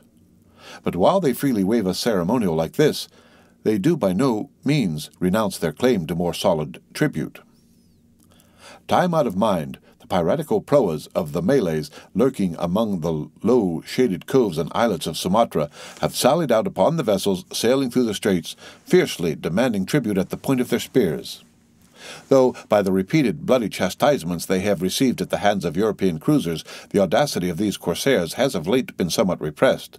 Yet, even at the present day, we occasionally hear of English and American vessels which, in those waters, have been remorselessly boarded and pillaged. With a fair, fresh wind, the Pequod was now drawing nigh to these straits, Ahab proposing to pass through them into the Java Seas, and thence, cruising northwards over waters known to be frequented here and there by the sperm whale, sweep inshore by the Philippine Islands, and gain the far coast of Japan in time for the great whaling season there. By these means, the circumnavigating Pequod would sweep almost all the known sperm whale cruising grounds of the world previous to descending upon the line in the Pacific where Ahab, though everywhere else foiled in his pursuit, firmly counted upon giving battle to Moby Dick, in the sea he was most known to frequent, and at a season when he might most reasonably presumed to be hunting it. But how now? In this zoned quest, does Ahab touch no land? Does he think his crew air? Surely he will stop for water. Nay, for a long time now the circus-running sun had raced within his fiery ring, and needs no sustenance but what's in himself. So Ahab. Mark this, too, in the whaler, while other hulls are loaded down with alien stuff to be transferred to foreign wharves, the world-wandering whale ship carries no cargo but herself and crew, their weapons and their wants. She has a whole lake's contents bottled in her ample hold. She is ballasted with utilities, not altogether with unusable pig-lead and kentlage. She carries years' water in her, clear old prime Nantucket water, which, when 3 years afloat, the Nantucketer in the Pacific prefers to drink before the brackish fluid, but yesterday rafted off in casks from the Peruvian or Indian streams. Hence it is that, while other ships may have gone to China from New York and back again, touching at a score of ports, the whale ship, in all that interval, may not have sighted one grain of soil, her crew having seen no man but floating seamen like themselves, so that, did you carry them the news that another flood had come, they would only answer, "Well, boys, here's the ark." Now, as many sperm whales had been captured off the western coast of Java in the near vicinity of the Straits of Sunda, indeed, as most of the ground round about was generally recognized by the fishermen as an excellent spot for cruising, therefore as the Pequod gained more and more upon Java Head, the lookouts were repeatedly hailed and admonished to keep wide awake. But though the green palmy cliffs of the land soon loomed on the starboard bow, and with delighted nostrils the fresh cinnamon was snuffed in the air, yet not a single jet was descried. Almost renouncing all thought of falling in with any game hereabouts, the ship had well nigh entered the straits, when the customary cheering cry was heard from aloft, and ere long a spectacle of singular magnificence saluted us. But here be it premised, that owing to the unwearied activity with which of late they have been hunted over all 4 oceans, the sperm whales, instead of almost invariably sailing in small, detached companies as in former times, are now frequently met with in extensive herds, sometimes embracing so great a multitude that it would almost seem as if numerous nations of them had sworn solemn league and covenant for mutual assistance and protection. To this aggregation of the sperm whale into such immense caravans may be imputed the circumstance that, even in the best cruising grounds, you may now sometimes sail for weeks and months together without being greeted by a single spout, and then be suddenly saluted by what sometimes seems thousands on thousands. Broad on both bows, at the distance of some 2 or 3 miles and forming a great semicircle embracing one half of the level horizon, a continuous chain of whale-jets were up playing and sparkling in the noonday air. Unlike the straight perpendicular twin jets of the right whale, which, dividing at top, fall over in 2 branches, like the cleft, drooping boughs of a willow, the single forward-slanting spout of the sperm whale presents a thick curled bush of white mist continually rising and falling away to leeward. Seen from the Pequod's deck, then, as she would rise on a high hill of the sea, this host of vapory spouts individually curling up into the air, and beheld through a blending atmosphere of bluish haze, showed like the 1,000 cheerful chimneys of some dense metropolis, descried of a balmy autumnal morning by some horseman on a height. As marching armies approaching an unfriendly defile in the mountains accelerate their march, all eagerness to place that perilous passage in their rear, and once more expand in comparative security upon the plain, even so did this vast fleet of whales now seem hurrying forward through the straits, gradually contracting the wings of their semicircle, and swimming on in one solid, but still, crescentic center.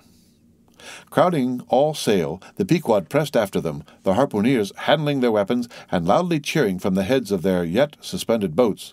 If the wind only held, little doubt had they that chased through these straits of Sunda, the vast host would only deploy into the oriental seas to witness the capture of not a few of their number. And who could tell whether in that congregated caravan Moby Dick himself might not temporarily be swimming like the worshipped white elephant in the coronation procession of the Siamese? So, with stunsail piled on stunsail, we sailed along, driving these leviathans before us, when, of a sudden, the voice of Tashtego was heard, loudly directing attention to something in our wake. Corresponding to the crescent in our van, we beheld another in the rear. It seemed formed of detached white vapors rising and falling, something like the spouts of the whales, only they did not so completely come and go, for they constantly hovered without finally disappearing.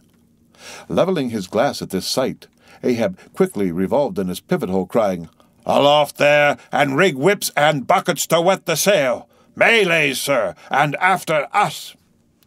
As if too long lurking behind the headlands till the Pequod should fairly have entered the straits, these rascally Asiatics were now in hot pursuit to make up for their overcautious delay. But when the swift Pequod, with a fresh leading wind, was herself in hot chase, how very kind of these tawny philanthropists to assist in speeding her on to her own chosen pursuit, mere riding whips and rows to her that they were. And with glass under arm, Ahab to and fro paced the deck in his forward turn, beholding the monsters he chased, and in the after one the bloodthirsty pirates chasing him. Some such fancy as the above seemed his, and when he glanced upon the green walls of the watery defile in which the ship was then sailing, and bethought him that through that gate lay the route to his vengeance, and beheld how that through that same gate he was now both chasing and being chased to his deadly end, and not only that, but a herd of remorseless wild pirates and inhuman atheistical devils were infernally cheering him on with their curses, when all these conceits had passed through his brain, Ahab's brow was left gaunt and ribbed, like the black sand beach after some stormy tide had been gnawing it, without being able to drag the firm thing from its place. But thoughts like these troubled very few of the reckless crew, and when, after steadily dropping and dropping the pirates astern, the Pequot at last shot by the vivid green Cockatoo Point on the Sumatra side, emerging at last upon the broad waters beyond, then the harpooneers seemed more to grieve that the swift whales had been gaining upon the ship than to rejoice that the ship had so victoriously gained upon the Malays. But still driving on in the wake of the whales, at length they seemed abating their speed. Gradually the ship neared them, and the wind now dying away, word was passed to spring to the boats. But no sooner did the herd, by some presumed wonderful instinct of the sperm whale, become notified of the 3 keels that were after them, though as yet a mile in their rear, than they rallied again, and forming in close ranks and battalions so that their spouts all looked like flashing lines of stacked bayonets, moved on with redoubled velocity. Stripped to our shirts and drawers, we sprang to the white ash, and after several hours' pulling were almost disposed to renounce the chase, when a general pausing commotion among the whales gave animating tokens that they were now at last under the influence of that strange perplexity of inert irresolution which, when the fishermen perceive it in the whale, they say he is gallied. The compact martial columns in which they had been hitherto rapidly and steadily swimming were now broken up in one measureless rout, and like King Porus' elephants in the Indian battle with Alexander, they seemed going mad with consternation. In all directions expanding in vast irregular circles, and aimlessly swimming hither and thither by their short thick spoutings, they plainly betrayed their distraction of panic. This was still more strangely evinced by those of their number who, completely paralyzed as it were, helplessly floated like waterlogged, dismantled ships on the sea. Had these leviathans been but a flock of simple sheep, pursued over the pasture by 3 fierce wolves, they could not possibly have evinced such excessive dismay. But this occasional timidity is characteristic of almost all herding creatures. Though banding together in tens of thousands, the lion-maned buffaloes of the West have fled before a solitary horseman. Witness, too, all human beings, how when herded together in the sheepfold of a theatre's pit, they will, at the slightest alarm of fire, rush helter-skelter for the outlets, crowding, trampling, jamming, and remorselessly dashing each other to death. Best, therefore, withhold any amazement at the strangely gallied whales before us, for there is no folly of the beast of the earth which is not infinitely outdone by the madness of men. Though many of the whales, as has been said, were in violent motion, yet it is to be observed that, as a whole, the herd neither advanced nor retreated, but collectively remained in one place. As is customary in those cases, the boats at once separated, each making for some one lone whale on the outskirts of the shoal. In about 3 minutes' time, Queequeg's harpoon was flung, the stricken fish darted blinding spray in faces, and then running away with us like light, steered straight for the heart of the herd. Though such a movement on the part of the whale, struck under such circumstances, is in no wise unprecedented, and indeed is almost always more or less anticipated, yet does it present one of the more perilous vicissitudes of the fishery. For as the swift monster drags you deeper and deeper into the frantic shoal, you bid adieu to circumspect life, and only exist in a delirious throb. As blind and deaf, the whale plunged forward as if by sheer power of speed to rid himself of the iron leech that had fastened to him, as we thus tore a white gash in the sea on all sides, menaced as we flew by the crazed creatures to and fro rushing about us. Our beset boat was like a ship mobbed by ice isles in a tempest, and striving to steer through complicated channels and straits, knowing not at what moment it may be locked in and crushed. But not a bit daunted, Queequeg steered us manfully, now sheering off from this monster directly across our route in advance, now edging away from that, whose colossal flukes were suspended overhead, while all the time Starbuck stood up in the bows, lance in hand, pricking out of our way whatever whales he could reach by short darts, for there was no time to make long ones. Nor were the oarsmen quite idle, though their wonted duty was now altogether dispensed with. They chiefly attended to the shouting part of the business. "Out of the way, Commodore!" cried one to a great dromedary that of a sudden rose bodily to the surface, and for an instant threatened to swamp us. "Hard down with your tail there!" cried a second to another, which, close to our gunwale, seemed calmly cooling himself with his own fan-like extremity. All whaleboats carry certain curious contrivances originally invented by the Nantucket Indians called drugs. 2 thick squares of wood of equal size are stoutly clenched together so that they cross each other's grain at right angles. A line of considerable length is then attached to the middle of this block, and the other end of the line being looped, it can in a moment be fastened to a harpoon. It is chiefly among gallied whales that this drug is used, for then more whales are close round you than you can possibly chase at one time. But sperm whales are not every day encountered, while you may then, you must kill all you can. And if you cannot kill them all at once, you must wing them so that they can be afterwards killed at your leisure. Hence it is that at times like these, the drug comes into requisition. Our boat was furnished with 3 of them. The first and second were successfully darted, and we saw the whales staggeringly running off, fettered by the enormous sidelong resistance of the towing drug. They were cramped like malefactors with the chain and ball. But upon flinging the third, in the act of tossing overboard the clumsy wooden block, it caught under one of the seats of the boat, and in an instant tore it out and carried it away, dropping the oarsman in the boat's bottom as the seat slid from under him. On both sides the sea came in at the wounded planks, but we stuffed 2 or 3 drawers and shirts in, and so stopped the leaks for the time.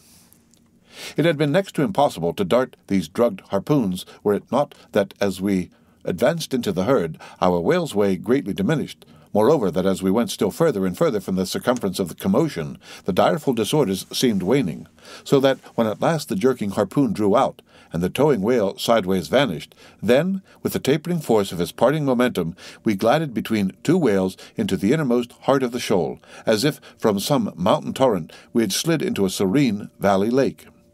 Here the storms in the roaring glens between the outermost whales were heard, but not felt. In this central expanse, the sea presented that smooth, satin-like surface called a sleek, produced by the subtle moisture thrown off by the whale in his more quiet moods. Yes, we were now in that enchanted calm which they say lurks at the heart of every commotion. And still, in the distracted distance, we beheld the tumults of the outer concentric circles, and saw successive pods of whales, 8 or 10 in each, swiftly going round and round like multiplied spans of horses in a ring, and so closely shoulder to shoulder that a titanic circus rider might easily have overarched the middle ones, and so have gone round on their backs. Owing to the density of the crowd of reposing whales more immediately surrounding the embayed axis of the herd, no possible chance of escape was at present afforded us. We must watch for a breach in the living wall that hemmed us in, the wall that had only admitted us in order to shut us up. Keeping at the center of the lake, we were occasionally visited by small, tame cows and calves, the women and children of this routed host.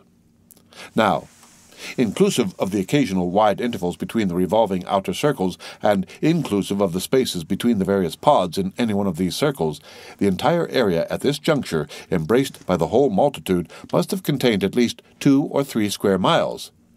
At any rate, though, indeed, such a test at such time might be deceptive, spoutings might be discovered from our low boat that seemed playing up almost from the rim of the horizon. I mention this circumstance because, as if the cows and calves had been purposely locked up in this innermost fold, and as if the wide extent of the herd had hitherto prevented them from learning the precise cause of its stopping, or possibly, being so young, unsophisticated, and every way innocent and inexperienced, however it may have been, these smaller whales, now and then visiting our becalmed boat from the margin of the lake, evinced a wondrous fearlessness and confidence, or else a still becharmed panic which it was impossible not to marvel at. Like household dogs, they came snuffling right around us, right up to our gunwales, and touching them. Still, it almost seemed that some spell had suddenly domesticated them. Queequeg patted their foreheads. Starbuck scratched their backs with his lance, but fearful of the consequences for the time, refrained from darting it.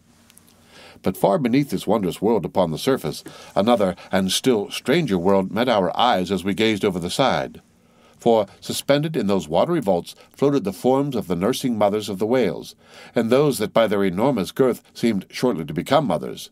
The lake, as I have hinted, was to a considerable depth exceedingly transparent, and as human infants, while suckling, will calmly and fixedly gaze away from the breast, as if leading two different lives at this time, and while yet drawing mortal nourishment, be still spiritually feasting upon some unearthly reminiscence, even so did the young of these whales seem looking up towards us, but not at us, as if we were but a bit of gulfweed in their newborn sight. Floating on their sides, the mothers also seemed quietly eyeing us. One of these little infants, that from certain queer tokens seemed hardly a day old, might have measured some 14 feet in length and some 6 feet in girth. He was a little frisky, though, as yet his body seemed scarce yet recovered from that irksome position it had been so lately occupied in the maternal reticule, where, tail to head, and all ready for the final spring, the unborn whale lies bent like a Tartar's bow. The delicate side fins in the palms of his flukes still freshly retained the plaited, crumpled appearance of a baby's ears newly arrived from foreign parts. "Line! Line!" cried Queequeg, looking over the gunwale. "Him fast! Him fast! Who line him? Who struck? 2 whale, 1 big, 1 little." "What ails you, man?" cried Starbuck. "Looky here," said Queequeg, pointing down. As when the stricken whale that from the tub has reeled out hundreds of fathoms of rope, as, after deep sounding, he floats up again, and shows the slackened curling line buoyantly rising and spiraling towards the air, so now Starbuck saw long coils of the umbilical cord of Madame Leviathan, by which the young cub still tethered to its dam. Not seldom in the rapid vicissitudes of the chase, this natural line, with a maternal end loose, becomes entangled with the hempen one, so that the cub is thereby trapped. Some of the subtlest secrets of the seas seemed divulged to us in this enchanted pond. We saw young Leviathan amours in the deep. The sperm whale, as with all other species of the Leviathan, but unlike most other fish, breeds indifferently at all seasons. After a gestation, which may probably be set down at 9 months, producing but one at a time, though in some few known instances giving birth to an Esau and Jacob, a contingency provided for in suckling by 2 tits, curiously situated one on either side of the anus, but the breasts themselves extend upwards from that. When by chance these precious parts in a nursing whale are cut by the hunter's lance, the mothers pouring milk and blood rivalingly discolor the sea for rods. The milk is very sweet and rich. It has been tasted by man. It might do well with strawberries. When, overflowing with mutual esteem, the whales salute more hominum. And thus, though surrounded by circle upon circle of consternations and affrights, did these inscrutable creatures at the centre freely and fearlessly indulge in all peaceful concernments. Yes, serenely revelled in dalliance and delight. But even so, amid the tornadoed Atlantic of my being, do I myself still forever centrally disport in mute calm, and while ponderous planets of unwaning woe revolve around me, deep down and deep inland, there I still bathe me in eternal mildness of joy. Meanwhile, as we thus lay entranced, the occasional sudden frantic spectacles in the distance evinced the activity of the other boats still engaged in drugging the whales on the front of the host, or possibly carrying on the war within the first circle where abundance of room and some convenient retreats were afforded them. But the sight of the enraged drugged whales now and then blindly darting to and fro across the circles was nothing to what at last met our eyes. It is sometimes the custom, when fast to a whale more than commonly powerful and alert, to seek to hamstring him, as it were, by sundering or maiming his gigantic tail tendon. It is done by darting a short-handled cutting spade to which is attached a rope for hauling it back again. A whale wounded, as we afterwards learned, in this part, but not effectually, as it seemed, had broken away from the boat, carrying along with him half of the harpoon line, and in the extraordinary agony of the wound, he was now dashing among the revolving circles like the lone mounted desperado Arnold at the Battle of Saratoga, carrying dismay wherever he went. But agonizing as was the wound of this whale, and an appalling spectacle enough anyway, yet the peculiar horror with which he seemed to inspire the rest of the herd was owing to a cause which at first the intervening distance obscured from us. But at length we perceived that, by one of the unimaginable accidents of the fishery, this whale had become entangled in the harpoon line that he towed. He had also run away with the cutting spade in him, and while the free end of the rope attached to that weapon had permanently caught in the coils of the harpoon line round his tail.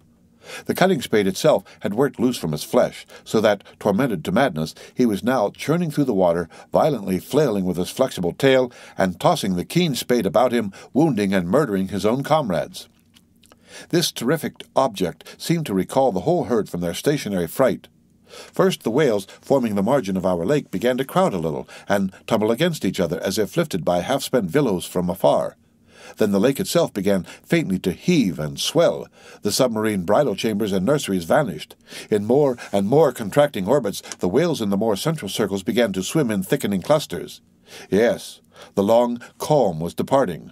A low advancing hum was soon heard, and then, like to the tumultuous masses of block ice when the great river Hudson breaks up in spring, the entire host of whales came tumbling upon their inner center, as if to pile themselves up in one common mountain. Instantly, Starbuck and ▌🏹 changed places, Starbuck taking the stern. "Oars! Oars!" he intensely whispered, seizing the helm. "Grape your oars and clutch your souls now. My God, men, stand by. Shove him off, you ▌🏹. The whale there. Pick him. Hit him. Stand up and stay so. Spring, men, pull, men, never mind their backs. Scrape away, scrape away." The boat was now all but jammed between two vast black bulks, leaving a narrow Dardanelles between their long lengths. But by desperate endeavor we at last shot into a temporary opening, then giving way rapidly and at the same time earnestly watching for another outlet. After many similar hair-breadth escapes, we at last swiftly glided into what had just been one of the outer circles, but now crossed by random whales, all violently making for one center.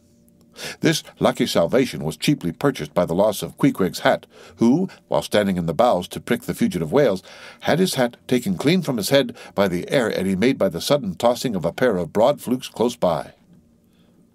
Riotous and disordered as the universal commotion now was, it soon revolved itself into what seemed a systematic movement. For having clumped together at last in one dense body, they then renewed their onward flight with augmented fleetness. Further pursuit was useless, but the boats still lingered in their wake to pick up what drugged whales might be dropped astern, and likewise to secure one which Flask had killed and weighted. The waif is a pennant pole, 2 or 3 of which are carried by every boat, and when additional game is at hand are inserted upright into the floating body of a dead whale, both to mark its place on the sea, and also as token of prior possession should the boats of any other ship draw near. The result of this lowering was somewhat illustrative of that sagacious saying in the fishery, "The more whales, the less fish." Of all the drugged whales, only one was captured. The rest contrived to escape for the time, but only to be taken, as will hereafter be seen, by some other craft than the Pequod. The end of Chapter 87. Read by Rick Kishner for Lit to go on the web at fcit.usf.edu. Moby Dick, or The Whale, by Herman Melville. Chapter 88. Schools and Schoolmasters. The previous chapter gave account of an immense body or herd of sperm whales, and there was also then given the probable cause inducing those vast aggregations.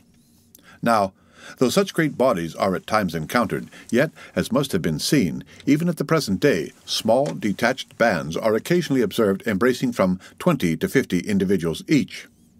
Such bands are known as schools. They generally are of 2 sorts, those composed almost entirely of females, and those mustering none but young, vigorous males, or bulls, as they are familiarly designated.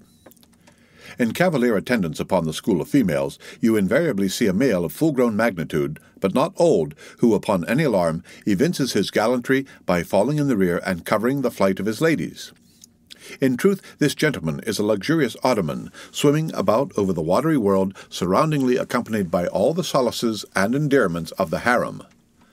The contrast between this ottoman and his concubines is striking, because, while he is always of the largest leviathanic proportions, the ladies, even at full growth, are not more than 1/3 of the bulk of an average-sized male. They are comparatively delicate, indeed, I dare say not to exceed 6 yards around the waist. Nevertheless, it cannot be denied that upon the whole they are hereditarily entitled to embonpoint. It is very curious to watch this harem and its lord in their indolent ramblings. Like fashionables, they are forever on the move in leisurely search of variety. You meet them on the line in time for the full flower of the equatorial feeding season, having just returned perhaps from spending the summer in the northern seas, and so cheating summer of all unpleasant weariness and warmth. By the time they have lounged up and down the promenade of the equator a while, they start for the oriental waters in anticipation of the cool season there, and so evade the other excessive temperature of the year. When serenely advancing on one of these journeys, if any strange, suspicious sights are seen, my Lord Whale keeps a wary eye on his interesting family. Should any unwarranted, pert young Leviathan coming that way presume to draw confidentially close to one of the ladies, with what prodigious fury the bashaw assails him, and chases him away. High times indeed, if unprincipled young rakes like him are to be permitted to invade the sanctity of domestic bliss. Though, do what the bashaw will, he cannot keep the most notorious Lothario out of his bed. For alas, all fish bed in common. As ashore, the ladies often cause the most terrible duels among their rival admirers, just so with the whales, who sometimes come to deadly battle, and all for love. They fence with their long lower jaws, sometimes locking them together, and so striving for the supremacy, like elks that warringly interweave their antlers. Not a few are captured, having the deep scars of these encounters, furrowed heads, broken teeth, scalloped fins, and in some instances wrenched and dislocated mouths. But supposing the invader of domestic bliss to betake himself away at the first rush of the harem's lord, then is it very diverting to watch that lord. Gently he insinuates his vast bulk among them again, and revels there awhile, still in tantalizing vicinity to young Lothario, like pious Solomon devoutly worshipping among his 1,000 concubines. Granting other whales to be in sight, the fisherman will seldom give chase to one of these Grand Turks, for these Grand Turks are too lavish of their strength, and hence their unctuousness is small. As for the sons and daughters they beget, why, those sons and daughters must take care of themselves, at least with only the maternal help, for like certain other omnivorous roving lovers that might be named, my Lord Whale has no taste for the nursery, however much for the bower, and so being a great traveller, he leaves his anonymous babies all over the world, every baby an exotic. In good time, nevertheless, as the ardour of youth declines, as years and dumps increase, as reflection lends her solemn pauses, in short, as a general lassitude overtakes the sated Turk, then a love of ease and virtue supplants the love for maidens. Our Ottoman enters upon the impotent, repentant, admonitory stage of life, forswears, disbands the harem, and, grown to an exemplary, sulky old soul, goes about all alone among the meridians and parallels, saying his prayers, and warning each young Leviathan from his amorous errors. Now, as the harem of Wales is called by the fishermen a school, so is the lord and master of that school technically known as the schoolmaster. It is therefore not in strict character, however, admirably satirical, that after going to school himself, he should then go abroad, inculcating not what he learned there, but the folly of it. His title, schoolmaster, would very naturally seem derived from the name bestowed upon the harem itself, but some have surmised that the man who first thus entitled this sort of Ottoman whale must have read the memoirs of Vidocq, and informed himself what sort of country schoolmaster that famous Frenchman was in his younger days, and what was the nature of those occult lessons he inculcated into some of his pupils. The same secludedness and isolation to which the schoolmaster whale betakes himself in his advancing years is true of all aged sperm whales. Almost universally, a lone whale, as a solitary leviathan is called, proves an ancient one. Like venerable, moss-bearded Daniel Boone, he will have no one near him but nature herself, and her he takes to wife in the wilderness of waters, and the best of wives she is, though she keeps so many moody secrets. The schools composing none but young and vigorous males, previously mentioned, offer a strong contrast to the harem schools. For while those females are characteristically timid, the young males, or 40-barrel bulls as they call them, are by far the most pugnacious of all leviathans, and proverbially the most dangerous to encounter, excepting those wondrous gray-headed grizzled whales sometimes met, and these will fight you like grim fiends exasperated by a penal gout. The 40-barrel bull schools are larger than the harem schools. Like a mob of young collegians, they are full of fight, fun, and wickedness, tumbling round the world at such a reckless, rollicking rate that no prudent underwriter would insure them any more than he would a riotous lad at Yale or Harvard. They soon relinquish this turbulence, though, and, when about 3/4 grown, break up and separately go about in quest of settlements, that is, harems. Another point of difference between the male and female schools is still more characteristic of the sexes. Say you strike a 40-barrel bull, poor devil, all his comrades quit him. But strike a member of the harem school, and her companions swim round her with every token of concern, sometimes lingering so near her and so long as themselves to fall a prey. The end of Chapter 88. read by Rick Kistner, for Lit to Go on the web at fcit.usf.edu. Moby Dick, or The Whale, by Herman Melville. Chapter 89, Fast Fish and Loose Fish. The allusion to the waif poles in the last chapter but one necessitates some account of the laws and regulations of the whale fishery, of which the waif may be deemed the grand symbol and badge.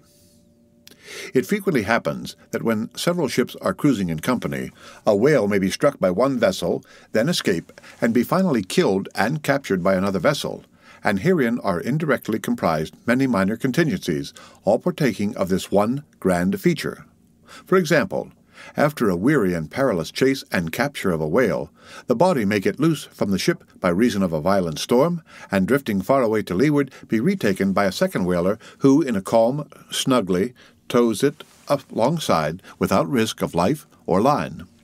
Thus, the most vexatious and violent disputes would often arise between the fishermen were there not some written or unwritten universal undisputed law applicable to all cases.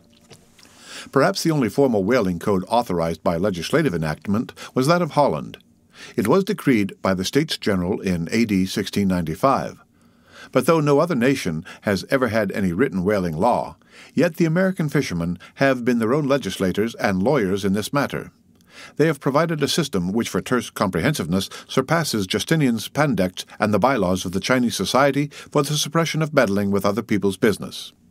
Yes, these laws might be engraven on a Queen Anne's farthing, or the barb of a harpoon, and worn round the neck, so small are they. 1. A fast fish belongs to the party fast to it. 2. A loose fish is fair game for anybody who can soonest catch it. But what plays the mischief with this masterly code is the admirable brevity of it, which necessitates a vast volume of commentaries to expound it. First, what is a fast fish? Alive or dead, a fish is technically fast when it is connected with an occupied ship or boat by any medium at all controllable by the occupant or occupants, a mast, an oar, a 9-inch cable, a telegraph wire, or a strand of cobweb. It is all the same. Likewise, a fish is technically fast when it bears a waif or any other recognized symbol of possession, so long as the party whaling it plainly evince their ability at any time to take it alongside, as well as their intention to do so. These are scientific commentaries, but the commentaries of the whalemen themselves sometimes consist in hard words and harder knocks. The Coke upon Littleton of the fist. True, among the more upright and honorable whalemen, allowances are always made for peculiar cases where it would be an outrageous moral injustice for one party to claim possession of a whale previously chased or killed by another party. But others are by no means so scrupulous. Some 50 years ago there was a curious case of a whale trover litigated in England, wherein the plaintiffs set forth that after a hard chase of a whale in the northern seas, and when indeed they, the plaintiffs, had succeeded in harpooning the fish, they were at last, through peril of their lives, obliged to forsake not only their lines, but their boat itself. Ultimately, the defendants, the crew of another ship, came up with the whale, struck, killed, seized, and finally apportioned it before the very eyes of the plaintiffs. And when those defendants were remonstrated with, their captain snapped his fingers in the plaintiffs' teeth and assured them that by way of doxology to the deed he had done, he would now retain their line, harpoons, and boat, which had remained attached to the whale at the time of the seizure. Wherefore the plaintiffs now sued for the recovery of the value of the whale, line, harpoons, and boat. Mr. Erskine was counsel for the defendants. Lord Ellenborough was the judge. In the course of the defense, the witty Erskine went on to illustrate his position by alluding to a recent criminal case, wherein a gentleman, after in vain trying to bridle his wife's viciousness, had at last abandoned her upon the seas of life, but in the course of years, repenting of that step, he instituted an action to recover possession of her.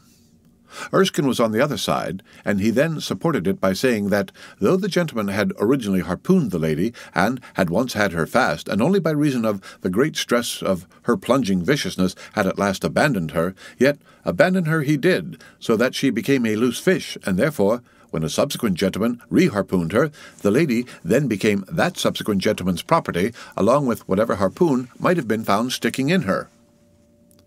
Now, in the present case, Erskine contended that the examples of the whale and the lady were reciprocally illustrative to each other. These pleadings and the counter-pleadings being duly heard, the very learned judge, in set terms, decided, to wit, that, as for the boat, he awarded it to the plaintiffs, because they had merely abandoned it to save their lives, but that, with regard to the controverted whale, harpoons and line, they belonged to the defendants, the whale, because it was a loose fish at the time of the final capture, and the harpoons and line, because when the fish made off with them, it, the fish, acquired a property in those articles, and hence anybody who afterwards took the fish had a right to them. Now, the defendants afterwards took the fish, ergo, the aforesaid articles were theirs. A common man, looking at this decision of the very learned judge, might possibly object to it. But ploughed up to the primary rock of the matter, the two great principles laid down in the twin whaling laws previously quoted, and applied and elucidated by Lord Ellenborough in the above-cited case. These two laws, touching fast fish and loose fish, I say, will on reflection be found the fundamentals of all human jurisprudence. For notwithstanding its complicated tracery of sculpture, the temple of the law, like the temple of the Philistines, has but two props to stand on. Is it not a saying in everyone's mouth, possession is half of the law? That is, regardless of how the thing came into possession. But often possession is the whole of the law. What are the sinews and souls of Russian serfs and republican slaves but fast fish, whereof possession is the whole of the law? What to the rapacious landlord is the widow's last mite but a fast fish? What is yonder undetected villain's marble mansion with a doorplate for a waif? What is that but a fast fish? What is the ruinous discount which Mordecai the broker gets from the poor Woebegone the bankrupt on a loan to keep Woebegone's family from starvation? What is that ruinous discount but a fast fish? What is the Archbishop of Savesoul's income of £100,000 seized from the scant bread and cheese of hundreds of thousands of broke-backed labourers, all sure of heaven without any of Savesoul's help? What is that globular 100,000 but a fast fish? What are the Duke of Dunder's hereditary towns and hamlets but fast fish? What to that redoubted harpooneer John Bull is poor Ireland but a fast fish? What to that apostolic lancer, Brother Jonathan, is Texas but a fast fish? And concerning all these, is not possession the whole of the law? But if the doctrine of fast fish be pretty generally applicable, the kindred doctrine of loose fish is still more widely so. That is internationally and universally applicable. What was America in 1492 but a loose fish in which Columbus struck the Spanish standard by way of whaling it for his royal master and mistress? What was Poland to the Tsar? What Greece to the Turk? What India to England? What at last will Mexico be to the United States? All loose fish. What are the rights of man and the liberties of the world but loose fish? What all men's minds and opinions but loose fish? What is the principle of religious belief in them but a loose fish? What to the ostentatious smuggling verbalists are the thoughts of thinkers but loose fish? What is the great globe itself but a loose fish? And what are you, reader, but a loose fish, and a fast fish too? The end of Chapter 89, read by Rick Kistner for Lit to Go on the web at fcit.usf.edu. Moby Dick, or the Whale, by Herman Melville. Chapter 90, Heads or Tails. De bellina vero sufficit, si rex habeat caput et regina caudum. From Bracton. Latin from the Book of the Laws of England, which, taken along with the context, means that of all whales captured by anybody on the coast of that land, the king, as honorary grand harpooneer, must have the head, and the queen be respectfully presented with the tail, a division which, in the whale, is much like having an apple. There is no intermediate remainder. Now, as this law, under a modified form, is to this day in force in England, and as it offers in various respects a strange anomaly touching the general law of fast and loose fish, it is here treated of in a separate chapter on the same courteous principle that prompts the English railways to be at the expense of a separate car, specially reserved for the accommodation of royalty. In the first place, in curious proof of the fact that the above-mentioned law is still in force, I proceed to lay before you a circumstance that happened within the last 2 years. It seems that some honest mariners of Dover, or Sandwich, or some one of the Cinque ports had, after a hard chase, succeeded in killing and beaching a fine whale which they had originally descried afar off from the shore. Now, the Cinque ports are partially or somehow under the jurisdiction of a sort of policeman or beadle called a Lord Warden. Holding the office directly from the Crown, I believe, all the royal emoluments incident to the Cinque Port territories become by assignment his. By some writers this office is called a sinecure, but not so, because the Lord Warden is busily employed at times in fobbing his perquisites, which are his chiefly by virtue of that same fobbing of them.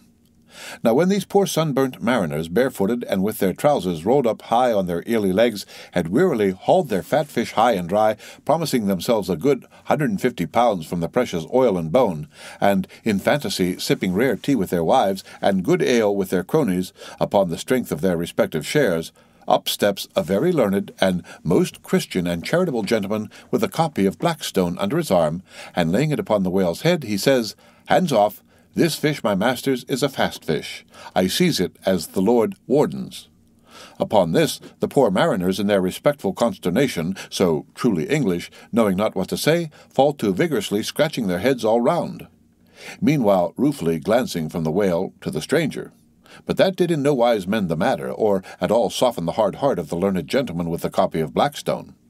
At length one of them, after long scratching about for his ideas, made bold to speak. "Please, sir, who is the Lord Warden?" "The Duke. But the Duke had nothing to do with taking this fish." "It is his. We have been at great trouble and peril and some expense, and is all that to go to the Duke's benefit, we getting nothing at all for our pains but our blisters?" "It is his. Is the Duke so very poor as to be forced to this desperate mode of getting a livelihood?" "It is his. I thought to relieve my old bedridden mother by part of my share of this whale." "It is his. Won't the Duke be content with a quarter or a half?" "It is his." In a word, the whale was seized and sold, and his Grace the Duke of Wellington received the money. Thinking that, viewed in some particular lights, the case might by a bare possibility in some small degree be deemed, under the circumstances, a rather hard one, all honest clergymen of the town respectfully addressed a note to his Grace, begging him to take the case of these unfortunate mariners into full consideration, to which my Lord Duke in substance replied, both letters were published, that he had already done so, and received the money, and would be obliged to the reverend gentleman if for the future he, the reverend gentleman, would decline meddling with other people's business. Is this the still militant old man standing at the corners of the three kingdoms on all hands coercing alms of beggars? It will readily be seen that, in this case, the alleged right of the Duke to the whale was a delegated one from the sovereign. We must needs inquire, then, on what principle the sovereign is originally invested with that right. The law itself has already been set forth. But Plowden gives us the reason for it. Says Plowden, the whale so caught belongs to the king and queen because of its superior excellence, and by the soundest commentators this has ever been held a cogent argument in such matters. But why should the king have the head and the queen the tail? A reason for that, ye lawyers. In his treatise on Queen Gold, or Queen Pin Money, an old King's Bench author, one William Prynne, thus discourseth. Ye tell as ye queens that ye queen's wardrobe may be supplied with ye whalebone. Now, this was written at a time when the black limber bone of the Greenland or right whale was largely used in ladies' bodices, but the same bone is not in the tail. It is in the head, which is a sad mistake for a sagacious lawyer like Prynne. But is the queen a mermaid to be presented with a tail? An allegorical meaning may lurk here. There are two royal fish so styled by the English law writers, the whale and the sturgeon, both royal property under certain limitations, and nominally supplying the 10th branch of the Crown's ordinary revenue. I know not that any other author has hinted of the matter, but by inference it seems to me that the sturgeon must be divided in the same way as the whale, the king receiving the highly dense and elastic head peculiar to that fish, which, symbolically regarded, may possibly be humorously grounded upon some presumed congeniality, and thus there seems a reason in all things, even in law. The end of Chapter 90. Read by Rick Kistner. For lit to go on the web at fcit.usf.edu. Moby Dick, or The Whale, by Herman Melville. Chapter 91. The Pequod Meets the Rosebud. In vain it was to rake for ambergris in the paunch of this leviathan, insufferable fator denying not inquiry. Sir T. Brown, V.E. It was a week or two after the last whaling scene recounted, and when we were slowly sailing over a sleepy, vapory, midday sea, that the many noses on the Pequod's deck proved more vigilant discoverers than the 3 pairs of eyes aloft. A peculiar and not very pleasant smell was smelt in the sea. "I will bet something now," said Stubb, "that somewhere hereabouts are some of those drugged whales we tickled the other day. I thought they would keel up before long." Presently the vapors in advance slid aside, and there in the distance lay a ship whose furled sails betokened that some sort of whale must be alongside.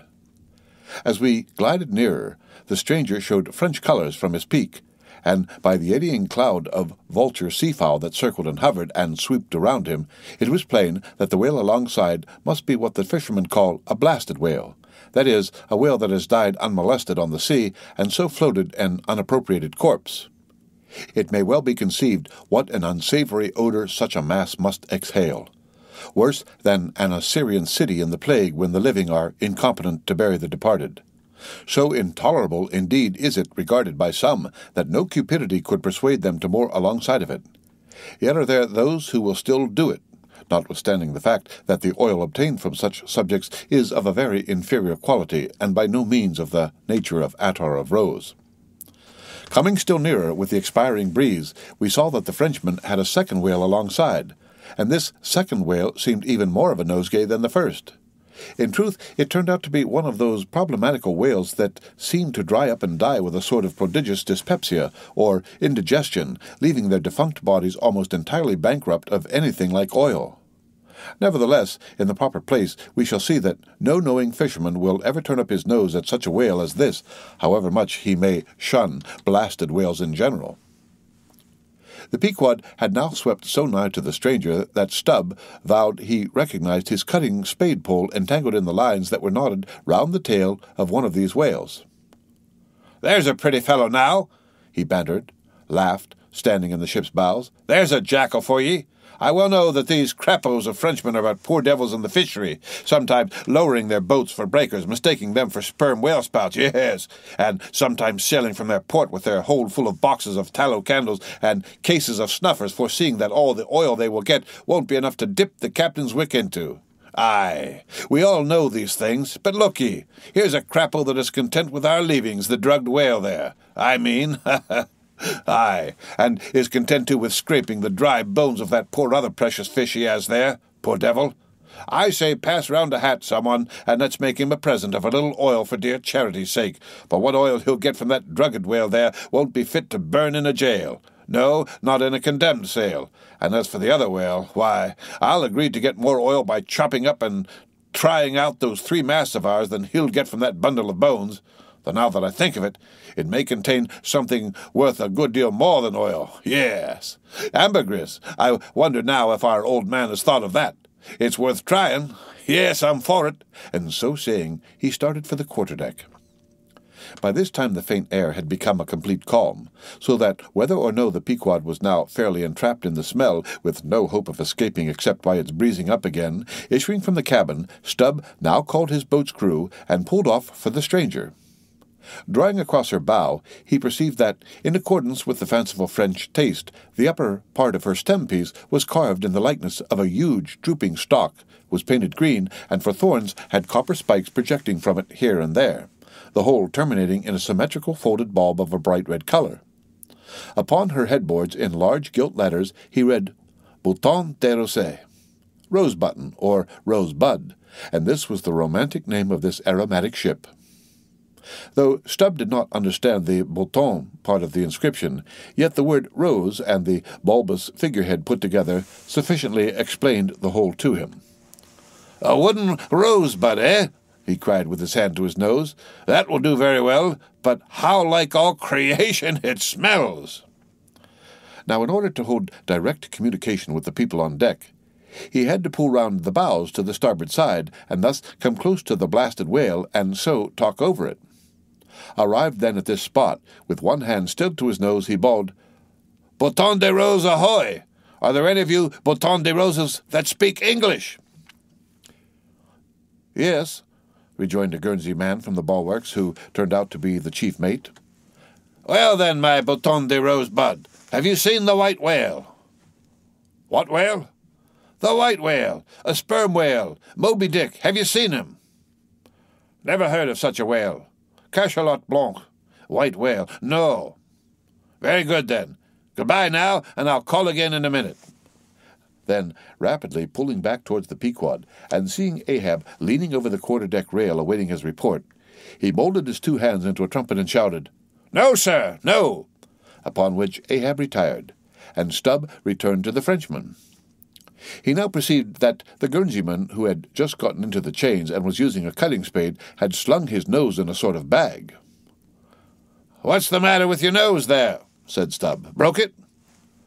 "I wish it was broken, or that I didn't have any nose at all," answered the Guernsey man, who did not seem to relish the job he was at very much. "But what are you holding yours for?" "Oh, nothing. It's a wax nose. I have to hold it on. Fine day, ain't it? Rather gardeny, I should say. Throw us a bunch of posies, will you, Bouton des Roses?" "What in the devil's name do you want here?" roared the Guernseyman, flying into a sudden passion. "Oh, keep cool." "Cool, yes, that's the word. Why don't you pack those whales in ice while you're working at 'em? But joking aside, though, do you know, Rosebud, that it's all nonsense trying to get any oil out of such whales? As for that dried-up one there, he hasn't a gill in his whole carcass." "I know that well enough. But you see, the captain here won't believe it. This is his first voyage. He was a cologne manufacturer before. But come aboard and mayhap he'll believe you, if he won't me, and so I'll get out of this dirty scrape." "Anything to oblige ye, my sweet and pleasant fellow," rejoined Stubb, and with that he soon mounted to the deck. There a queer scene presented itself. The sailors, in tasseled caps of red worsted, were getting the heavy tackles in readiness for the whales. But they worked rather slow and talked very fast, and seemed in anything but a good humour. All their noses upwardly projected from their faces like so many jib-booms. Now and then pairs of them would drop their work and run up to the masthead to get some fresh air. Some, thinking they would catch the plague, dipped oakum in coal tar, and at intervals held it to their nostrils. Others, having broken the stems of their pipes almost short off at the bowl, were vigorously puffing tobacco smoke so that it constantly filled their olfactories. Stubb was struck by a shower of outcries and anathemas proceeding from the captain's roundhouse abaft, and looking in that direction saw a fiery face thrust from behind the door, which was held ajar from within. This was the tormented surgeon, who, after in vain remonstrating against the proceedings of the day, had betaken himself to the captain's roundhouse, cabinet he called it, to avoid the pest, but still could not help yelling out his entreaties and indignations at times. Marking all this, Stubb argued well for his scheme, and, turning to the Guernsey man, had a little chat with him, during which the stranger mate expressed his detestation of his captain as a conceited ignoramus who had brought them all into so unsavoury and unprofitable a pickle. Sounding him carefully, Stubb further perceived that the Guernsey man had not the slightest suspicion concerning his ambergris.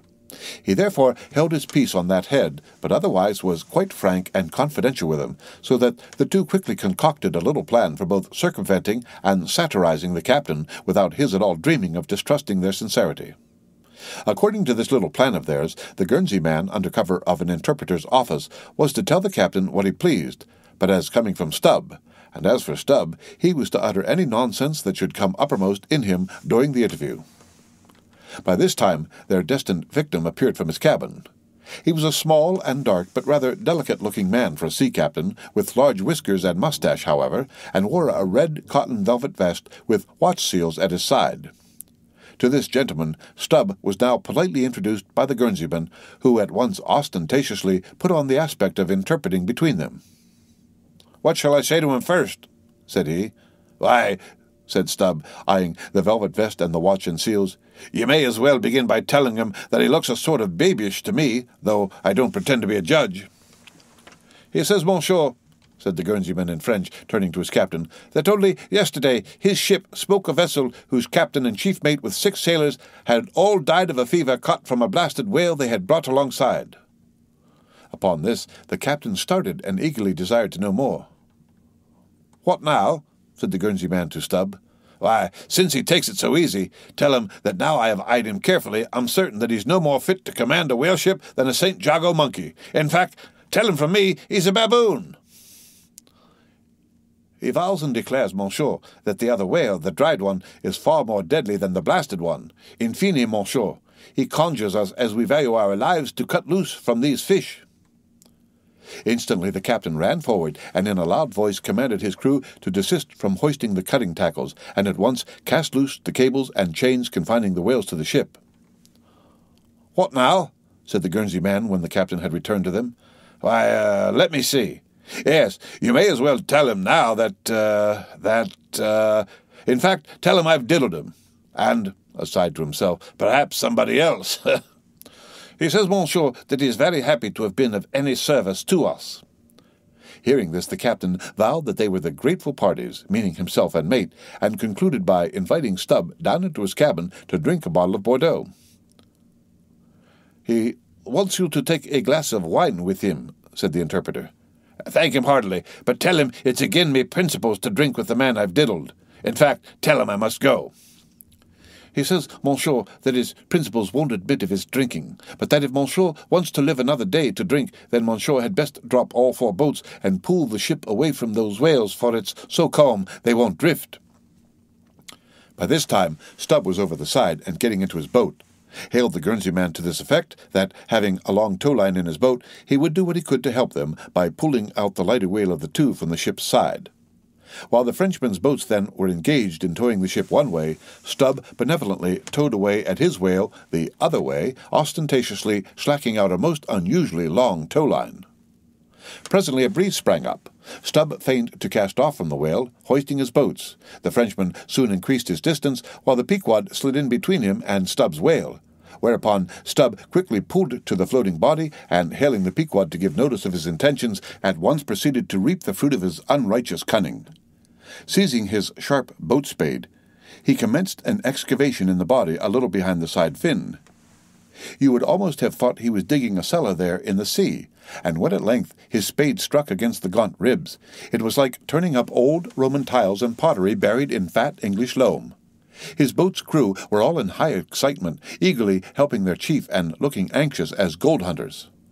And all the time numberless fowls were diving and ducking and screaming and yelling and fighting around them. Stubb was beginning to look disappointed, especially as the horrible nosegay increased, when suddenly, from out the very heart of this plague, there stole a faint stream of perfume, which flowed through the tide of bad smells without being absorbed by it, as one river will flow into and then along with another without at all blending with it for a time. "I have it! I have it!" cried Stubb, with delight, striking something in the subterranean regions. "A purse! A purse!" Dropping his spade, he thrust both hands in and drew out handfuls of something that looked like ripe Windsor soap, or rich mottled old cheese, very unctuous and savory withal. You might easily dent it with your thumb. It is of a hue between yellow and ash color, and this, good friends, is ambergris, worth a gold guinea an ounce to any druggist.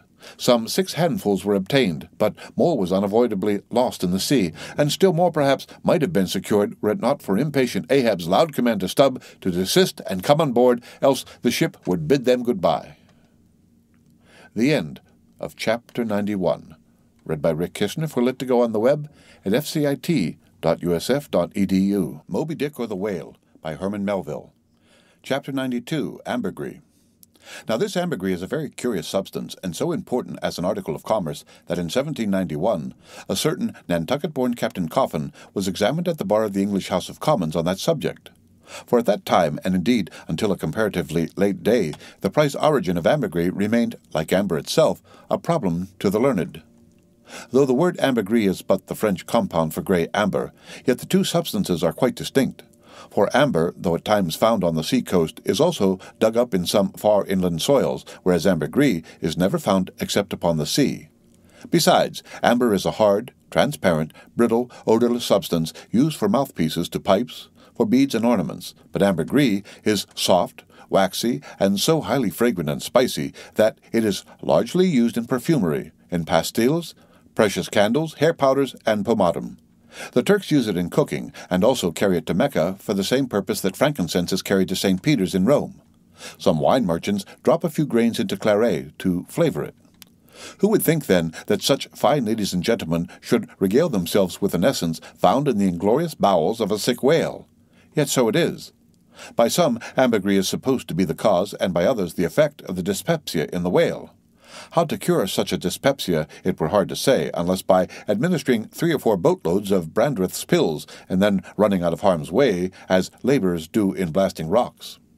I have forgotten to say that there were found in this ambergris certain hard, round, bony plates, which at first Stubb thought might be sailors' trousers buttons, but it afterwards turned out that they were nothing more than pieces of small squid bones embalmed in that manner.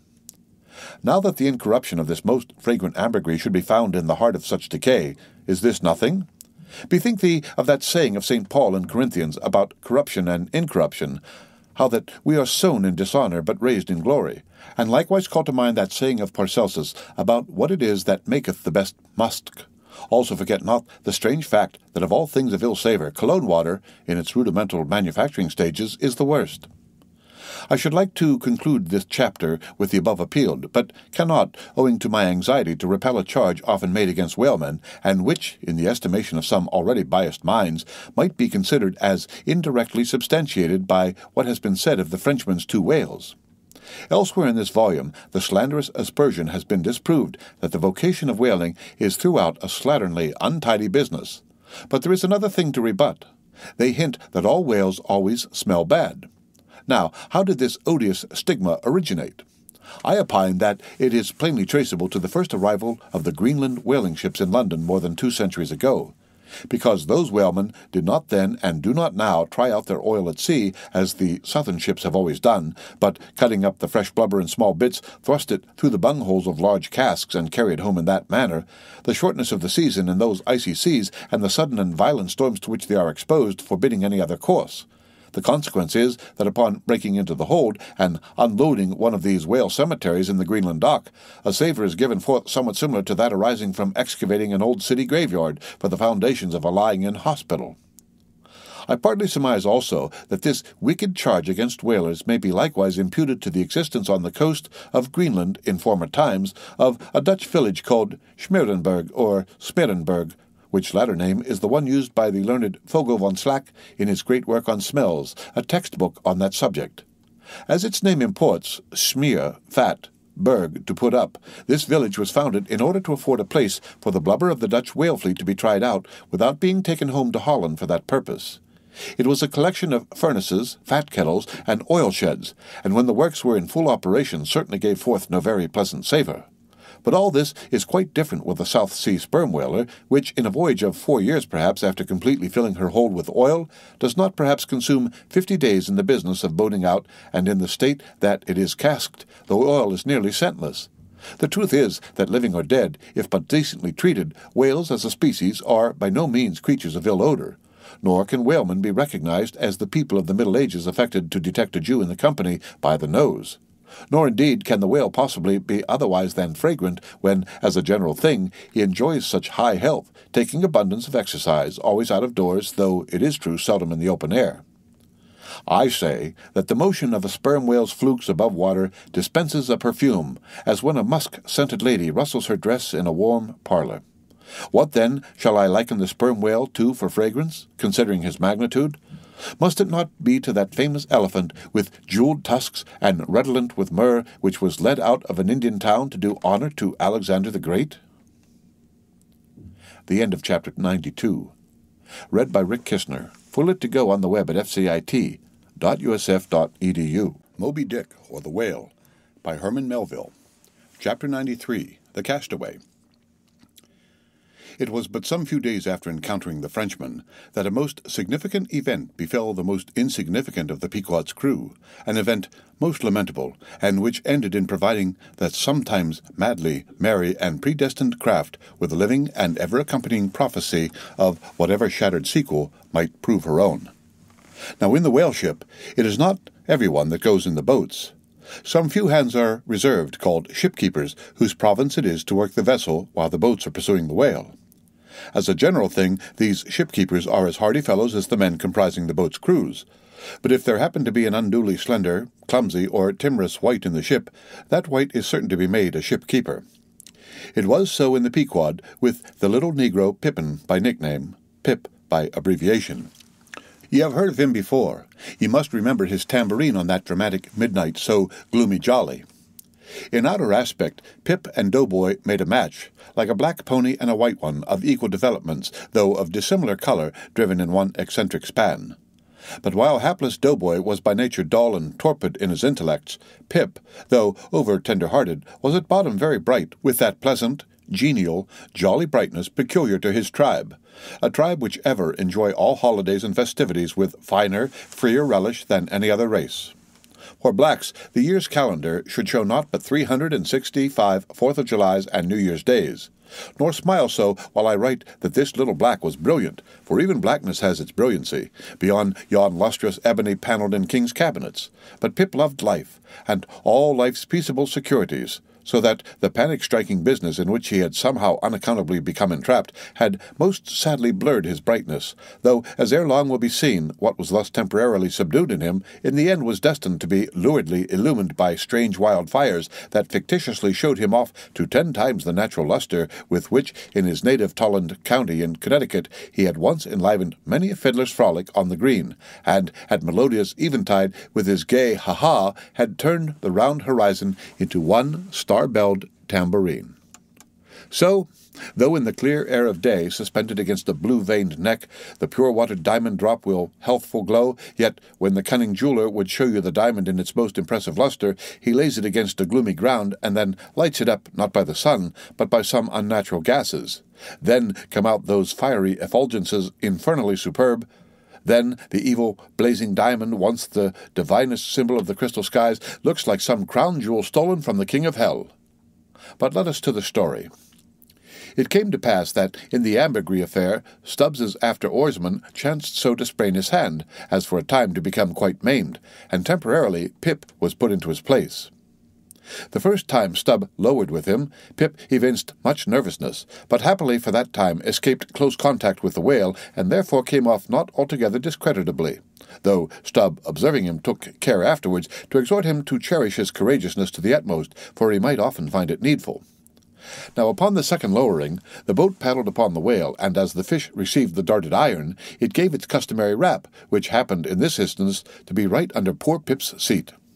The involuntary consternation of the moment caused him to leap, paddle in hand, out of the boat, and in such a way that, part of the slack whale line coming against his chest, he breasted it overboard with him, so as to become entangled in it, when at last plumping into the water.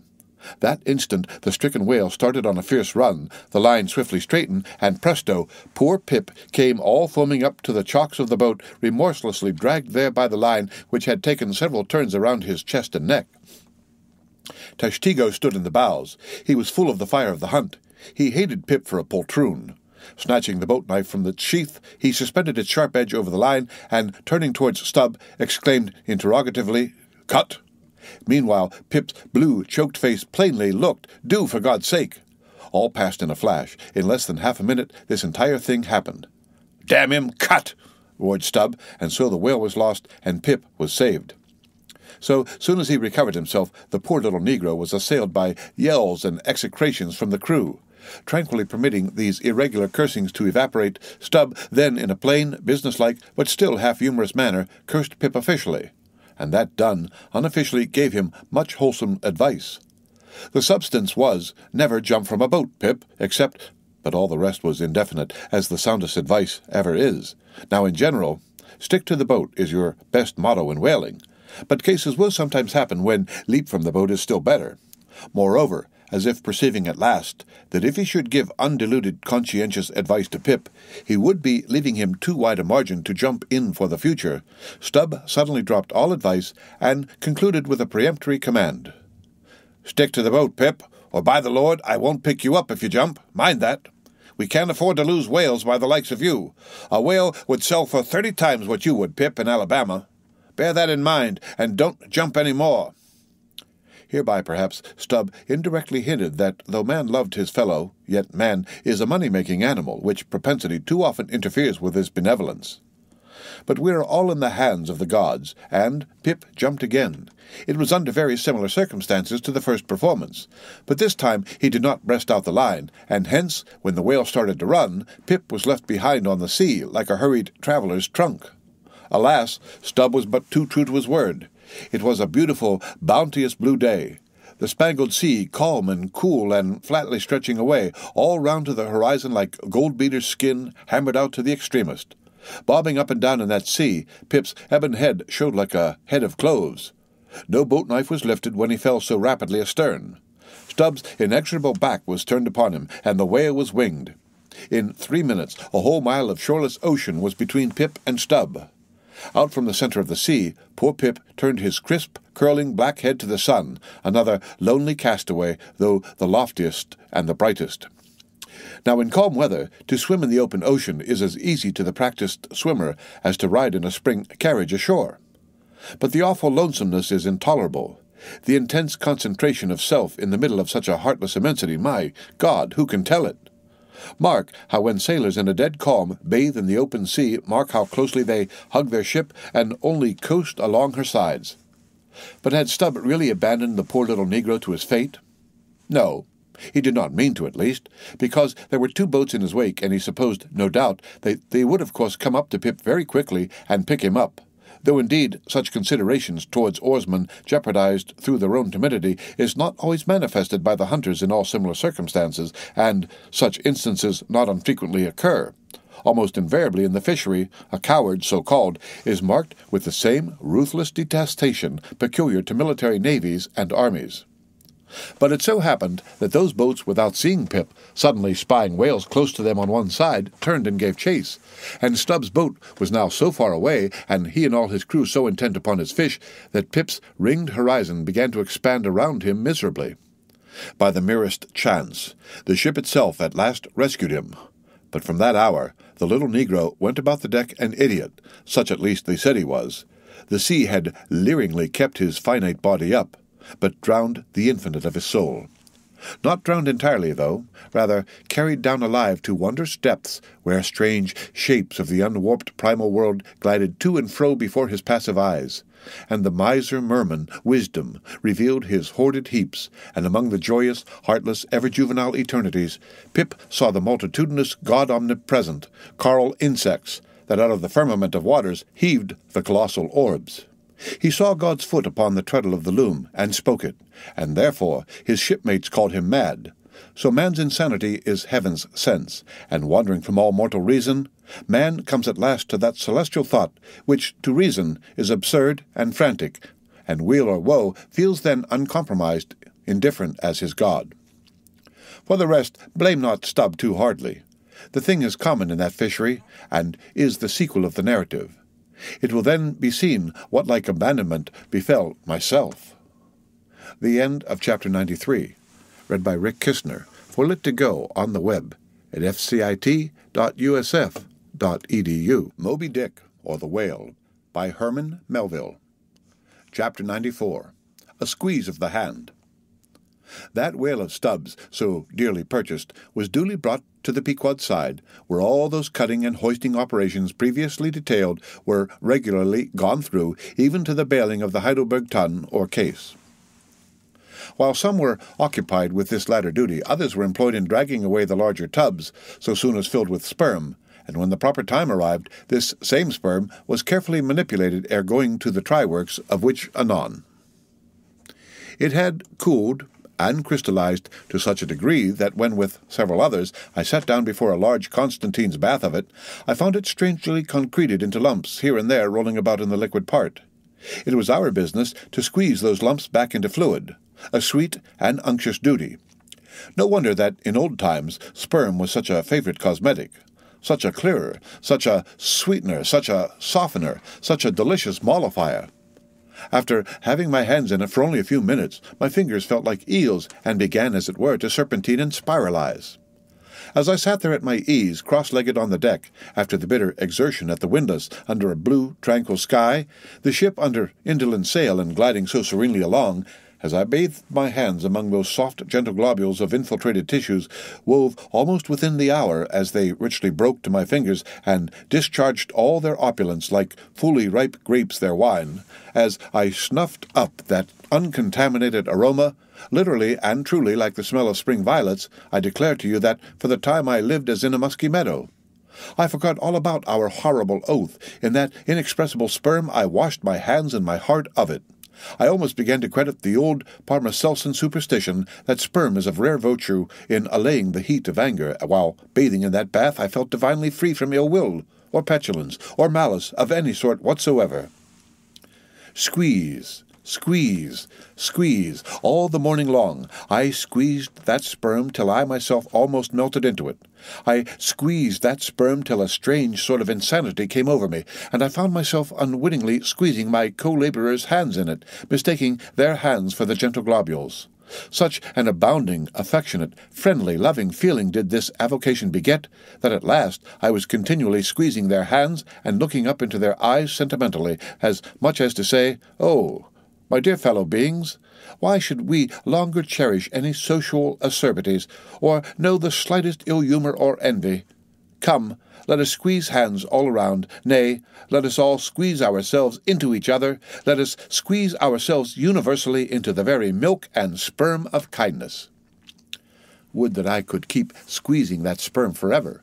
For now, since by many prolonged, repeated experiences I have perceived that in all cases man must eventually lower, or at least shift, his conceit of attainable felicity, not placing it anywhere in the intellect or the fancy, but in the wife, the heart, the bed, the table, the saddle, the fireside, the country, now that I have perceived all this, I am ready to squeeze case eternally.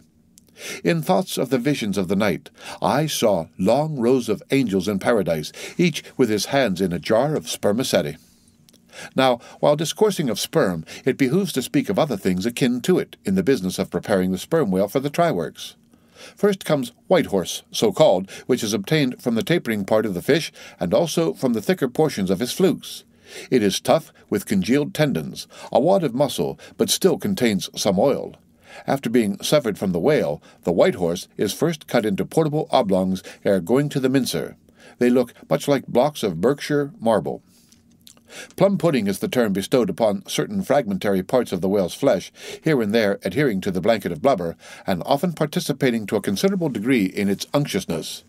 It is a most refreshing, convivial, beautiful object to behold. As its name imports, it is of an exceedingly rich mottled tint, with a bestreaked snowy and golden ground dotted with spots of the deepest crimson and purple. It is plums of rubies, in pictures of citron. Spite of reason, it is hard to keep yourself from eating it. I confess that once I stole behind the foremast to try it. It tasted something as I should conceive a royal cutlet from the thigh of Louis de Gros might have tasted, supposing him to have been killed the first day after the venison season, and that particular venison season contemporary with an unusually fine vintage of the vineyards of Champagne. There is another substance, and a very singular one, which turns up in the course of this business, but which I feel it to be very puzzling adequately to describe. It is called slubgolion, an appellation original with the whalemen, and even so is the nature of the substance. It is an ineffably oozy, stringy affair, most frequently found in the tubs of sperm after prolonged squeezing and subsequent decanting. I hold it to be the wondrously thin, ruptured membranes of the case coalescing. Gurry, so called, is a term properly belonging to right whalemen, but sometimes incidentally used by the sperm fishermen. It designates the dark, glutinous substance which is scraped off the back of the Greenland or right whale, and much of which covers the decks of those inferior souls who hunt that ignoble leviathan. Nippers. Strictly, this word is not indigenous to the whale's vocabulary, but as applied by whalemen, it becomes so. A whaleman's nipper is a short, firm strip of tendinous stuff cut from the tapering part of the leviathan's tail. It averages an inch in thickness, and for the rest is about the size of the iron part of a hoe. Edgewise, moved along the oily deck, it operates like a leathern squilgee, and by its nameless blandishments, as of magic, allures along with it all impurities. But to learn all about these recondite matters, your best way is at once to descend into the blubber room and have a long talk with its inmates.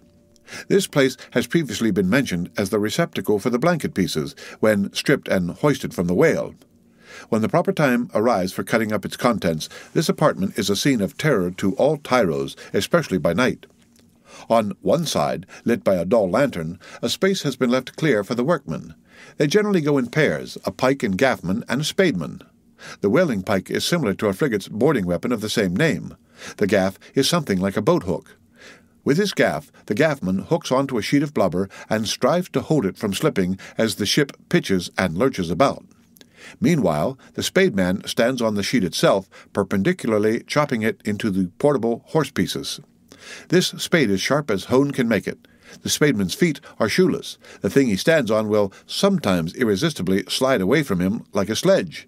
If he cuts off one of his own toes or one of his assistants, would you be very much astonished? Toes are scarce among veteran blubber-room men. The end of Chapter 94. Read by Rick Kishner for Lit to Go on the web at fcit.usf.edu.